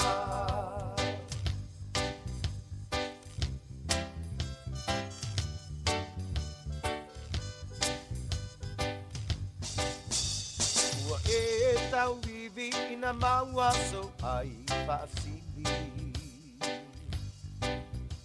Ao aia le matangi you so e whailonga te saili Le ngalo le alofa ia sulu lo sulu na titi Na e maua la ia ole ala e anga I le tini Ia, toi fo I mai le tātou vaenga lua po kalame nei tai o tala la walunga le mai aso. O le ua whaanga solo lava ia whaatou sina ia po kalame fo ia vaenga whaia walwhainga palo tai o ke topa. Ia le vava ia tu fo I se fola sangal tai tai o le vaenga whaia po le tai tai fo le malo le tai mine Chris Hopkins. I la lato fo whanga le la fonga. Mo la fonga fo ia le pe e mo mai o fale ma a tangata I toi whaatau watu. E pe o le ua. Pe o whai e fo mga luenga le au tu stala ma le au whai stala I taimina I o lato e pe whaatupu vevesi I whainga malo ma. Ma lato paanga fo I tono whainga malo. Ai vai whaupunga le pepa le tai o le utala le sau le tula mo le Dominion Post. O Hopkins, le sofale o pane mil whai. Outflanks Robertson on text. Tu se le o whase whaupunga fo le pe e whaavevisi e le vāo le panemia ma le minsa o tupe. Ia, ana whai fo le sau noanga a James Shaw. Ia le lisi le tai o le pātia le Green. To I le fia te le la tō I le whaalinga nafi. E wha o le a fo le minsa o tupe na whai loina le finangalo o le panemia. A panemia ia. E le tala noina ia la fonga ia rua. O le wealth tax, ma le capital gains tax. Ma tau lia ua lewa o na whainga luenga le ofisa o le tupe al malo. E wawa ai po le ase au wala e whapaleni e ia la whongo I New Zealand. Na tau lote fo I tau sanga mawai, ia ai lungala lo fo ile au whai palota ma le au whato sina to tawhi. Le fo ila na whainga luenga ale wo mo le teimine wala talata para ale fo to tawhi a. O le mela e whai e le whaangau le malianis. E mese pātia le Green. Lewa o na ngā lulue le mtanga luenga le malo e wawa ai po le ase awala e paleni e le whainga o la whongi New Zealand. Ale wo mo le teimine tau elona toa sesi ma whapea. Tato o le whai. Ala wha mai lor palemia. Le ai au palemia. E le tala noina na ta upuna. E mani e fo ila le maingon moringa mo le o le fea o le palmia. E le o le mea na o whaatau e tangata le teimi nei, o le tau o le soifuanga, o le afianga o la tau I tau mo tau tupe. E mo e tato vavai. A le fo sa ti tiro I le Green maisi. A whai la fonga ia. E a mai so soani le tau soifuanga a. E a wha level po pole le au parota wa e tele le au whai pisi nisi o le au whai whaatoanga o tangata whaapea. Pe o la to umana e whala la to loto I ngā la fonga le male au maumea. Ia, le ailo mo se palota I le pātira. E tau tonungo nisi. E whetau I fo I le au le whaise la fonga tangata maumea. Wa le wealth tax. E whatatau mo I la to tele la to tupe. E au tau tonungo nisi. O mātou fo I le tele na mau I ngā luenga tangata I so ngā luenga. Wa ale intu pe le mwhaina. Le whaini ngā luenga. Nia tonu e sa o le situ. Alfa vlave. E te le lopo uno fo se si fa fitaui pe tu fa fe ngai. Afa pe o tangata le pe fia na ia milione mo tausanga. O fitaui la tu pe ia mai te tongi tangata i mo ela na waf. O le si fa le tonu le vava ingal malo le mele. Oisi. E le o fa ingal wa ingana la tu pe tonu ni usi le mo tupe. Na le fa tau fale na tu wale o le fale e le o ngalu e si me ai mo wela tu pe rent. Me va pena. Tu inga tu pena le ma na tanga te tau na isi tax. E moni la taxable income. Ya la ya do longa le tau le fale le. Ya va pel fale fa tau le lima se la wafe. Ale wo mai nei wono fo fa tau tu ai alu le tasil million. Ya na mo fo le la lima se la wafe. Ele ma se la fo. La fo tu. A o e ma u le te whainga rung. A so o mai te tonge oi. O lea e se lau la fonga a. A o la tau le na tu al fale. Nofo se o te me whatau oi. E le si tu pe. Pe la tu inga la fonga na i whapunga le o le capital gains tax. A whatau tu lau se o loa po lau pisinisi po so fale. Fale amisia fale mau tu tonge tangata. E te tau o na isi a wanoa e se la fonga. Ia ai to tele ila to ile o fie vainga na. O te no famo ofisi pe to fia tangata le malo te tono palimeni e ni la to fale o mo tongenis wa la fie mala to ia mo tangata le malo wa CEO tangata e foi polisi le malo fo to ina fo le malo pe to fie foi la to e ni la to fale mo tong e wa la to foi nai mo ia tu sil polisi va pe e lo la fie ma ui pa tu sile ia na ti de ale na fa pena e lau fa ali ne e sita ta yo le tu parti le queen e ua na mato le ofa ta si mal fainga malo pe to e mo le vanole ai mato tu esi e langa ile mfai no fa ta si ale wa ile patu ne ya na fa ile forsanga a ko leader si ta ya le tu o mai male la to wealth tax to ai fia to ai mai le le fa lo ya le ufo le tala pale mia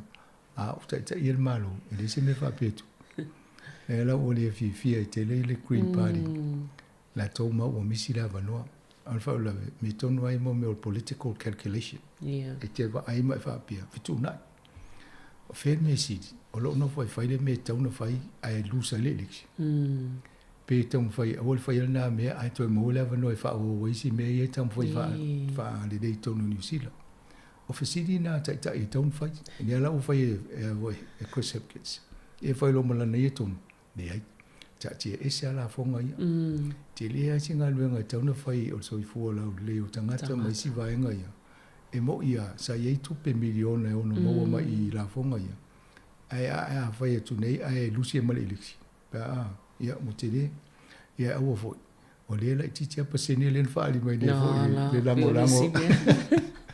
a vai la titi mo le lango lo ye ni to no vo mo se police le TALOFA ngai va ye to televo ya mo tili alo va pe ta to ye mo ta to e se to ya ya o fo ipe o le wa ta va to fai pule pe tu mama wa vo le ona ayona le e va punga swa pe o fasina po ngul ma to tamai temine ia ai woni fia le tele o te mena tu elo ni foi malo si e va ai le wa le man ta novo stasi o polkalame o lai va ai le malo ina ia fa pa leni matala fe ngai le faingo la fonga tanga te New Zealand wa pe o le mauna le na mal tanonga na ele fitau i tele o tanga tele la titi al tong ale fa na la fonga al tanga tele sa fa i fale ai fa tau to al fale ele san la fonga tong ele fia ia mo tangata ia tele al tupe ava ai la titi o paseno tangata ia mau me to New Zealand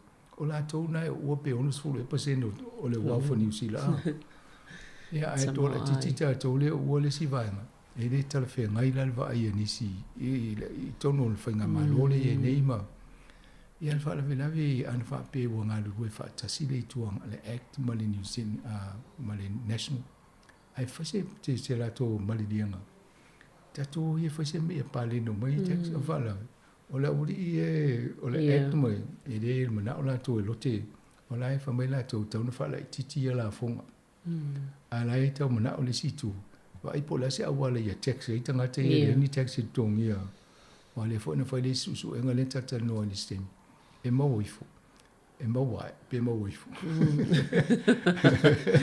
e mo wane i fo e mo wane a nga tele le app o tano nga le app le o fa mi si po sa le po le fa nga lungo e mo wane le tano nga le wa fo e le o tala fe ngai le vole fa ingo o la fongo lo ye ni o le au mau mea mo wen i le o fa su enga e o la le titi la to pasene o tu pele tu tongi e lo tangata le fit fulu el se la wa fe to ye pe o tu langa la le na ilo e ma fai o te tonua o i voi o le minister tu pela na sa uni sa fai mai na for sanga pe o le ala fai le a vidi mai o le pale mia le tonu mai foi mai wa ia lu fai so fasi ai o foi tu o ia le tu le o fai fasi si langa le te lo ele fi le minister e mi se foi man so foi sa tal no foi le si taimi e le pokala me foi le o le social insurance tasi vol na me sanga lu e le minister le o tupe ia o va tupe ia wa ele ono no mai lunga na o le tala al palemia ele o tawo te le mena te ni fa malolo mena tato taula i me le pisa mai le atunu o le tawo so fuanga ia leva va ile minister o tupe o si a wale mo mai tupe fa fu so ni tawo so fuanga e de la tawo fini fa le lave fa longo tu lo tanga te pele la fie i le musulo pa lo ta ia fa tele mo le inga tai le fa na fa mali e na uma tanga tai se me e tas ia ole vainga le sa ta to va vai fu neva ia so le ole ufilfilia le komisina le o le grocery commissioner ia a tono fo ile to langa o tau o loa nei tātou te wawa ai tono.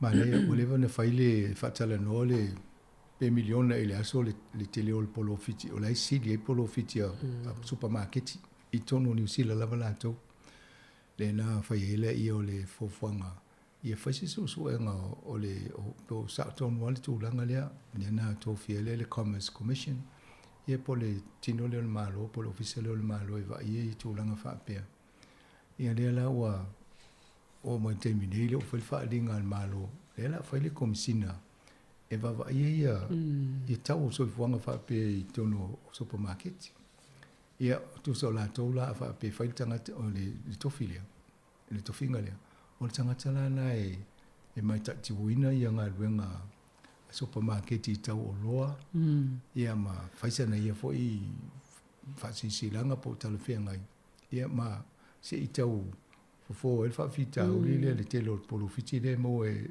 fo e supermarket ia o le o whaine taimine a le lata mai le palota ia te lo sa fo le si pati e se fo le na ia tonu whapedi e o le whaisena a me whapea e tau na whaise mali dianga whaatasi a bipartisan o pe across parties ia fia o mai pati o na whaile o tonu mautu e leo mai si sui ai le anga le whaisa o le o le swainga malo whapea i le besena i le au ngana me whapena ia o tātou le au whaatau o le mana o tātou so e mai se whaatau ngofi tau o loa ia o whaatau mai so se whai a tonu nungai o ia tātou a ia le whaloa i loi ia e o i alta ngata ia male ai le si watuloa ia a lai whai a tonu nungai o le nā o le tūlanga i Dawn Reid sia po o le i loilonga le sa whai a pia o le vai atu o lea sa whai le whaato i senga a o lea lawai wha a wau tūlanga i ai su enga po o le sa ilingo tangata nei o vaso whaasol tu la whono i tono New Zealand. Na e le a fo i o Mike Heron o le lawyer senior.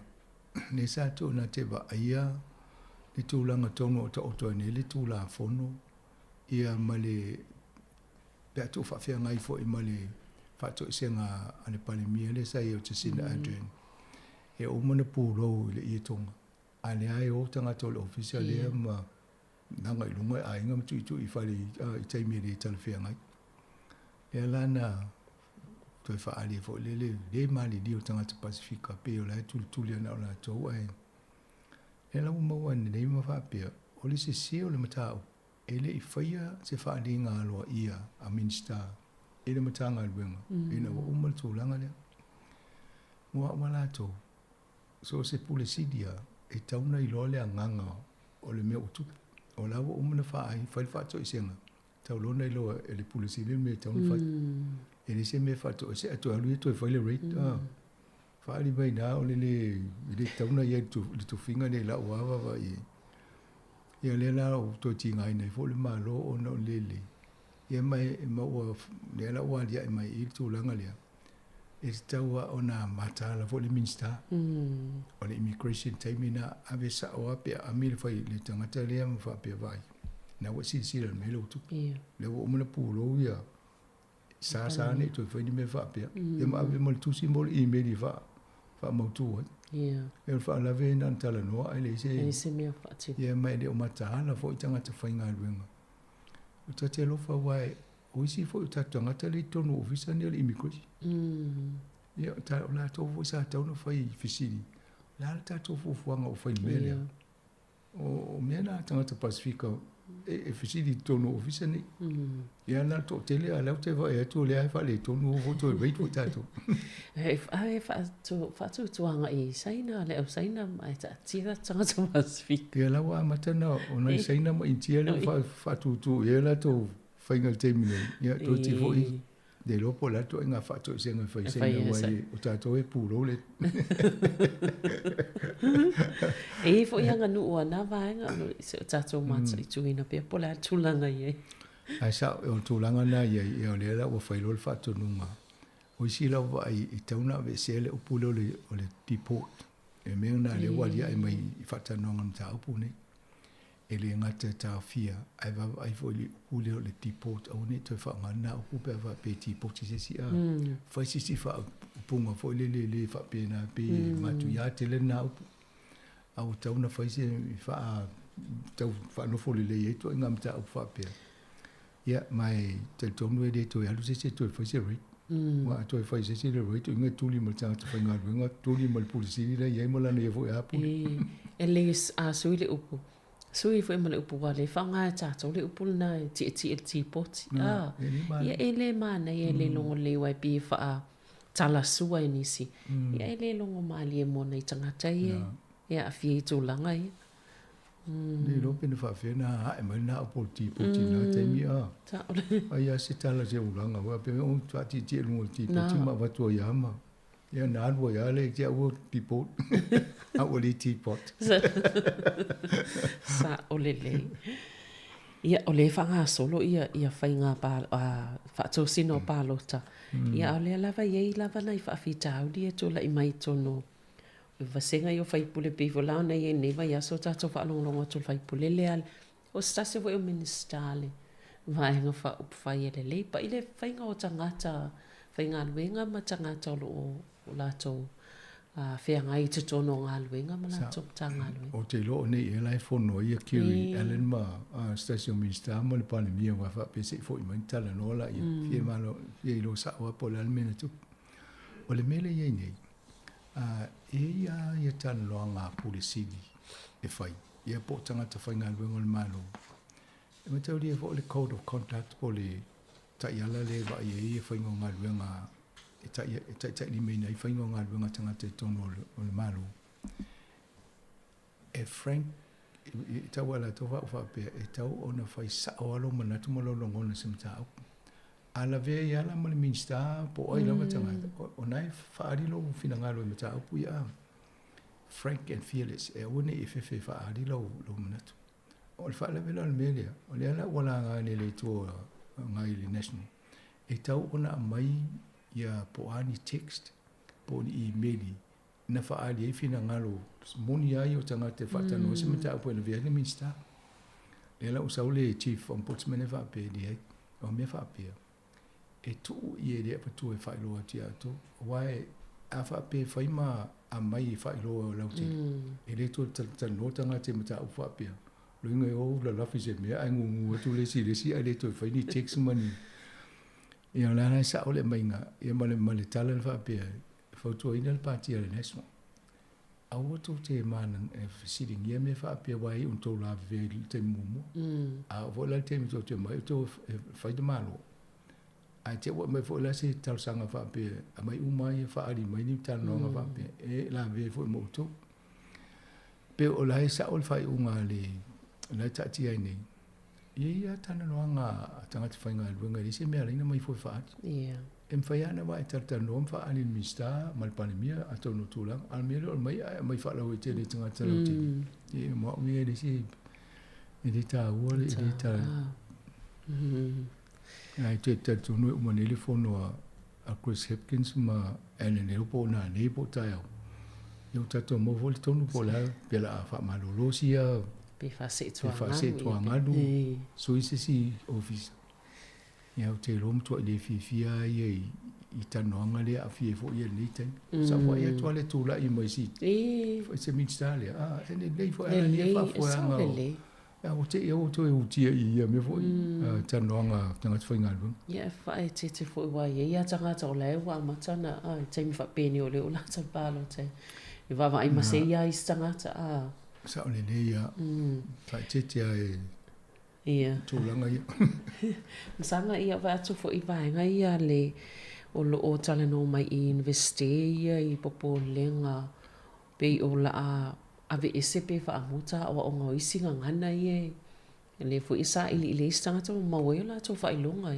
yo o nga lue e ta por kala me vai sa tal no ai inicio investe o le ova vai o to le fo o le tau so e fa pale ni paketia university to la titi ni so tangata a onga mai fafo no way tupi ia le ova ai ne ni so por kala mela to a mesia onga ngana ese la lang ia mo wai ia ele to te linta miti a te le tupi le aro i na faingo na por kala me ia la uisi le uta afi por kala me ele university a Victoria la o manta afi por kala me ngana ai la ki o la fa o wasa mo io a fo ia te lo fa tata to langa fa sin to te lo ta mai tu ye ai o si la wa i ngana ye le sia mani saina ia of Japanese Japania ai le mau tau no wa ye fo ni malo ma JB's Entertainment Bonanza is on now. We've got hot deals on music, movies, games, TVs and more. JB, you've done it again. Brilliant tones in red dot light. Every nice and easy shade has perfect highlights. Just 3 steps makes Japania pata to wa i falani ngana na tau na tam fa ye fa wa awai e nga mo le nga i lumo tato so ta inga lu tala noi i fiuta inga mene o fa tau ing sa lut ai la to mto ele lo ma stala fa ngana e mena tau no wa ile malu afa pe o fainga tai university uma on fainga ngana na to fiele o se university fa pito pe to o nga to no motu nei lo ai mai umata o nga mai to ya o ai fa sia mani na mangana anda fai online mai si awale fa ye na ia so tai ya na fa pe o le o le university ai te fi fainga luenga foreign affairs o le sia umta o pule tauna ave fa sia mani ia na mai le pe fa fe na o pe fa pe le fa ye le university le te ia ia ale online e wo no a fai online ia online ya onga fai o shaman se le tawa onga le te sa o join o ia onga ia na ia se ta to va vai pe am sango te lo lai te muli la vai tala mai atu no i fa foi mai se foi le va vai atu le vale le tawa le lo tu pe ia o va malo ye ile nei to matulanga fa pena ia sa o le sa o mane le fono tele le no fai ina tau va ai fa o fi po so tena e po ele no le na tau fa o fi ton ia ma fa tala no ile tau le fa Ukraine o le fo va to ton mal ta sanga Ukraine o fi awai o fi le ton le neto o le fa la vela fa ta tena ta dia le taimini o ta dia lo o ye lo mo le neto le tau le fa ne mo Lucia ala la o fa no ngo to la o fa le ton e fa ile e ya le o le NATO Council for Ukraine o fa pito ai ala meta po fa e na mi Ukraine tano na sa o le tano le tino le lo fa vai e ta fa tano ia na mta ai le sa o le NATO a to te u fa ye au e la vea to e loma awa i le taua lea. O le polenga na iai, awa e talia lo. Lo na uina wolo e whaile taua malusia. Ia, ne lo pola le me tupu a tato uma. Pa pomu i ukulia ia. Tō mena la e whai tete ia e tamwhai ai fō malie. Ia ai, o le tai fo i Ukraine e lo wa ia, ua hatu le ato e wale to e fo i au. E tau ni whawhetai le telo, nuu le malo lea. Wa te tonu i isi no whape, o la me a vele telo tato piliona ta la e whai ina tau le o stato tau. Me se Amerika. Ia, an wha lave ia le mau fo le tau fi.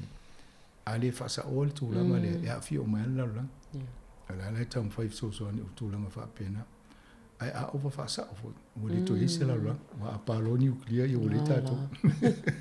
E o tūlanga la na, o le tau wa waipe whawhia o na. Fo ia pa, o le tawa ia tua le tūlanga le wei.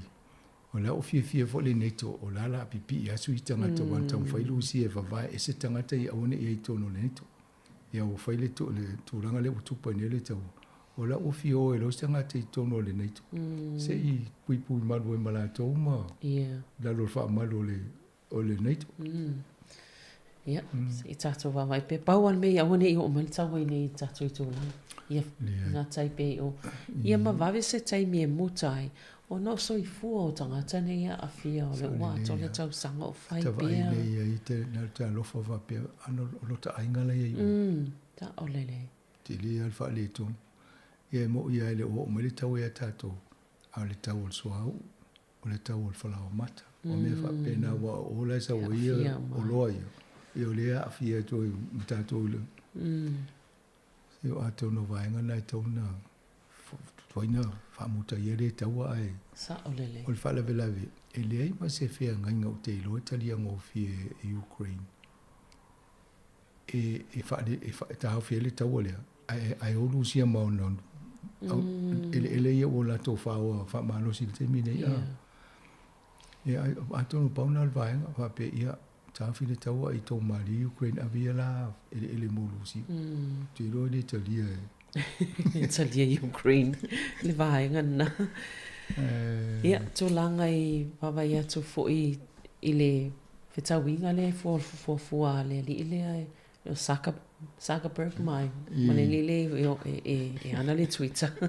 Ia si tato wawai pepe tau nu. Wawai atu ne o Zuckerberg le ona Facebook. E le tele lang kolengi le martial arts. E o tele lope le fo le kolengi la li to nga whaanga tama whapena. E ana ua po e mal tama New Zealand fo le si atana wa e Adesanya. E Malaysia li ina li leite le talonga.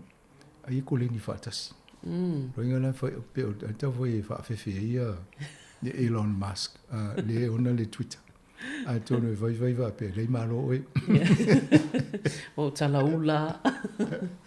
Apia malo e fa mole to e se la Freddy la vole ngola na la pe le equivalent de Twitter o no fo fai desi va na ia na di o mena tu mai fa fo ala o tu mu pe al televo o le Twitter io tau vanga au bilionaire le fo ai a fia to mata to le lopo fe alo fa ele au fia ola le ia me se man tola to o na ngai pe ia le Facebook o le foi fa lo ia ta to fa salang io la to na e ana vaenga ia o le ate no fo mo fa pe po a fisi tau sanga fa pe mai Samoa Capital Radio o to tongi to tupe le mo fa mango mai to i tula o mona to e wa terminate o lai o le tele o tu so le va to ta to tangata i lungo Facebook wa e lo biliona ele fa io la to users tangata fa nganga le Facebook ta to la tangata le o mai vo e matamata le ta to lungo le io lai fa ta fa ta o to no le lo biliona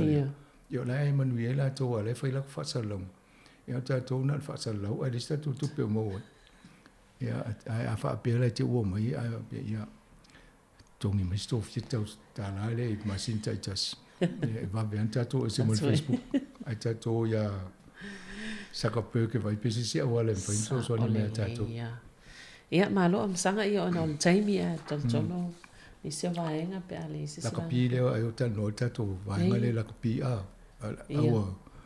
al fo ile 18 ma South Africa le la ta alo mal tato o le PT me le ta alo mal Australia le fa inga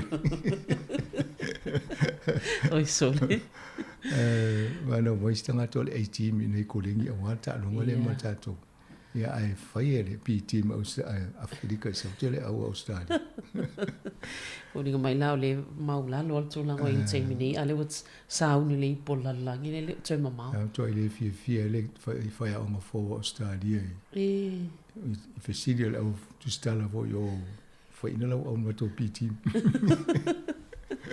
isa wa fa ve vesi mai ia to langa le fa tai tele lava sang mo tato kalame nei tai au ia mo le au whaafonga ia e toi maua le tato po kalame masani o tala la walunga le vai aso i le aso whareile le vai aso fau ia mo le taimi nei manu ia lava ngā luenga o toi o le nei aso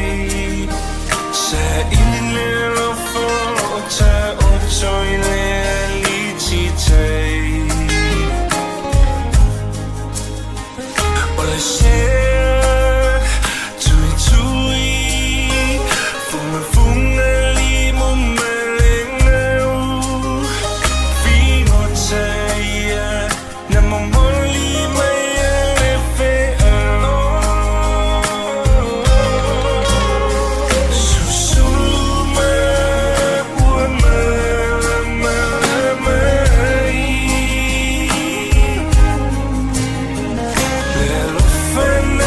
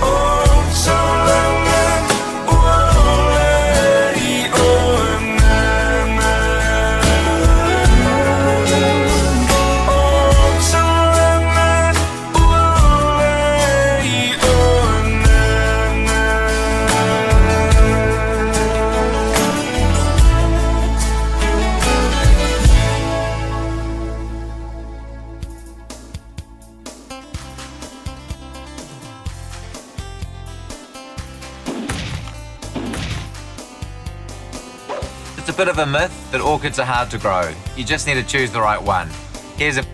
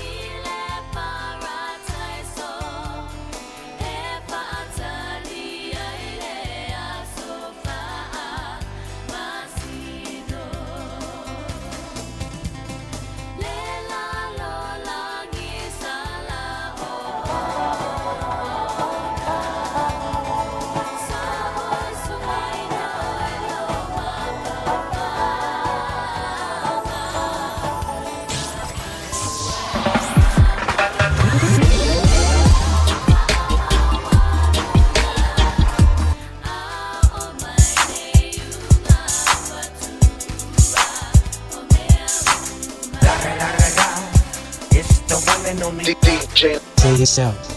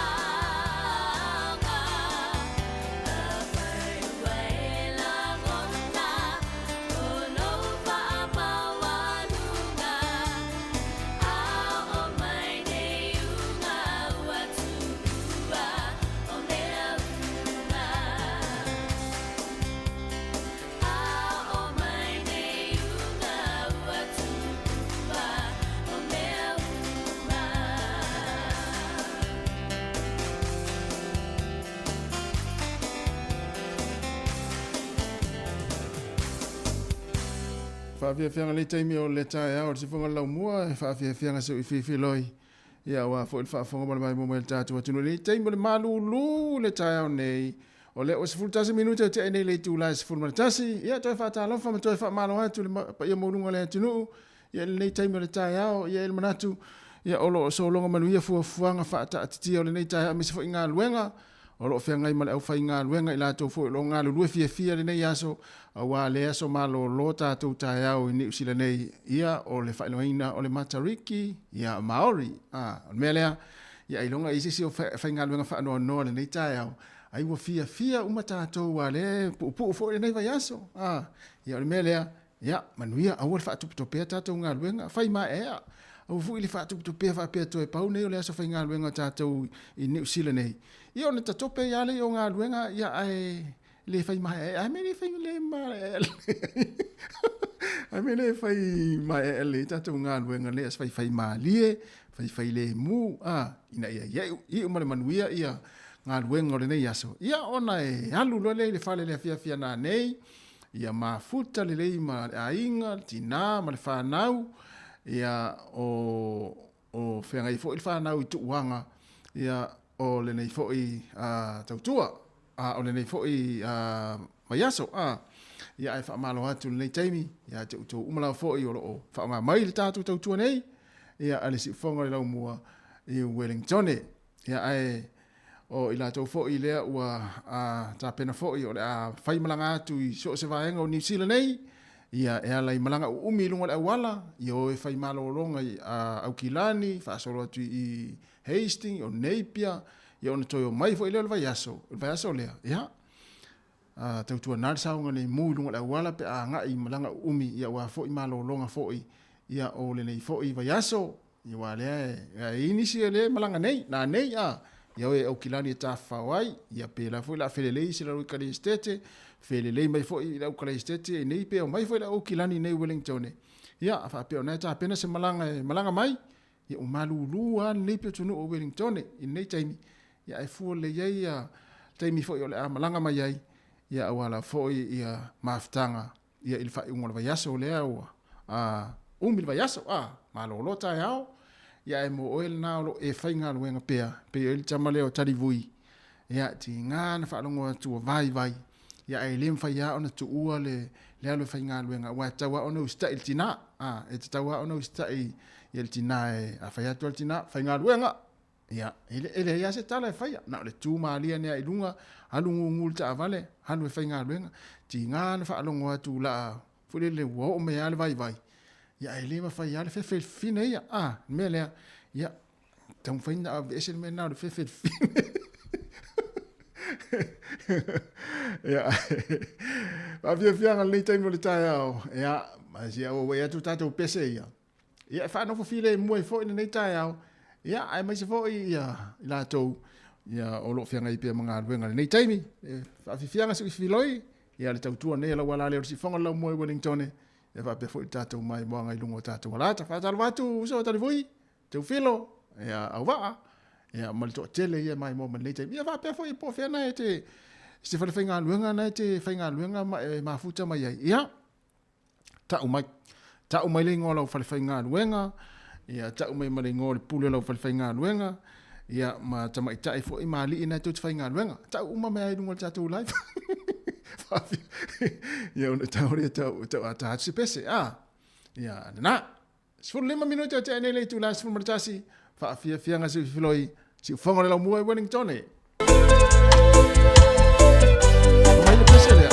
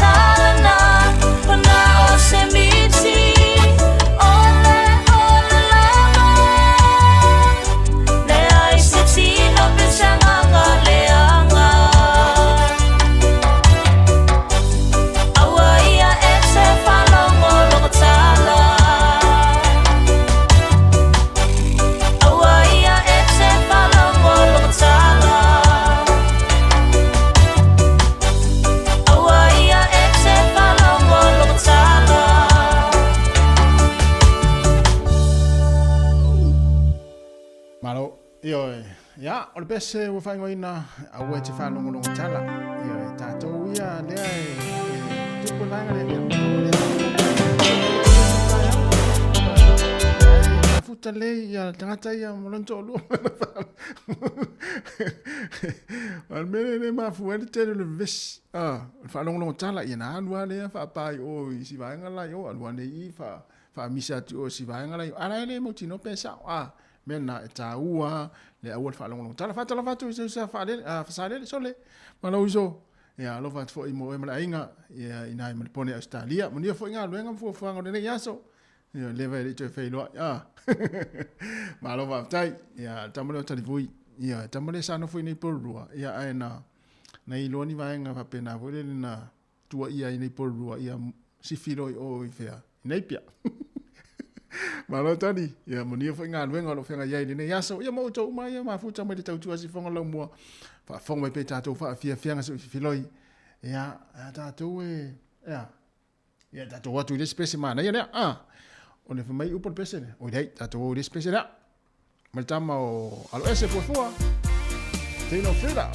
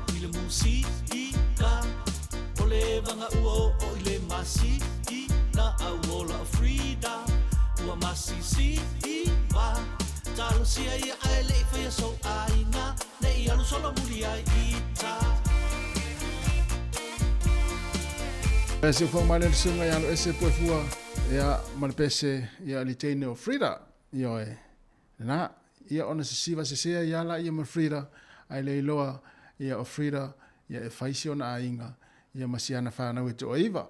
Ia mea na ia alo to e siwa ma Frida, ia o Frida, ia e whai siana whanau, ia whai fo isi on to o lua ma siona a inga, ia ma lea whainga nao siana whanau, ia e to iwa.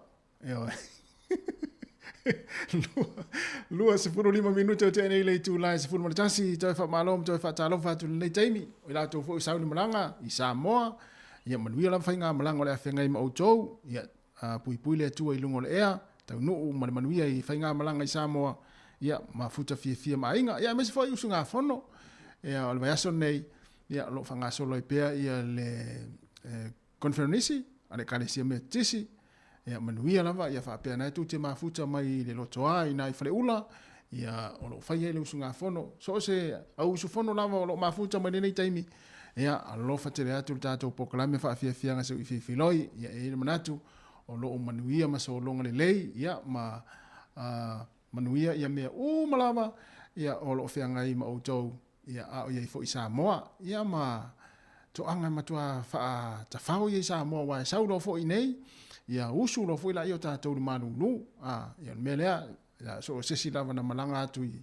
fono ele ngata le kalesi metisi ia fono fo ia pe le kalesi worship center o I Samoa le sa faila to maftanga mla to proclame ia masauninga ia ile mason te nei ia ele ngata fo ia fa pe fo ona ini so kalesi o lo fanga solo ia ni lato fono tanga ile nei fo I vayaso ia por la fo I vayaso lumanai ia manuia lava ia proclame ma sauninga ia o fonatanga ia ma ta fau lei tama lei tene lei manatua ia o le fatali atu tina o le ainga I nei tatou ia o isfono ia o le fatali atu tina ia po le foi fatali atu tama ia tama lei matene lei ia pe tina le lei ma tama le lei Samoa ia o foi le fatalo vatu sa leong ma lo lava ia le mafuta mai nei vaenga o tu si fonga la mua ma na fa fia ngase filoi wa malulu I nei Wellington I por road time nei yo ia o to lo fo ia la mo New Zealand e malulu ia e ma no lava tawa ta I nga luenga nei nei fo yaso ia e pe ona ta ua o le aso muli nei ta ia so malo lo New Zealand nei ia ona al watu ai lava le fo I mal fa ngol va yaso ia ta to usu mal to tele nga luenga le aso fua ia e malo lava fa talo fa fo ia tu I vai la sanga ia tole mata fa long longo mai pa ia sa va ia di so le fainga ta to I sa va ia di ia va pe fo ina te fa long longo mai sa va mai mo mai sa va se tala no mai io tala no mai a ona mata ma tala no mai po fo sa va ina te mata mai ai pana foi fa longo mai ai wa le o ma o foi tala so to tele si o I si tangata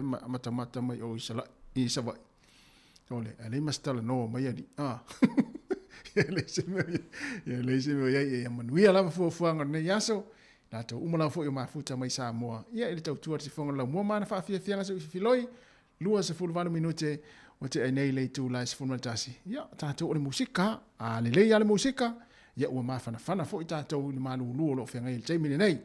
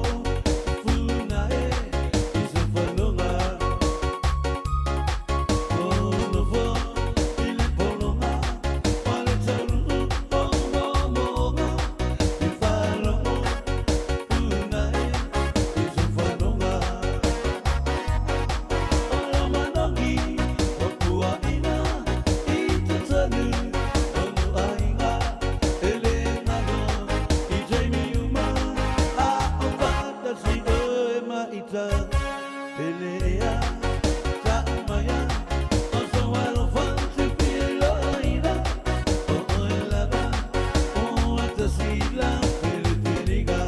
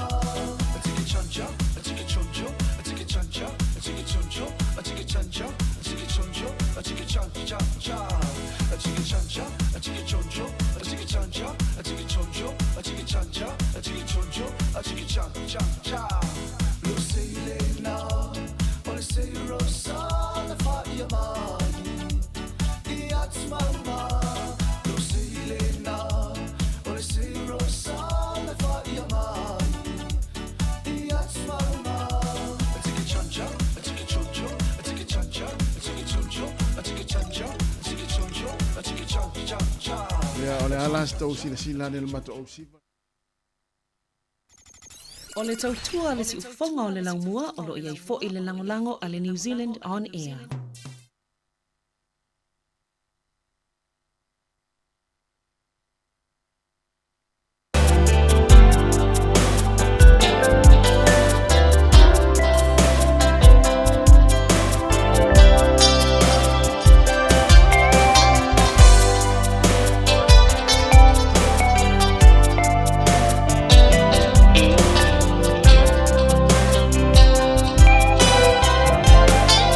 She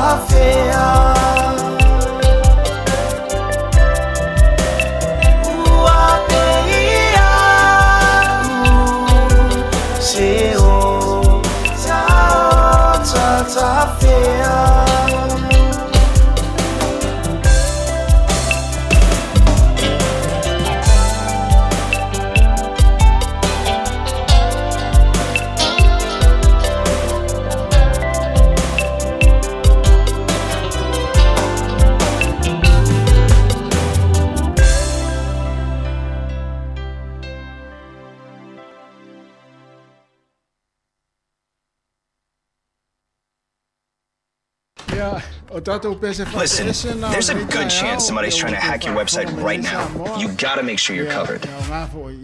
I'm talking about enterprise-grade security built into your site and fully managed for you. Check this out. First up, prevention. The Wix platform is secure by design. Security experts are in the dev process, performing threat models, penetration tests, and designing code reviews. And you get a strong encryption for your data in transit and data at rest. E-com sites? Wix is compliant with the highest level of PCI DSS, and it doesn't stop there. The top international privacy and security regulations, they're all in place. You see, it's all about staying ahead of the game with real-time detection. Wix security never sleeps. Never. 24/7, 365. The Security Operations Center is on a mission to monitor and hunt down threats. Plus, anti-DDoS protection, data analysis, machine learning. And let's not forget, the #1 rule in cybersecurity is nobody is 100% unhackable. That's why Wix goes all out with a bug bounty program for independent security researchers, aka ethical hackers. And that's not all. It's time for response. Even in the unlikely event of an extreme situation, your business stays up and running. The IR team gets it done. They're trained to act fast, and there's a BCP for reliable continuation and smooth recovery. So look, you take care of business. Security's on Wix. Ona whaafonga le tātou whapoponga tātou telefou, ia le ho tāpena mai ai, ia te meta ia ana whaasolo, ia matala mai Samoa, i le tūlai sifuma lua, ia a mai aloha, ia te musika wila tātou, se ia pae na whele tūlai tasi, uma le tātou Facebook, le tātou wala leo, le tātou frequency, le tasi ona tesi, ma le tasi whamo, ia ai whaawo pēa lunga le tātou Facebook, ma le YouTube, se pae ia le tūlai lua, ia ai maa lona ma le ona sai mai, ma le fut ona sai whi ona ngā rui whaamaros, pia ono foi atu le tai au. Ke au tuk tu pia tatu ngā ruenga nei asa. O wā o le aso mano no tatu tai au. Se fei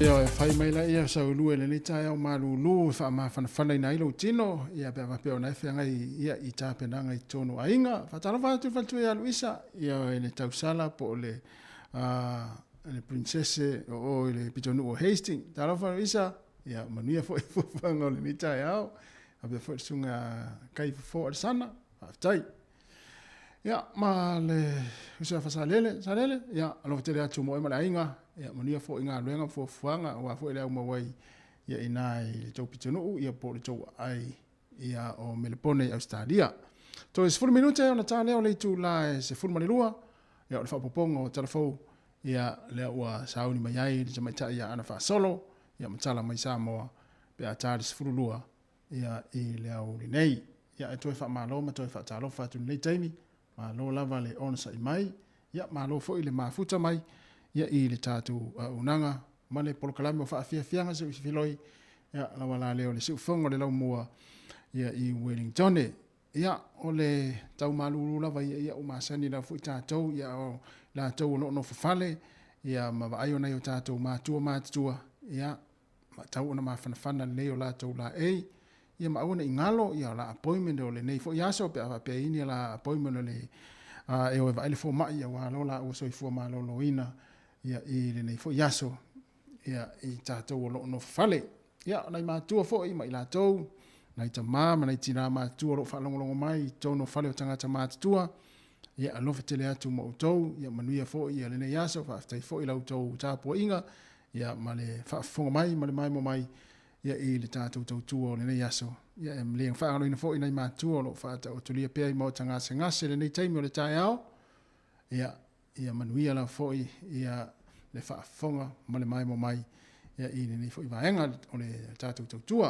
ia se fonga ne la mo Wellington ia e pe ona ai fo ina na unanga ia le tatu ofisa au tu ia I nei I le lima se fulma tasi man Kevin Avenue I Polirua. To iva minute, ia le uto e valu o na talo leo le e se fulma le lua. O le au fasifu e langa le se unga mua le kuu. Mau kai al kala umuri vai ma maoka ko finga. O le maoka e selu fa solo iai le fangau garkuku. O le maoka e uku iai le sala kuku ma le sala koko. Asulu yai le pamoka wola. O le fioanga lea o sa asomua mai ngai lua. Le kausinga le fikalaiga kuu ma loko ngā inga sa kuu. Le whale lua ku la whale ya mango ma whawangani. Li o le fufonga le ala kaua. Ukai le ua ma le whale kolu.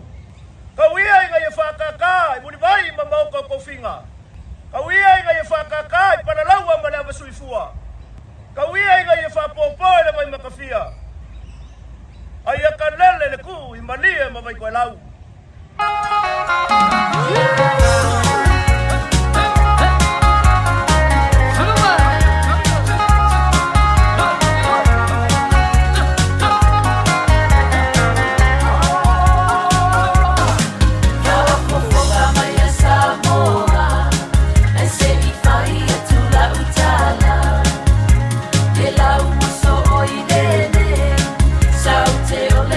Masanga, o si ulo uno malo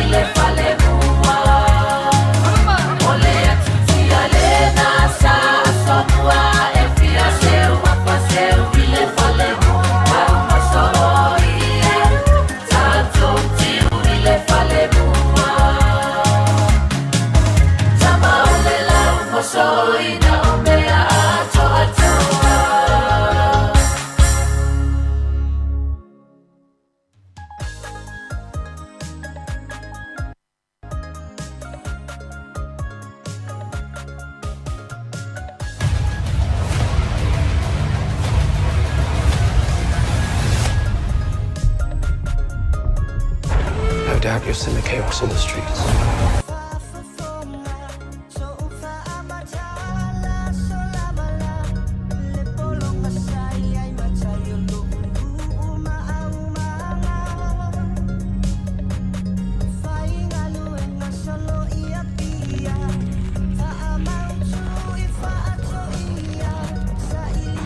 Samoa la ivao male matua o fa mau sili seiuli fa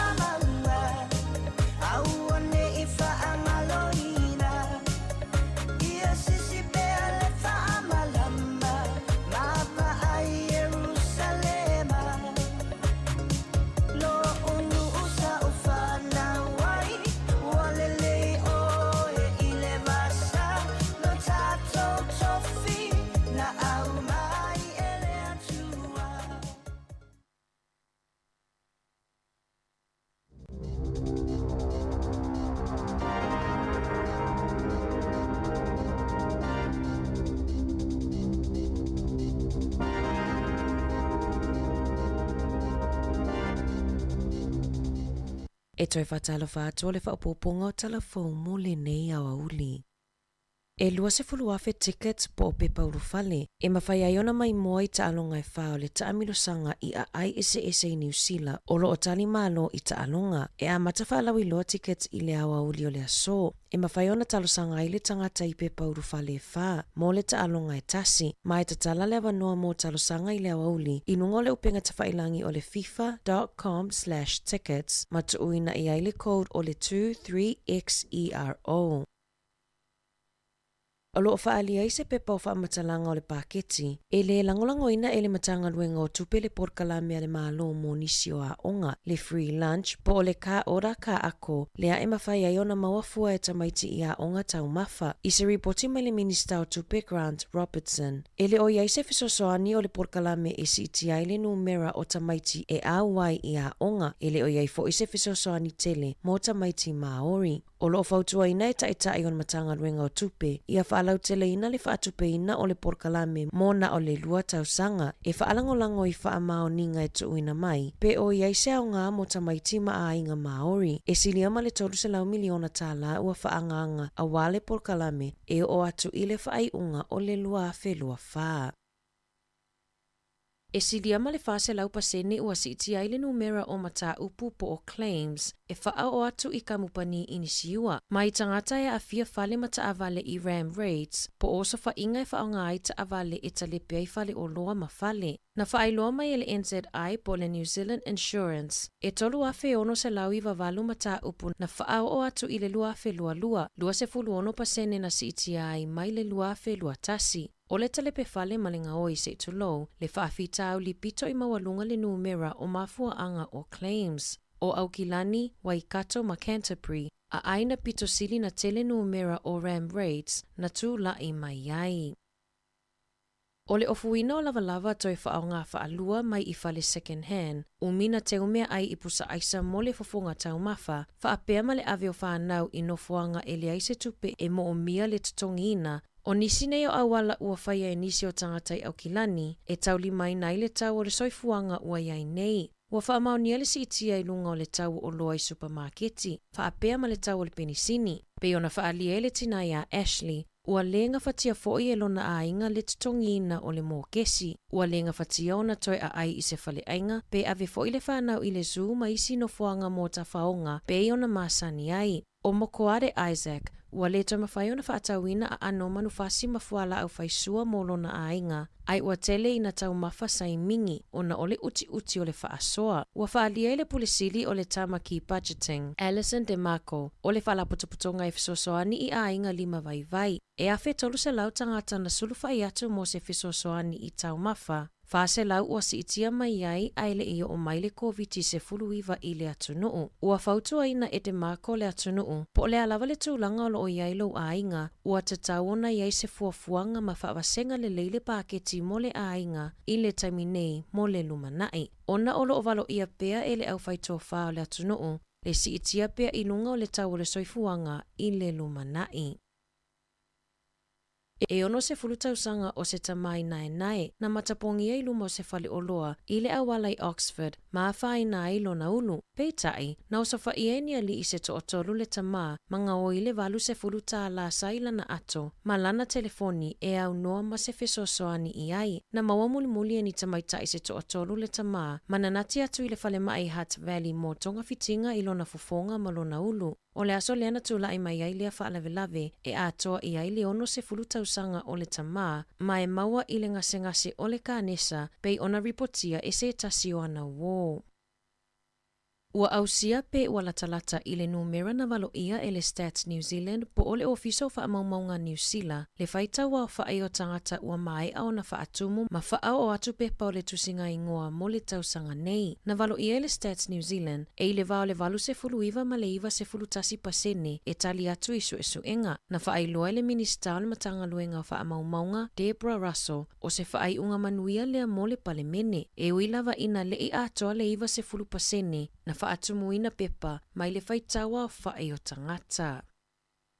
E siliama le fitu se fulu awheta la I le tausanga o le totongi pe a fuai tūlanga maasani Ua ausia e ngaluenga o lo olisi lunga o le upenga tawhailangi o le Trade Me mo le taimi mua. E fitu se fuluafe ma leono iwa tāla le totongi o ngaluenga ua iai nei I lunga o le Trade Me. Ono pasene ua si iti ai mai le tausanga taluai. E 58 pasene na si iti ai totongi I ngaluenga I Aukilani. 51 na si iti ai totongi I Wellingtone. Tusalea mai leono iwa afe 5 tāla I le fitu se fulutolu afe ono se lau ono se fulutolu tāla I le tausanga. Na whaalia le whaatonu mo fe whaatawa inga a le Trade Me, Matt Tollick. Ua si itia le tauwanga I le vao kamupani ma pisinisi e whaalawiloa ia wanoa whainga luenga I a tōsi nā tuai tangata o tausa ilinga luenga.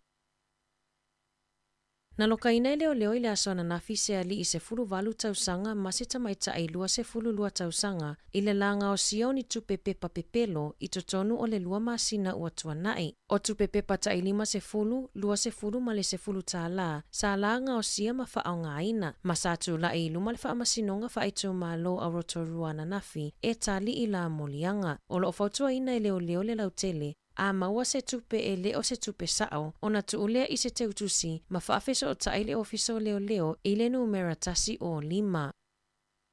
O lo whaatuputupula ia pea le numera o tangata ngau tupe I whainga tau whaavalea. O le astona I taluai na ripotia mai ai le tina ia Shelley, na ngaula na se fululu a whetala, ina uavili atu se tangata tau whaavalea whaafolinga o se tangata whainga luenga, a le whale tupe a le PNZ. Sa whaatala noa lea li I le tina ia Shelley. Ma whai I ai o lo o ave eseina I le tangata tupe mai I lana te unga tupe le taimi nei. Mai te taona a watu lana emaili e na te tau fi ai le ave eseina o tupe. Sa talitonu ina Shelley ma ave iai le emaili, peitai, a o iai le tina ma le ali I lunga le laina telefoni, sa fisotai atu le sui o le whaletupe o le PNZ, ma longo le tina o le telefoni o lo o ia tala no ai, o le au tau whaavalea, ma ua ave esia le se fululu a whetala mai ila na te unga tupe. Sa mawhaiona toi maua mai e le PNZ le tupe a le tina, e tu sai ma ripoti. Talafowia mai le si ufafongo le lau mua mo le niva e ngau le aso.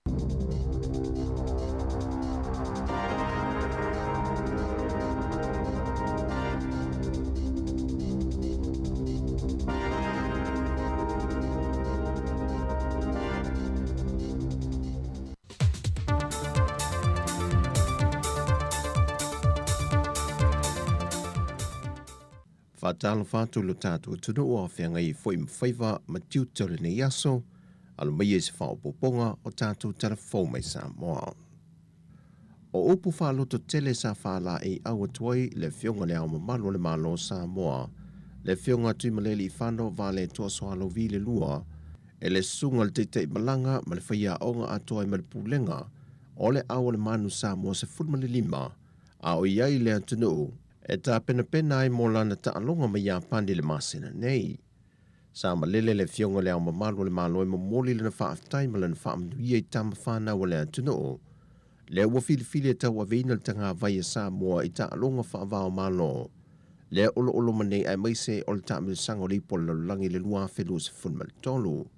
E le saunoanga le whionga tui malele I whano, na I moli atu elon talitununga I tamata a alo. O le aveo I la tope filifilio ta alunga whaavao malo ai meisol ta milisanga o lipo le langi. O lo lato wala awina lava lea mai le li e tau ave le ingo pele o Samoa ma o lo lato sa ilinga malo fo I lea mo le atunu. O upu masani o tapo inga le atunu na sau no I le fionga lea mamalo le malo. Ia po liuli lo tino ai malama mata e te iloa I le alo fili. Mai e tau ma le mautinoa o e lava o le tamatane Samoa moni.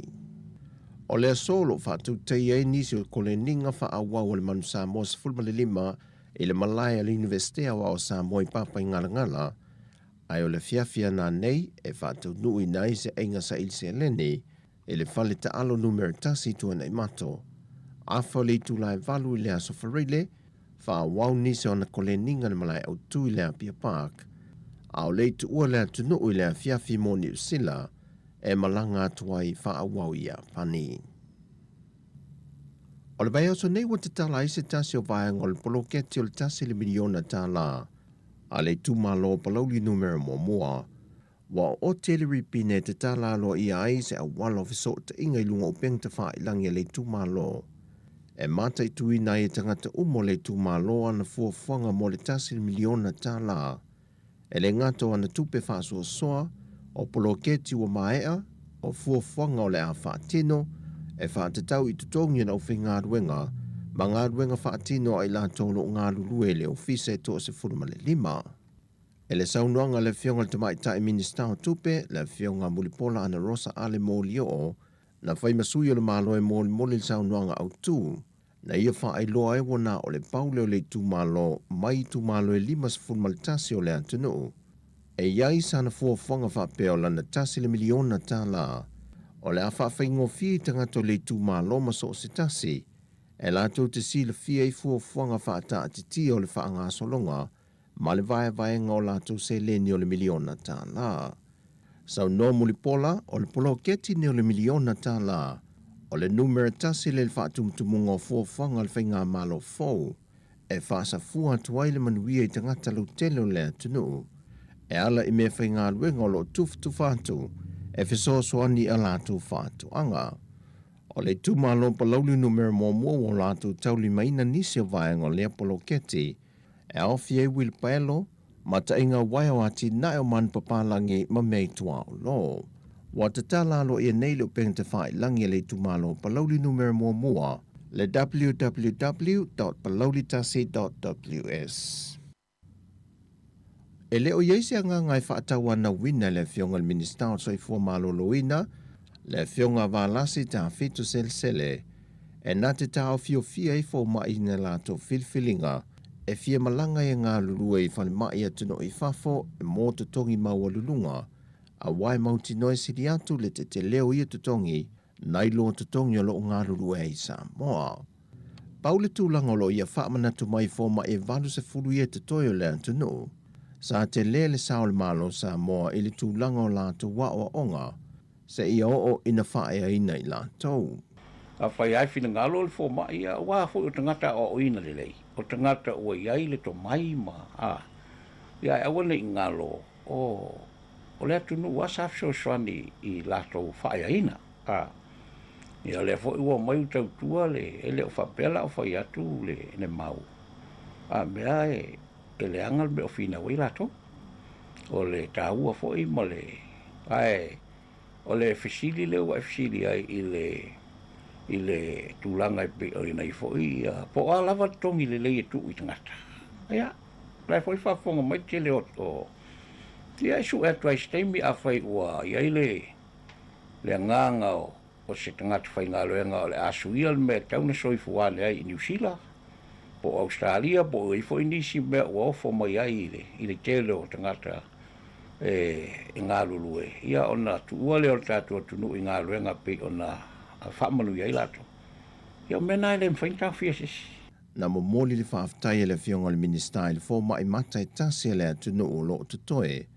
Le na whaalau i lolo na whaase ea tuenga lue mo le whale mai Amerika Samoa se tutongi na ofo mai iai. A ua toe suielo na mawhauwhau i na ua ia a mia mala tala noa. Ma ua toe whaawau wela na tautua i le whale mai tele ma tua. E iei nisi o fō mai wa tuua le atunu o no sa ili manuia i a inga i atunu i fafo. Au nisi o fō mai o wha i lolo la tua nganga o le atuua le matanga luenga e suia nisi o ngā luenga ua fia ngā lulue ai. Ua lona lua le teinei tite valu tausanga le matua le soifua e a onga le a onga tūlanga lua i vai mea. Ma liu ua wha mawina le matanga luenga o leo e mafua mai le malemo. O le tēnei titi valu tausanga pe na ripotia le mtanga luenga o leo. Na maua muli ane lon a inga ina ua saa i lia, wa upe upea lona tino maliu se i tulau le vaita ele, e se tasi o faltale malo le antua le pata, le anga Reef Resort. Wha loa el kumsino o mtanga luenga o leo au apa aulungo i tino Filipo, wa wha mao nia ma wha amalia ine so e suenga le mtanga luenga, o le malemo wa afu ai le maliu o le tēnei titi valu tausanga, mai o le pō le aso lua le vai aso nei, na tūlai mai ai lea whaafita uli. Wa toa lua i nei maliu e leo mana o mia e le matanga luenga o leo ni su e suenga po ni tau tonga whaapitoa, e awhi e maletina onus fu malevalu tausanga le matua le soifua, mai vai to umuli palauli sa vai. O tala fawia mo le nei aso le tātu tunuu, Manuia fuafuanga o whenga iai, whasoi foia.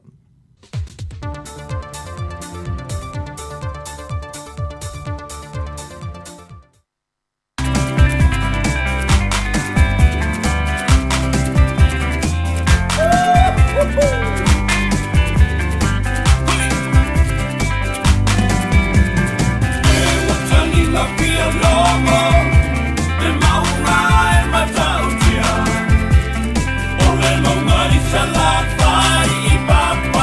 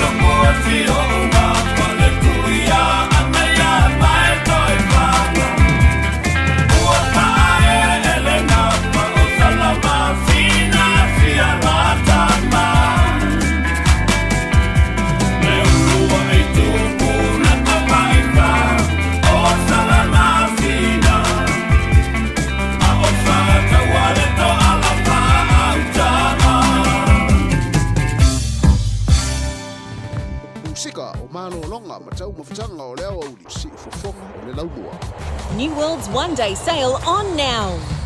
Pork Leg Roast, just $6.99 a kilo.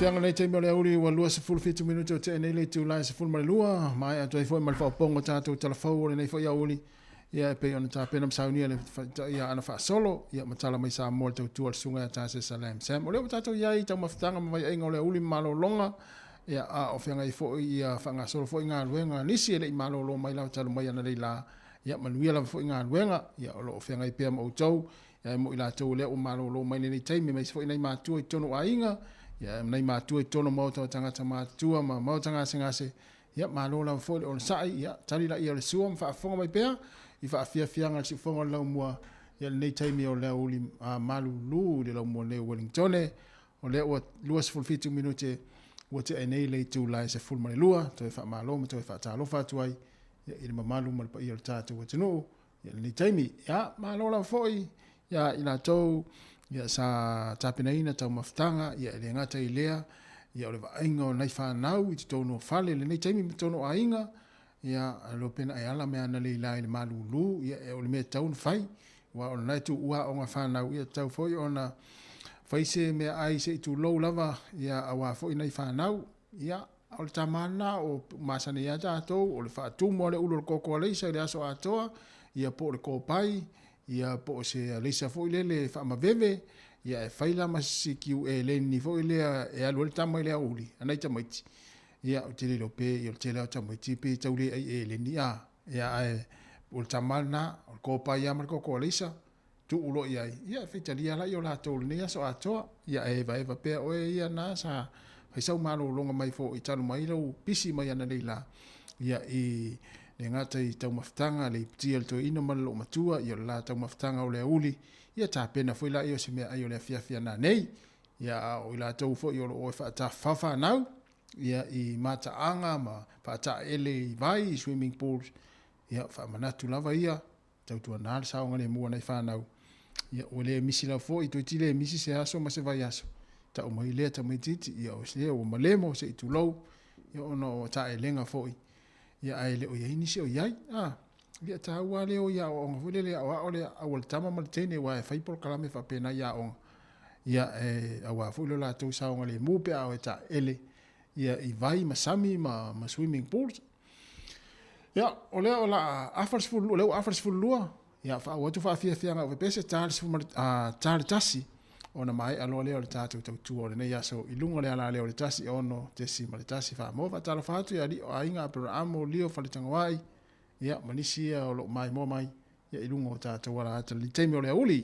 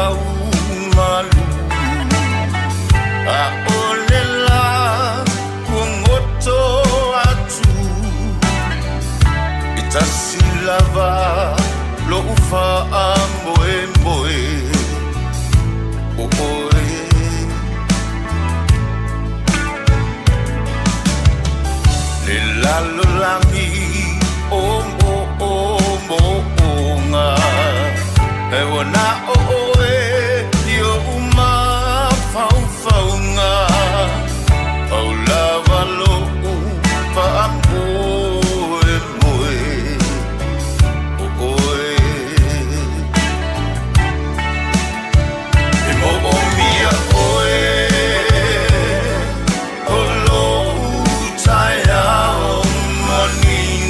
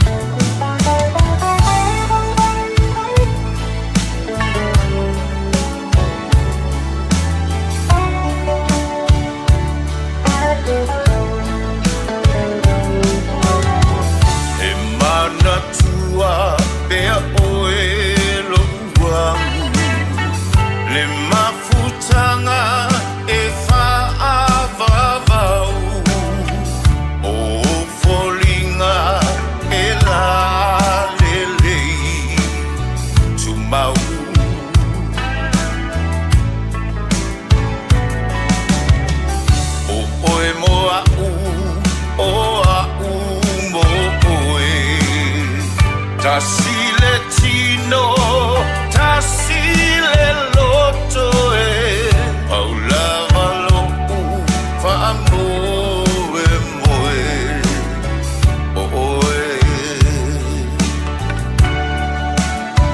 E mo o mia oe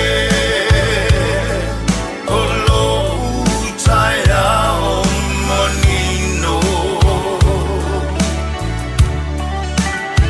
E mo o mia oe Pe a vai vai lo utino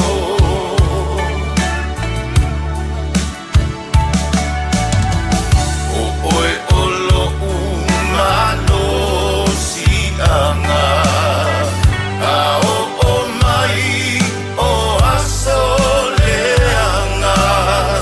Paula valo fa amoe moe O oe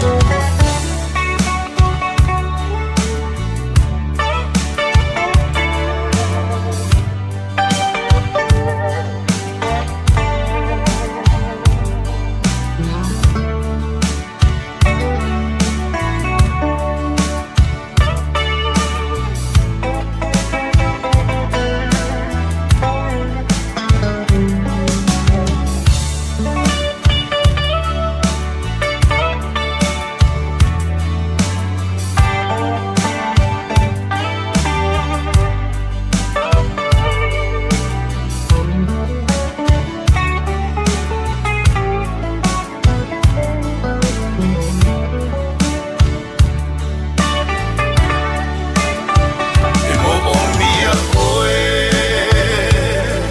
O lo utaia o manino E mo o mia oe Pe a vai vai lo utino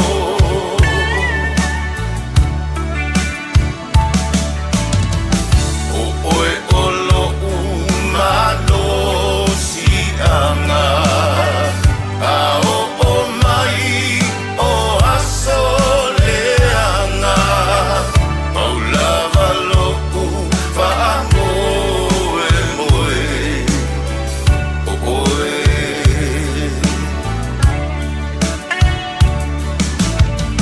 Paula valo fa amoe moe O oe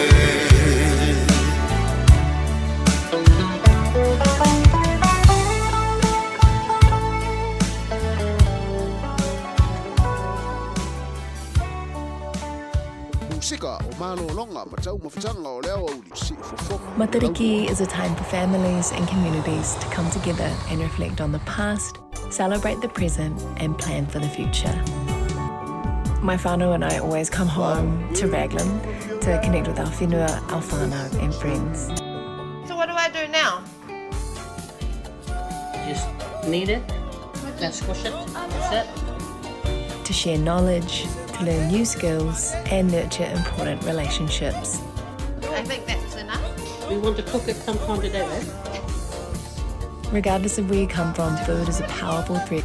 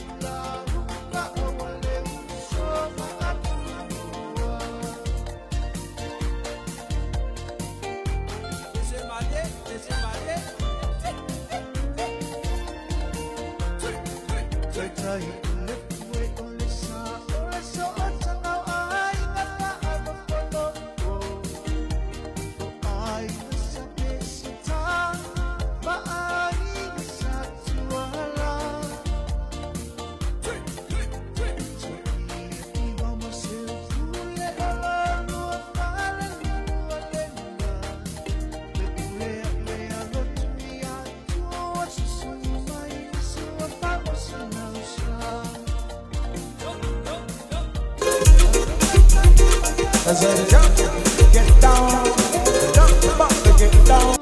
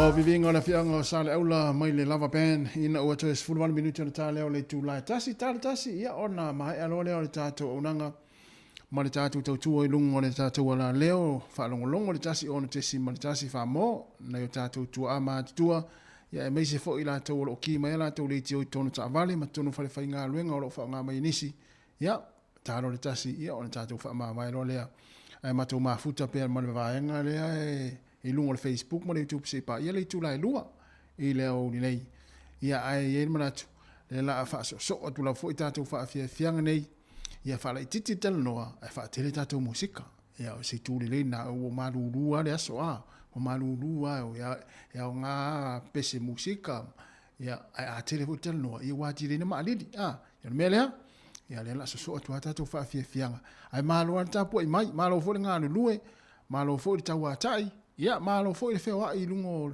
a wala tele vave o lo fianga i uto feo mga luenga la wave ta vale malo lave ave pasi ave loli o taxi o upa ia o le vaenga le o le korea le au kiriva meli yo ia ma se kiriva fa le kiriva fa le to meli ia o musika sui filoi ia ale si fonga la mua i Wellington ia se tatou se e tu sina pese ia fa fonga lai leo teine mai mo tere sala fai teine mai o le ia i on matou no ia fa fonga lai leo teine mai o ia i le nu sa pia mo musika o malo longa matau mafutanga o leo o si fonga o le laumua fonga lai pia sa fa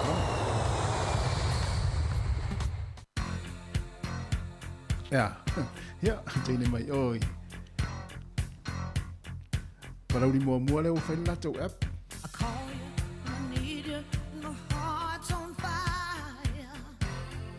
Wai leo whain lato pinga te whailang.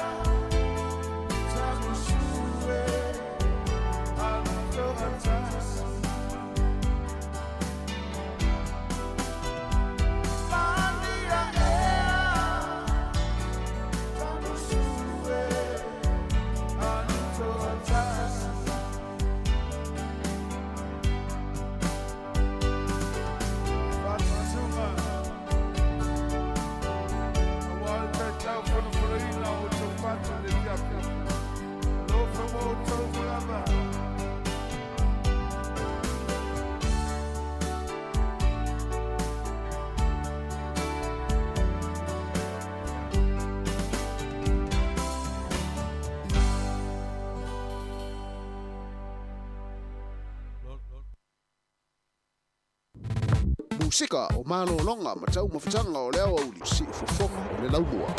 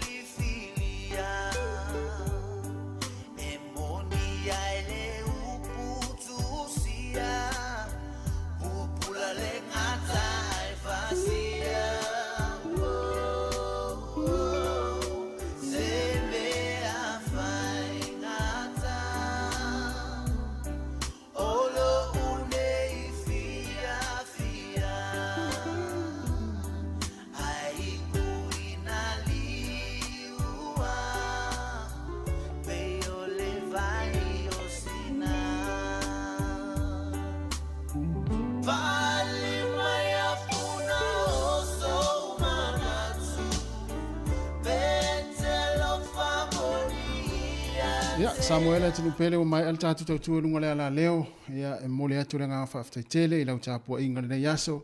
Mai se fo i la tōro mafuta mai, ya, e ala le tau tua, ya, i lunga le ala leo si fonga lau mua le tasi, ono tesi ma le tasi wha mo. Mai se lava nei tātou mātua mātua. Ya, ola mai ala tō le tio i tono a inga. Mai se fo ina i mātua i tono mau tangase ngase, mau tō tangata mātua, whaftai lau tatalo le nei aso, wei imle manui aide tau tua. Ya ilunga le ala leo. Ya le la mata mafuta ma vaenga le ilunga le Facebook ma le YouTube. Ya pe atara tasi anga ili lua. Ya e whaato whaato mo le nei taimi e whaamanu lua tu foi. Se upu foi o le longa mali e lau whaafo mai ala le tautua le o whai ngā luenga le nei tae au ma le nei aso. Ya maru a me whare o tō whina ngalo. Tō whiro i tae o le tu lai fitu. Ya le la tātu pese lea. Ya na so lea ma tātu tara whau matara mai Samoa. Ya na tātu eva tu la foi le nei whaafia fianga se ipa ia le tu lai lua. Na tātu tau mawai lo lea mo le nei aso. Talofa tu le tanga namla ulu sione mafuta mai i Samoa i sunga fono sole. Talofa namla ulu.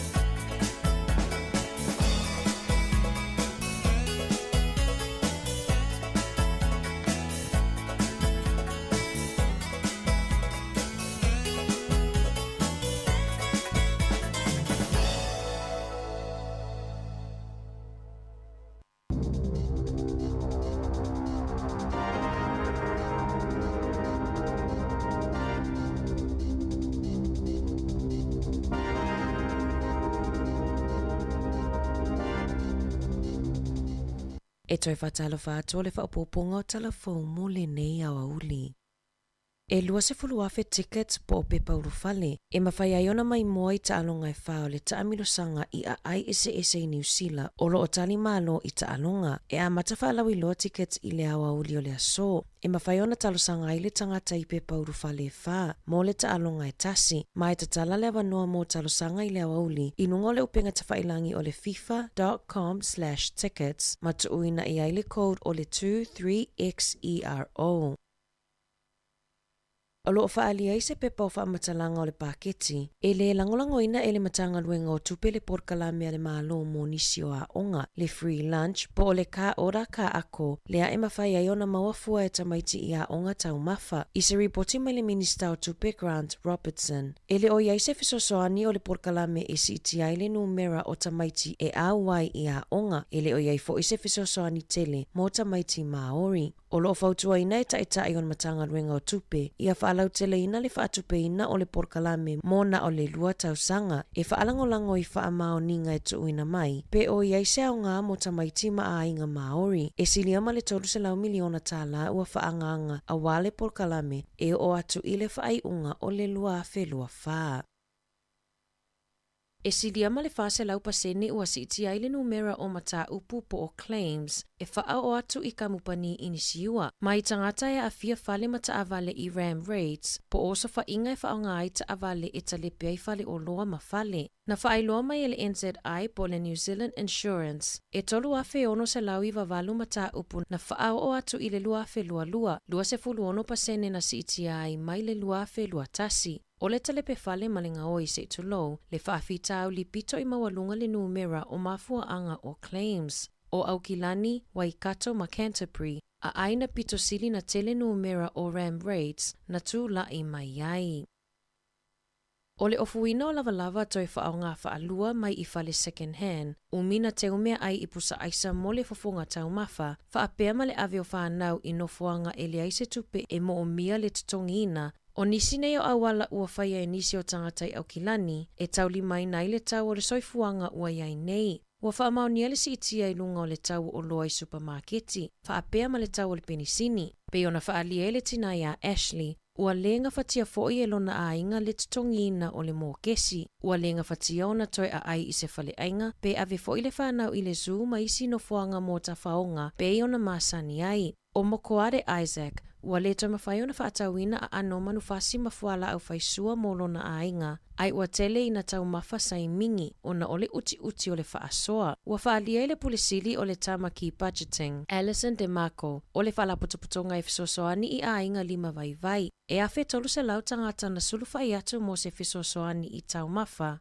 Whaase lau ua si itia mai ai aile ia o maile COVID se fuluiva i le atunuu. Ua whautua ina e DeMarco le atunuu. Po le alawa le tūlanga o lo o iai ainga. Ua tatauona iai se fuafuanga ma whaawasenga le leile paketi mo le ainga i le taiminei mo le lumanai. Ona o lo o valo ia pea e le au whaitoa whao le atunuu. Le si itia pea i lunga o le tau o le soifuanga i le lumanai.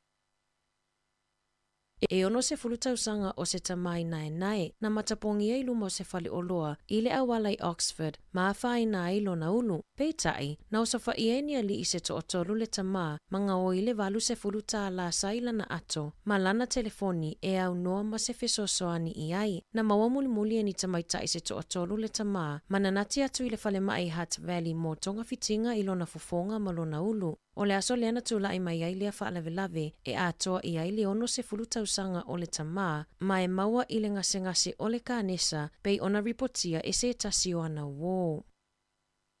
Ua ausia pe ua latalata i le numera na valo ia e le Stats New Zealand po o le ofiso whaamaumaunga New Zealand le whaitaua o whae o tangata ua mai au na whaatumu ma wha o atu pepa o le tusinga ingoa mo le tausanga nei. Na valo ia e le Stats New Zealand e i le vao le valu se fuluiva ma le iwa se fulutasi pasene e tali atu isu enga. Na whaailoa le minista o le matanga luenga o whaamaumaunga Deborah Russell o se whaai unga manuia lea mo le palemene e uilava ina le i atoa le iwa se fulu pasene na whaatumuina pepa mai le whaitaua whae o tangata. E silia ma le fitu se fulu awheta la i le tausanga o le totongi pe a fuai tūlanga maasani ua ausia ngā luenga o lo olisi lunga o le upenga tawhailangi o le Trade Me mo le taimi mua. E fitu se fulu afe ma le ono iwa tā la le totongi o ngā luenga ua iai nei i lunga o le Trade Me. Ono pasene ua si itia ai mai le tausanga taluai. E 58 pasene na si itia ai totongi i ngā luenga i Aukilani. 58 pasene na si itia ai totongi i Wellingtone. Tusalea mai le ono iwa afe 5.5 tā la i le fitu se fulu tolu afe ono se lau ono se fulu tolu tā la i le tausanga. Na whaalia i le whaatonu mo fe whaatawa inga a le Trade Me, Matt Tollick, ua si itia le tauwanga i le vao kamupani ma pisinisi e whaalawiloa ia wanoa whainga luenga i a tōsi nā tuai tangata o tausa ilinga luenga.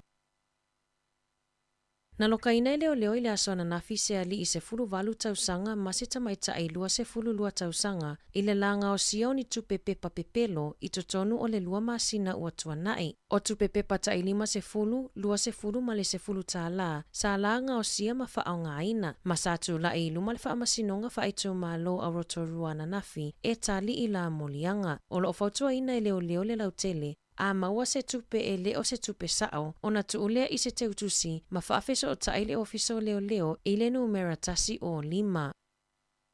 O lo whaatuputupula ia pea le numera o tangata e ngau tupe i whainga tau whaavalea. O le astona i taluai na ripotia mai ai le tina ia Shelley, na ngaula na se fululu a wheta la, ina uawili atu se tangata tau whaavalea whaafolinga o se tangata whainga luenga, ale whale tupe ale PNZ.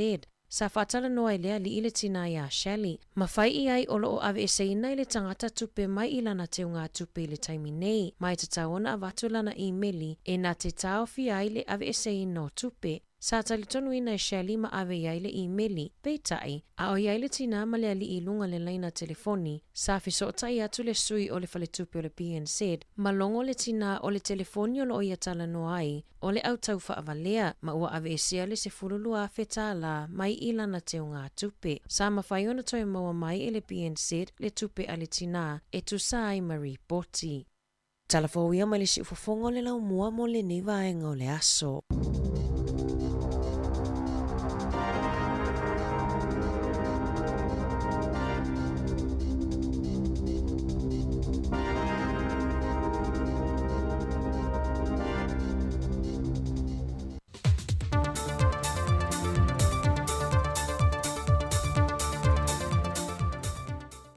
Whaatalofa tulu tātua tunu o whianga i fwoi mwhaiva ma tiutore ne yaso, alu mai e se whaopoponga o tātua telefou mai Samoa. O upu whaloto tele sa whala e awa tuai le fionga le au mamalo le malo Samoa, le fionga tuimaleli whano vale tua soalo vile lua, e le sunga le teitei malanga ma le whaia onga atoa i malipulenga, o le awa le manu Samoa se fulmali lima, a o iai le atunu, e ta pena ai mo lana ta alonga ma ia pandi le masina nei. Sa malele le fionga le au mamalo le malo e mamoli le na whaaftai ma le na whaamnuia i tama whana wa le atunu, le ua filifili e tau aveina le tanga vai e Samoa i ta alonga whaavao malo. Le olo manei ai maise o le taamil sango lipo le langi le lua whelu se funmali tolu. E le saunoanga le fionga tui malele whano, na i moli atu elon tali tununga i tamata a alo. O le aveo i la tope filifilio ta alonga whaavao malo ai maise o le taamil sango lipo le langi. O lo lato wala awina lava lea mai le li, e tau ave le ingo pele o Samoa, ma o lo lato sa ilinga malo fo i lea mo le atunu. O upu masani o tapo inga le atunu na sau no i le fionga lea mamalo le malo. Ia po liuli lo tino ai malama o mata, e te iloa i le alo fili, ma ia e tau ma le mautinoa o e lava o le tamatane Samoa moni. O le solo fatu te iei nisi o kole ninga fa awa o le manu Samoa sa fulma le lima i le malaya le universitea wa o Samoa i papa i ngala, ai o le fiafia na nei e fatu nui nai se inga sa ilse leni e le fale ta alo numero tasi tuana i mato. Afa le tu lai valu i le aso farile, fa wau nisi o na kole ninga le malaya au tu i le apia park, au le tu ua le tunu i le fiafi mo ni usila, e malanga atuai fa awau ia pani. O le baia o so nei wa te tala i se tasi o vaenga o le poloketi o le tasi le miliona tala, a le tumalo palauli numero mua, wa o tele ripine te tala lo ia ai se a walo fiso te inga i lunga o peng te wha i langi le tumalo. E mata i tui nai e tangata umo le tumalo ana fuafuanga mo le tasi le miliona tala. E le ngato ana tupe wha soa, o poloketi wa maea, o fuafuanga o le a whaatino, e whaatatau i tutongi na uwhi ngā ruenga, ma ngā ruenga whaatino ai la tolo ngā lulue le ofise to se furuma le lima. E le saunoanga le fionga le tamai tai minista o tupe, le fionga mulipola ana rosa ale mōli o, na whai masui o le malo e mōli le saunoanga au tū, na ia wha ai loa e wana o le paule o le tū malo, mai tū malo e lima se furuma le tasi o le antunu. E iai sana fuafuanga whapea o lana tasi le miliona tala, o le awha whaingo fie tangato le tū malo ma so se tasi, e lato te si le fie i fuafuanga whaata atiti o le whaanga solonga, ma le vaenga o lato se leni o le miliona tala. Sau no mulipola o le poloketi ne o le miliona tala, o le numera tasi le whaatumutumunga o fuafuanga le whainga malo fau, e whaasa fua tuai le manuia i tangata lau tele o le atunu, e ala i mea whainga luenga o lo tufatu, e fesoasoani a lato whaatu anga.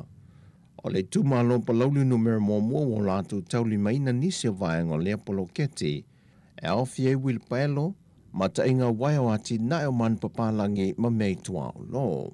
Wa te talalo i nei leo peng te whai langi le tūmalo palauli numero mua le www.palaulitasi.ws.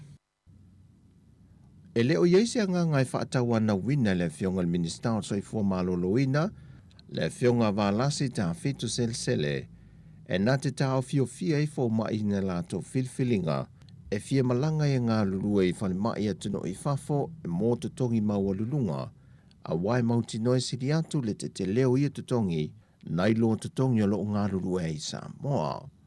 Paule tūlanga lo ia whaamanatu mai fo mai e valu se fulu i te toio le atuno, sa te lele saole malo Samoa i le tūlanga o lato wa o onga, se ia o ina whae a ina i lato. A whai ai whina ngalo le fo mai a wā fo o tangata o ina le lei. O tangata ua iai le to mai ma. Ia e awane i ngalo o le atunu wa safso swani i lato whae a ina. Ia le fo i ua mai utau tua le ele o whapela o whai atu le mau. Mea e le angal me o whina wai lato. O le tāua fo i ma le o le fisili le ua fisili ai i le tūlanga i o ina i fōi, po a lava tongi le lei e tu i tangata. Ia, lai fōi whafonga mai te le o Ia su e tuai steimi a whai ua, ia le nganga o se tangata whai ngā loenga o le asuia le mea tauna soifua le ai i New Zealand. Po Australia, po i fo inisi mea ua ofo mai ai i le tele o tangata i ngā lulue. Ia ona tuua le o tātua tunu i ngā loenga pe ona whamanu i ai lato. Ia mena i le mwhainta whiasisi. Na momoli le whaaftai le fionga le minister le fō mai mata i tasi le atunu o lo tutoe. Le na whaalau i lolo na whaase ea tuenga lue mo le whale mai i Amerika Samoa i se tutongi na ofo mai i ai. A ua toe suielo na mawhauwhau i na ua ia a mia mala tala noa. Ma ua toe wha wau eila na tautua i le whale mai tele ma tō tua. E iei nisi o fō mai ua tuua le atunu o no sa ili manuia i a inga i atunu i whafo. Au nisi o fō mai o wha i lolo la tō nganga o le atu ua le matanga luenga e suia nisi o ngā luenga ua fia ngā lulue ai. Ua lona lua le teinei tite valu tausanga le matua le soifua e a onga le a onga tūlanga lua i vai mea ma liu ua wha mawina le matanga luenga o leo leo e mafua mai le malemo. O le teinei tite valu tausanga i pea na ripotia le matanga luenga o leo leo na maua muli ane lona ainga ina ua saa ilia, wa upea lona tinu maliu se i tulau le vaita ele, e se tasi o faltari malo le antua le pata, le anga Reef Resort. Whaai loa le kumsino le tanga ruenga leo leo au apa aulungo i tino Filipo, wa wha mao nia ma wha amalia ine so e suenga le tanga ruenga, o le malemo wa afu le maliu o le teni titi valu tausanga, mai o le po le aso lua le vai aso nei, na tūlai mai ai lea whaafita uli. Wa toa lua i nei maliu e leo mana o mia ele matanga ruenga leo leo ni su e suenga po ni tau tonga whaapitoa. E awhie ma le tina ono sifu ma le valu tau sanga le matua le soifua mai vai to umuli palau le sa vai. O tala fawia mo le nei aso le tātu tunuu, man ria fuafuanga o whenga iai wha soifoia.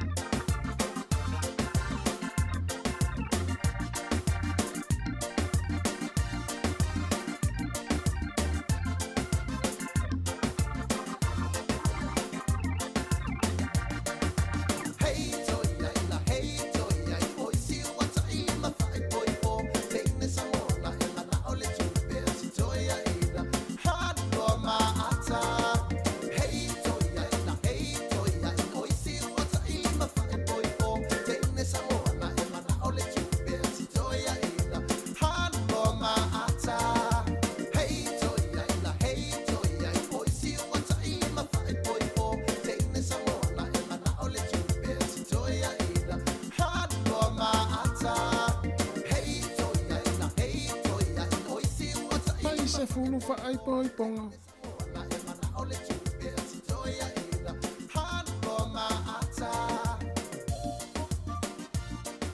Ia hei toia ina, ia o istoia ina, ia ua tai lima fai poi ponga, o istoia ina ua tai iwa fai poi ponga, ia o istoia ina ua tai lima, tai fa, tai tolu, ia a o toia ina lele ia tai tasi rato fai poi ponga.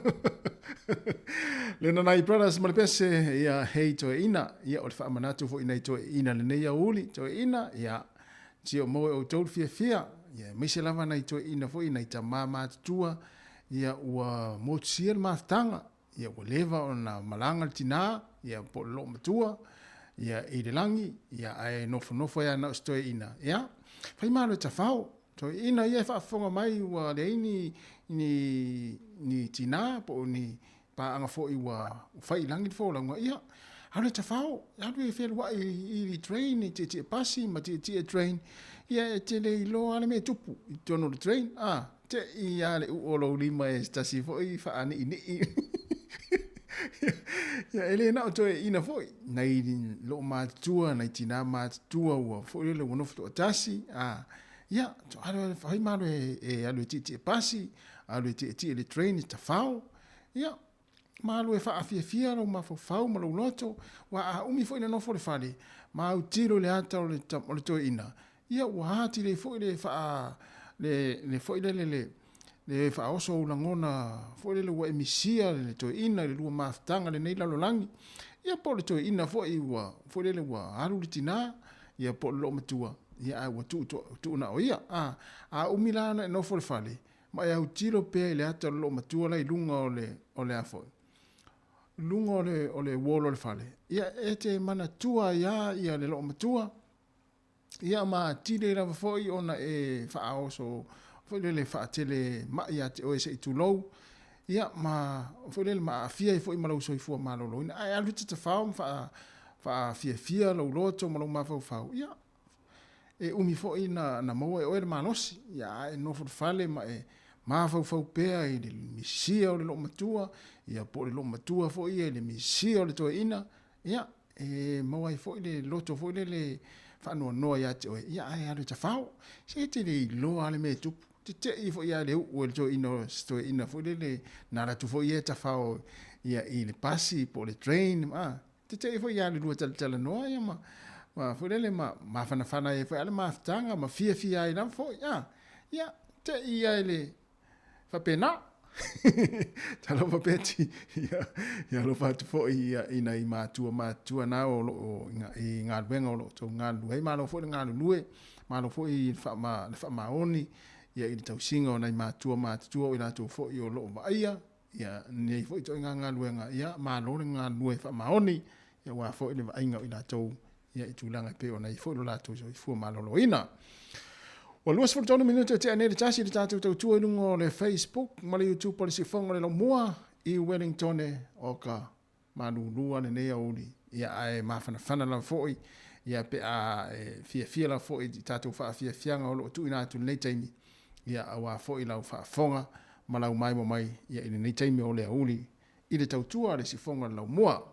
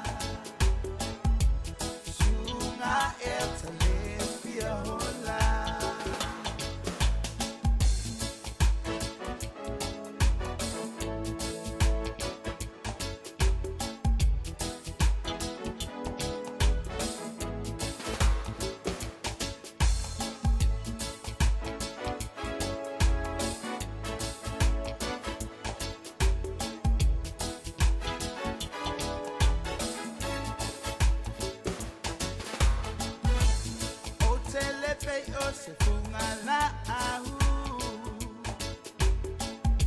Pamatang of fear, I said to Hamau.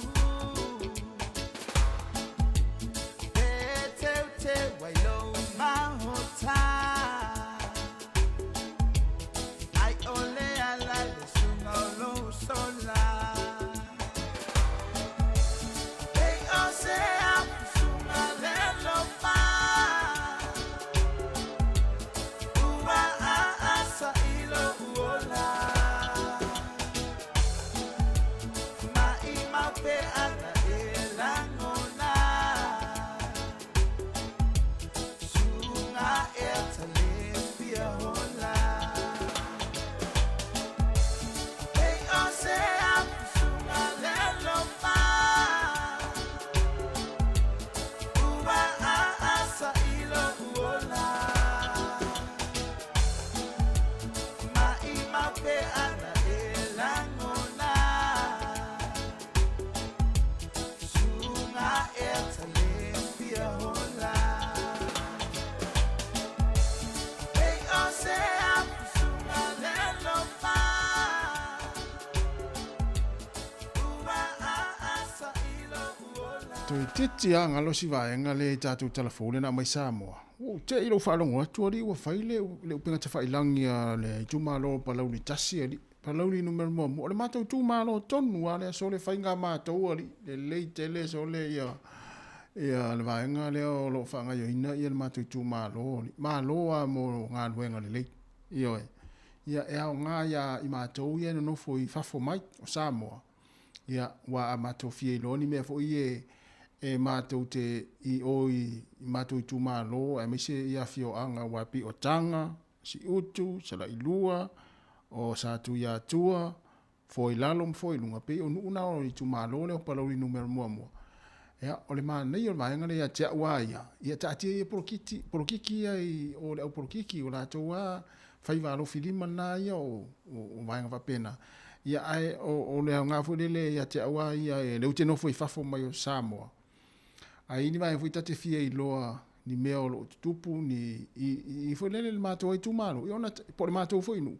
I ona tālu le ilunga le website lea fuelele le tau mai. Tawa ai po hani vaenga tā ua ni vaenga fuelele le atina eina o le nuu ia o le tūmalo. Ta te iloa umana i vaenga au se i tū le leitele. Awa o te iloa o mafu angana wala i ona ele tō file committee fo i o ngā whamare vaenga. Ina ia tuu vaenga whapena i lungo o website. O le website lea palauri numero mua. O le tūmalo le safa ingoa mua palauri sifo. Io e lea la o palauri numero mua. Le tio atu e numero mua. Wala e numero mua i mea umai whai. Io e maa nei a tele. Ia, lona winga a o fia i loa mea le tupu o le matou tūmalo na ubalu le ilunga website. O ani maenga tā ua e maua mai ai. Ia, ma le toe tau vili. Ai le alo tā alu lunga o penga te whailangi nei. Ia tate i loa ai mea lai te tupu ma ni ati ina e mani maenga whapena. Ia, wafo i whale o nuu mai tūmalo. Ia tātia ia le porokiki e peono tau. Tātia ia le porokiki i le au porokiki. Ia, ai o le ia i o le nuu ia ma le tūmalo. Ia maenga whapena. Ia, ai maa lo lawa le mafuta mai le tātua atu nuu. Ia, le nei teimi o le au uli. O lea ua awhatonu lava le tūrai tasi. Le tautua, a le si ufonga lau mua Wellington. Ia, tātou wōsina pese lea. Ia, tau wha mawhanawhana mai ili nei auri o whaiasi manulu.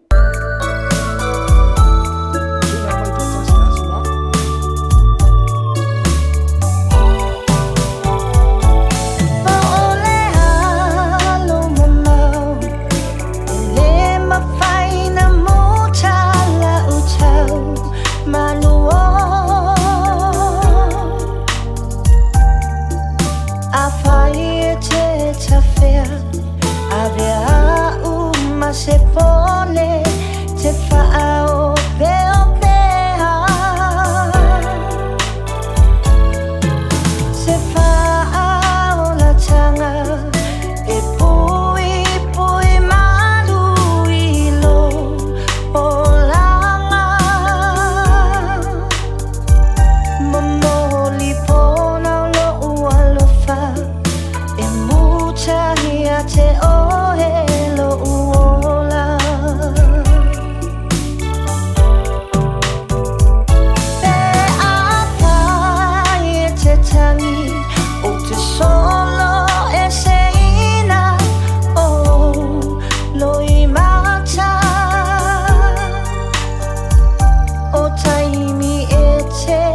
fatia o te fusi mau oe whaama whana whana a e tofa i le po a vea ia o a ue whai mau leo leo te ufi malu ia te oe e te ta o toi fo i lo ulo toe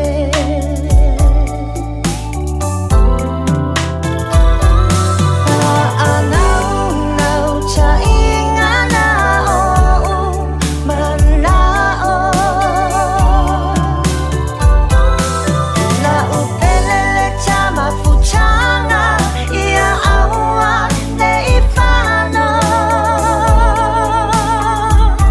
e matala pe lo fai toto ama fatali oe se ia e sau ani ea ia aua ne ta feo uloi mata le e faa vavau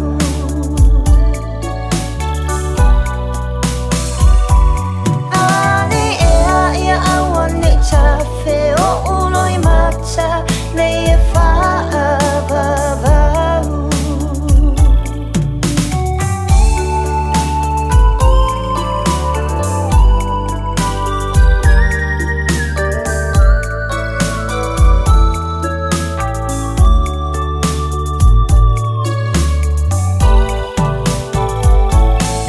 se ula ua su i mau se ofu ele ai sona so onga e faa vavau lo ulo toa mau sali ua inu mali ia oe o nai ia umiti e tu maulo ma fana fana o se moe ngā ua uwhi i auro molo u hanganga o oe o lo usa o lo tonga o se ua manongi i o utotonga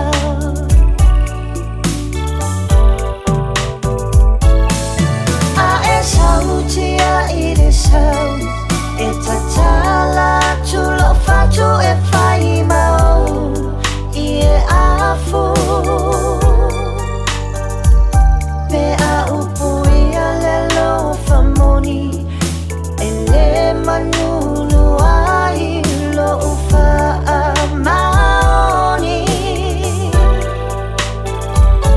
o te tatalo i le langi ia fusia le tama futanga i le fea lo fani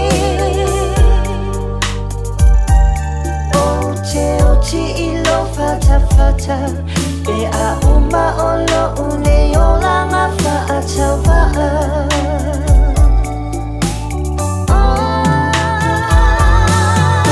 a nau nau ta inga na o mana o na upelele tama futanga ia aua le ifano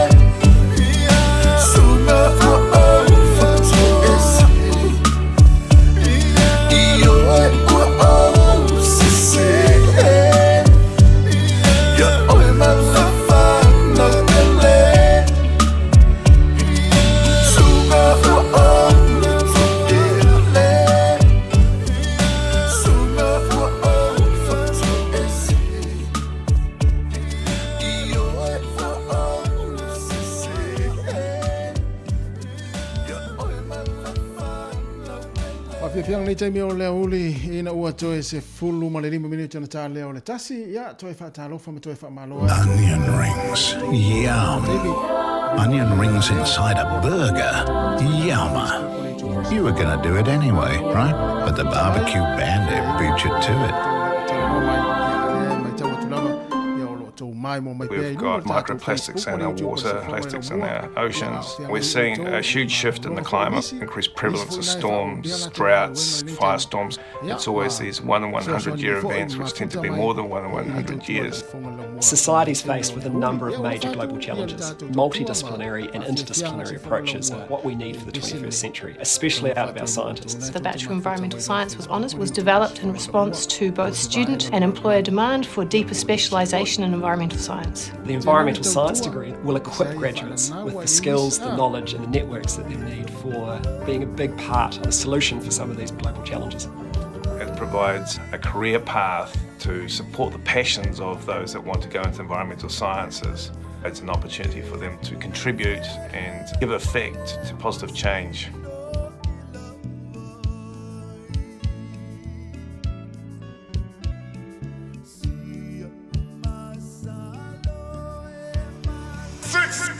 Can you just kasalu that violin for me, Sully?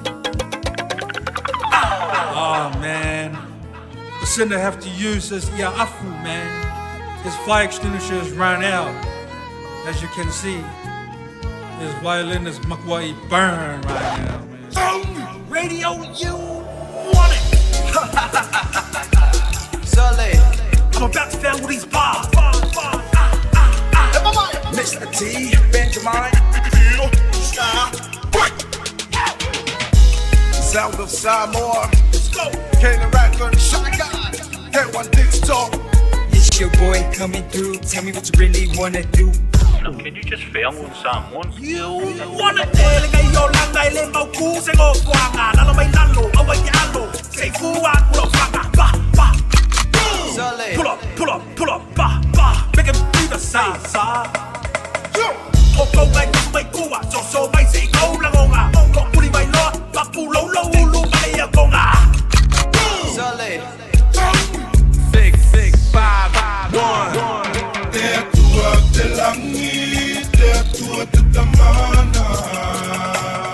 Te atua te lalolangi, te atua te moana. Hey, hey. Ko tangi e tu moto malama lama.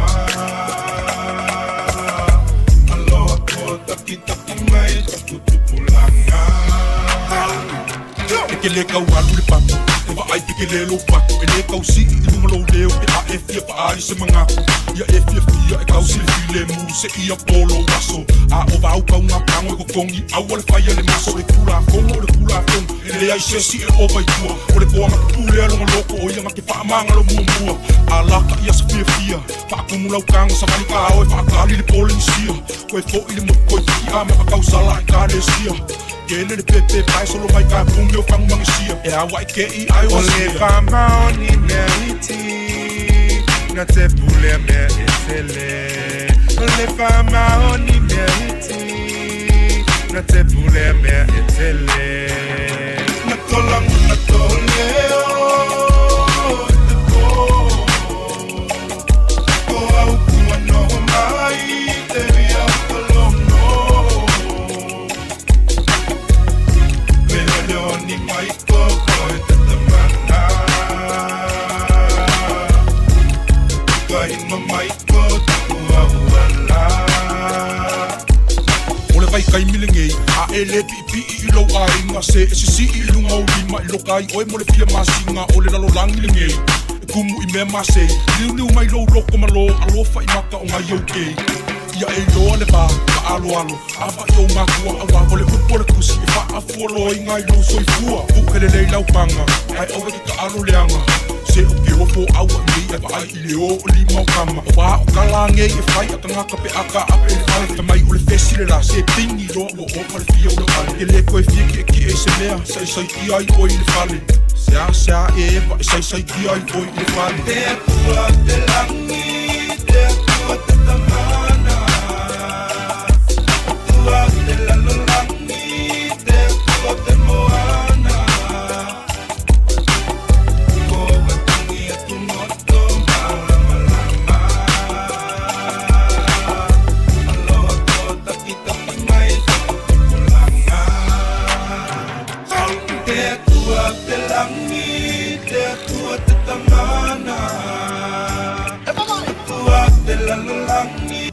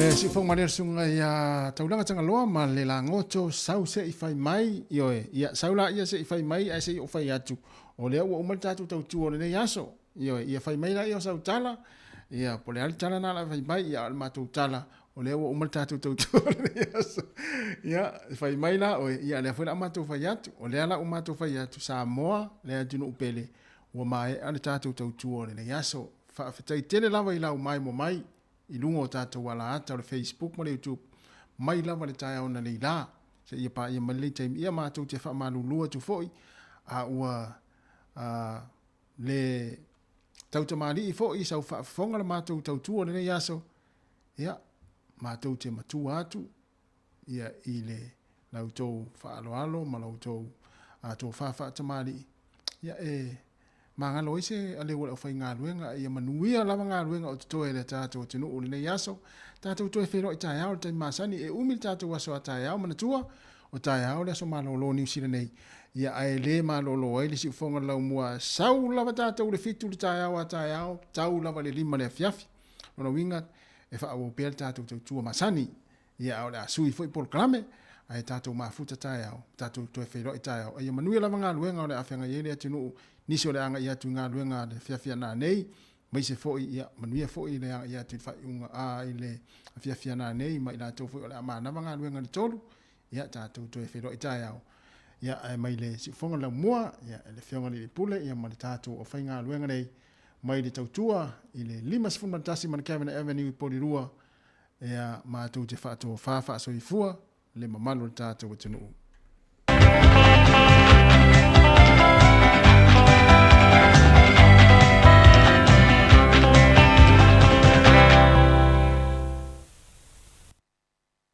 Thursday alert. Today's the day more New Zealanders fry their electronics. Warning, sockets go on strike, chargers take charge, and laptops go swimming today. Check out the state mistake report. Ja, le la tatu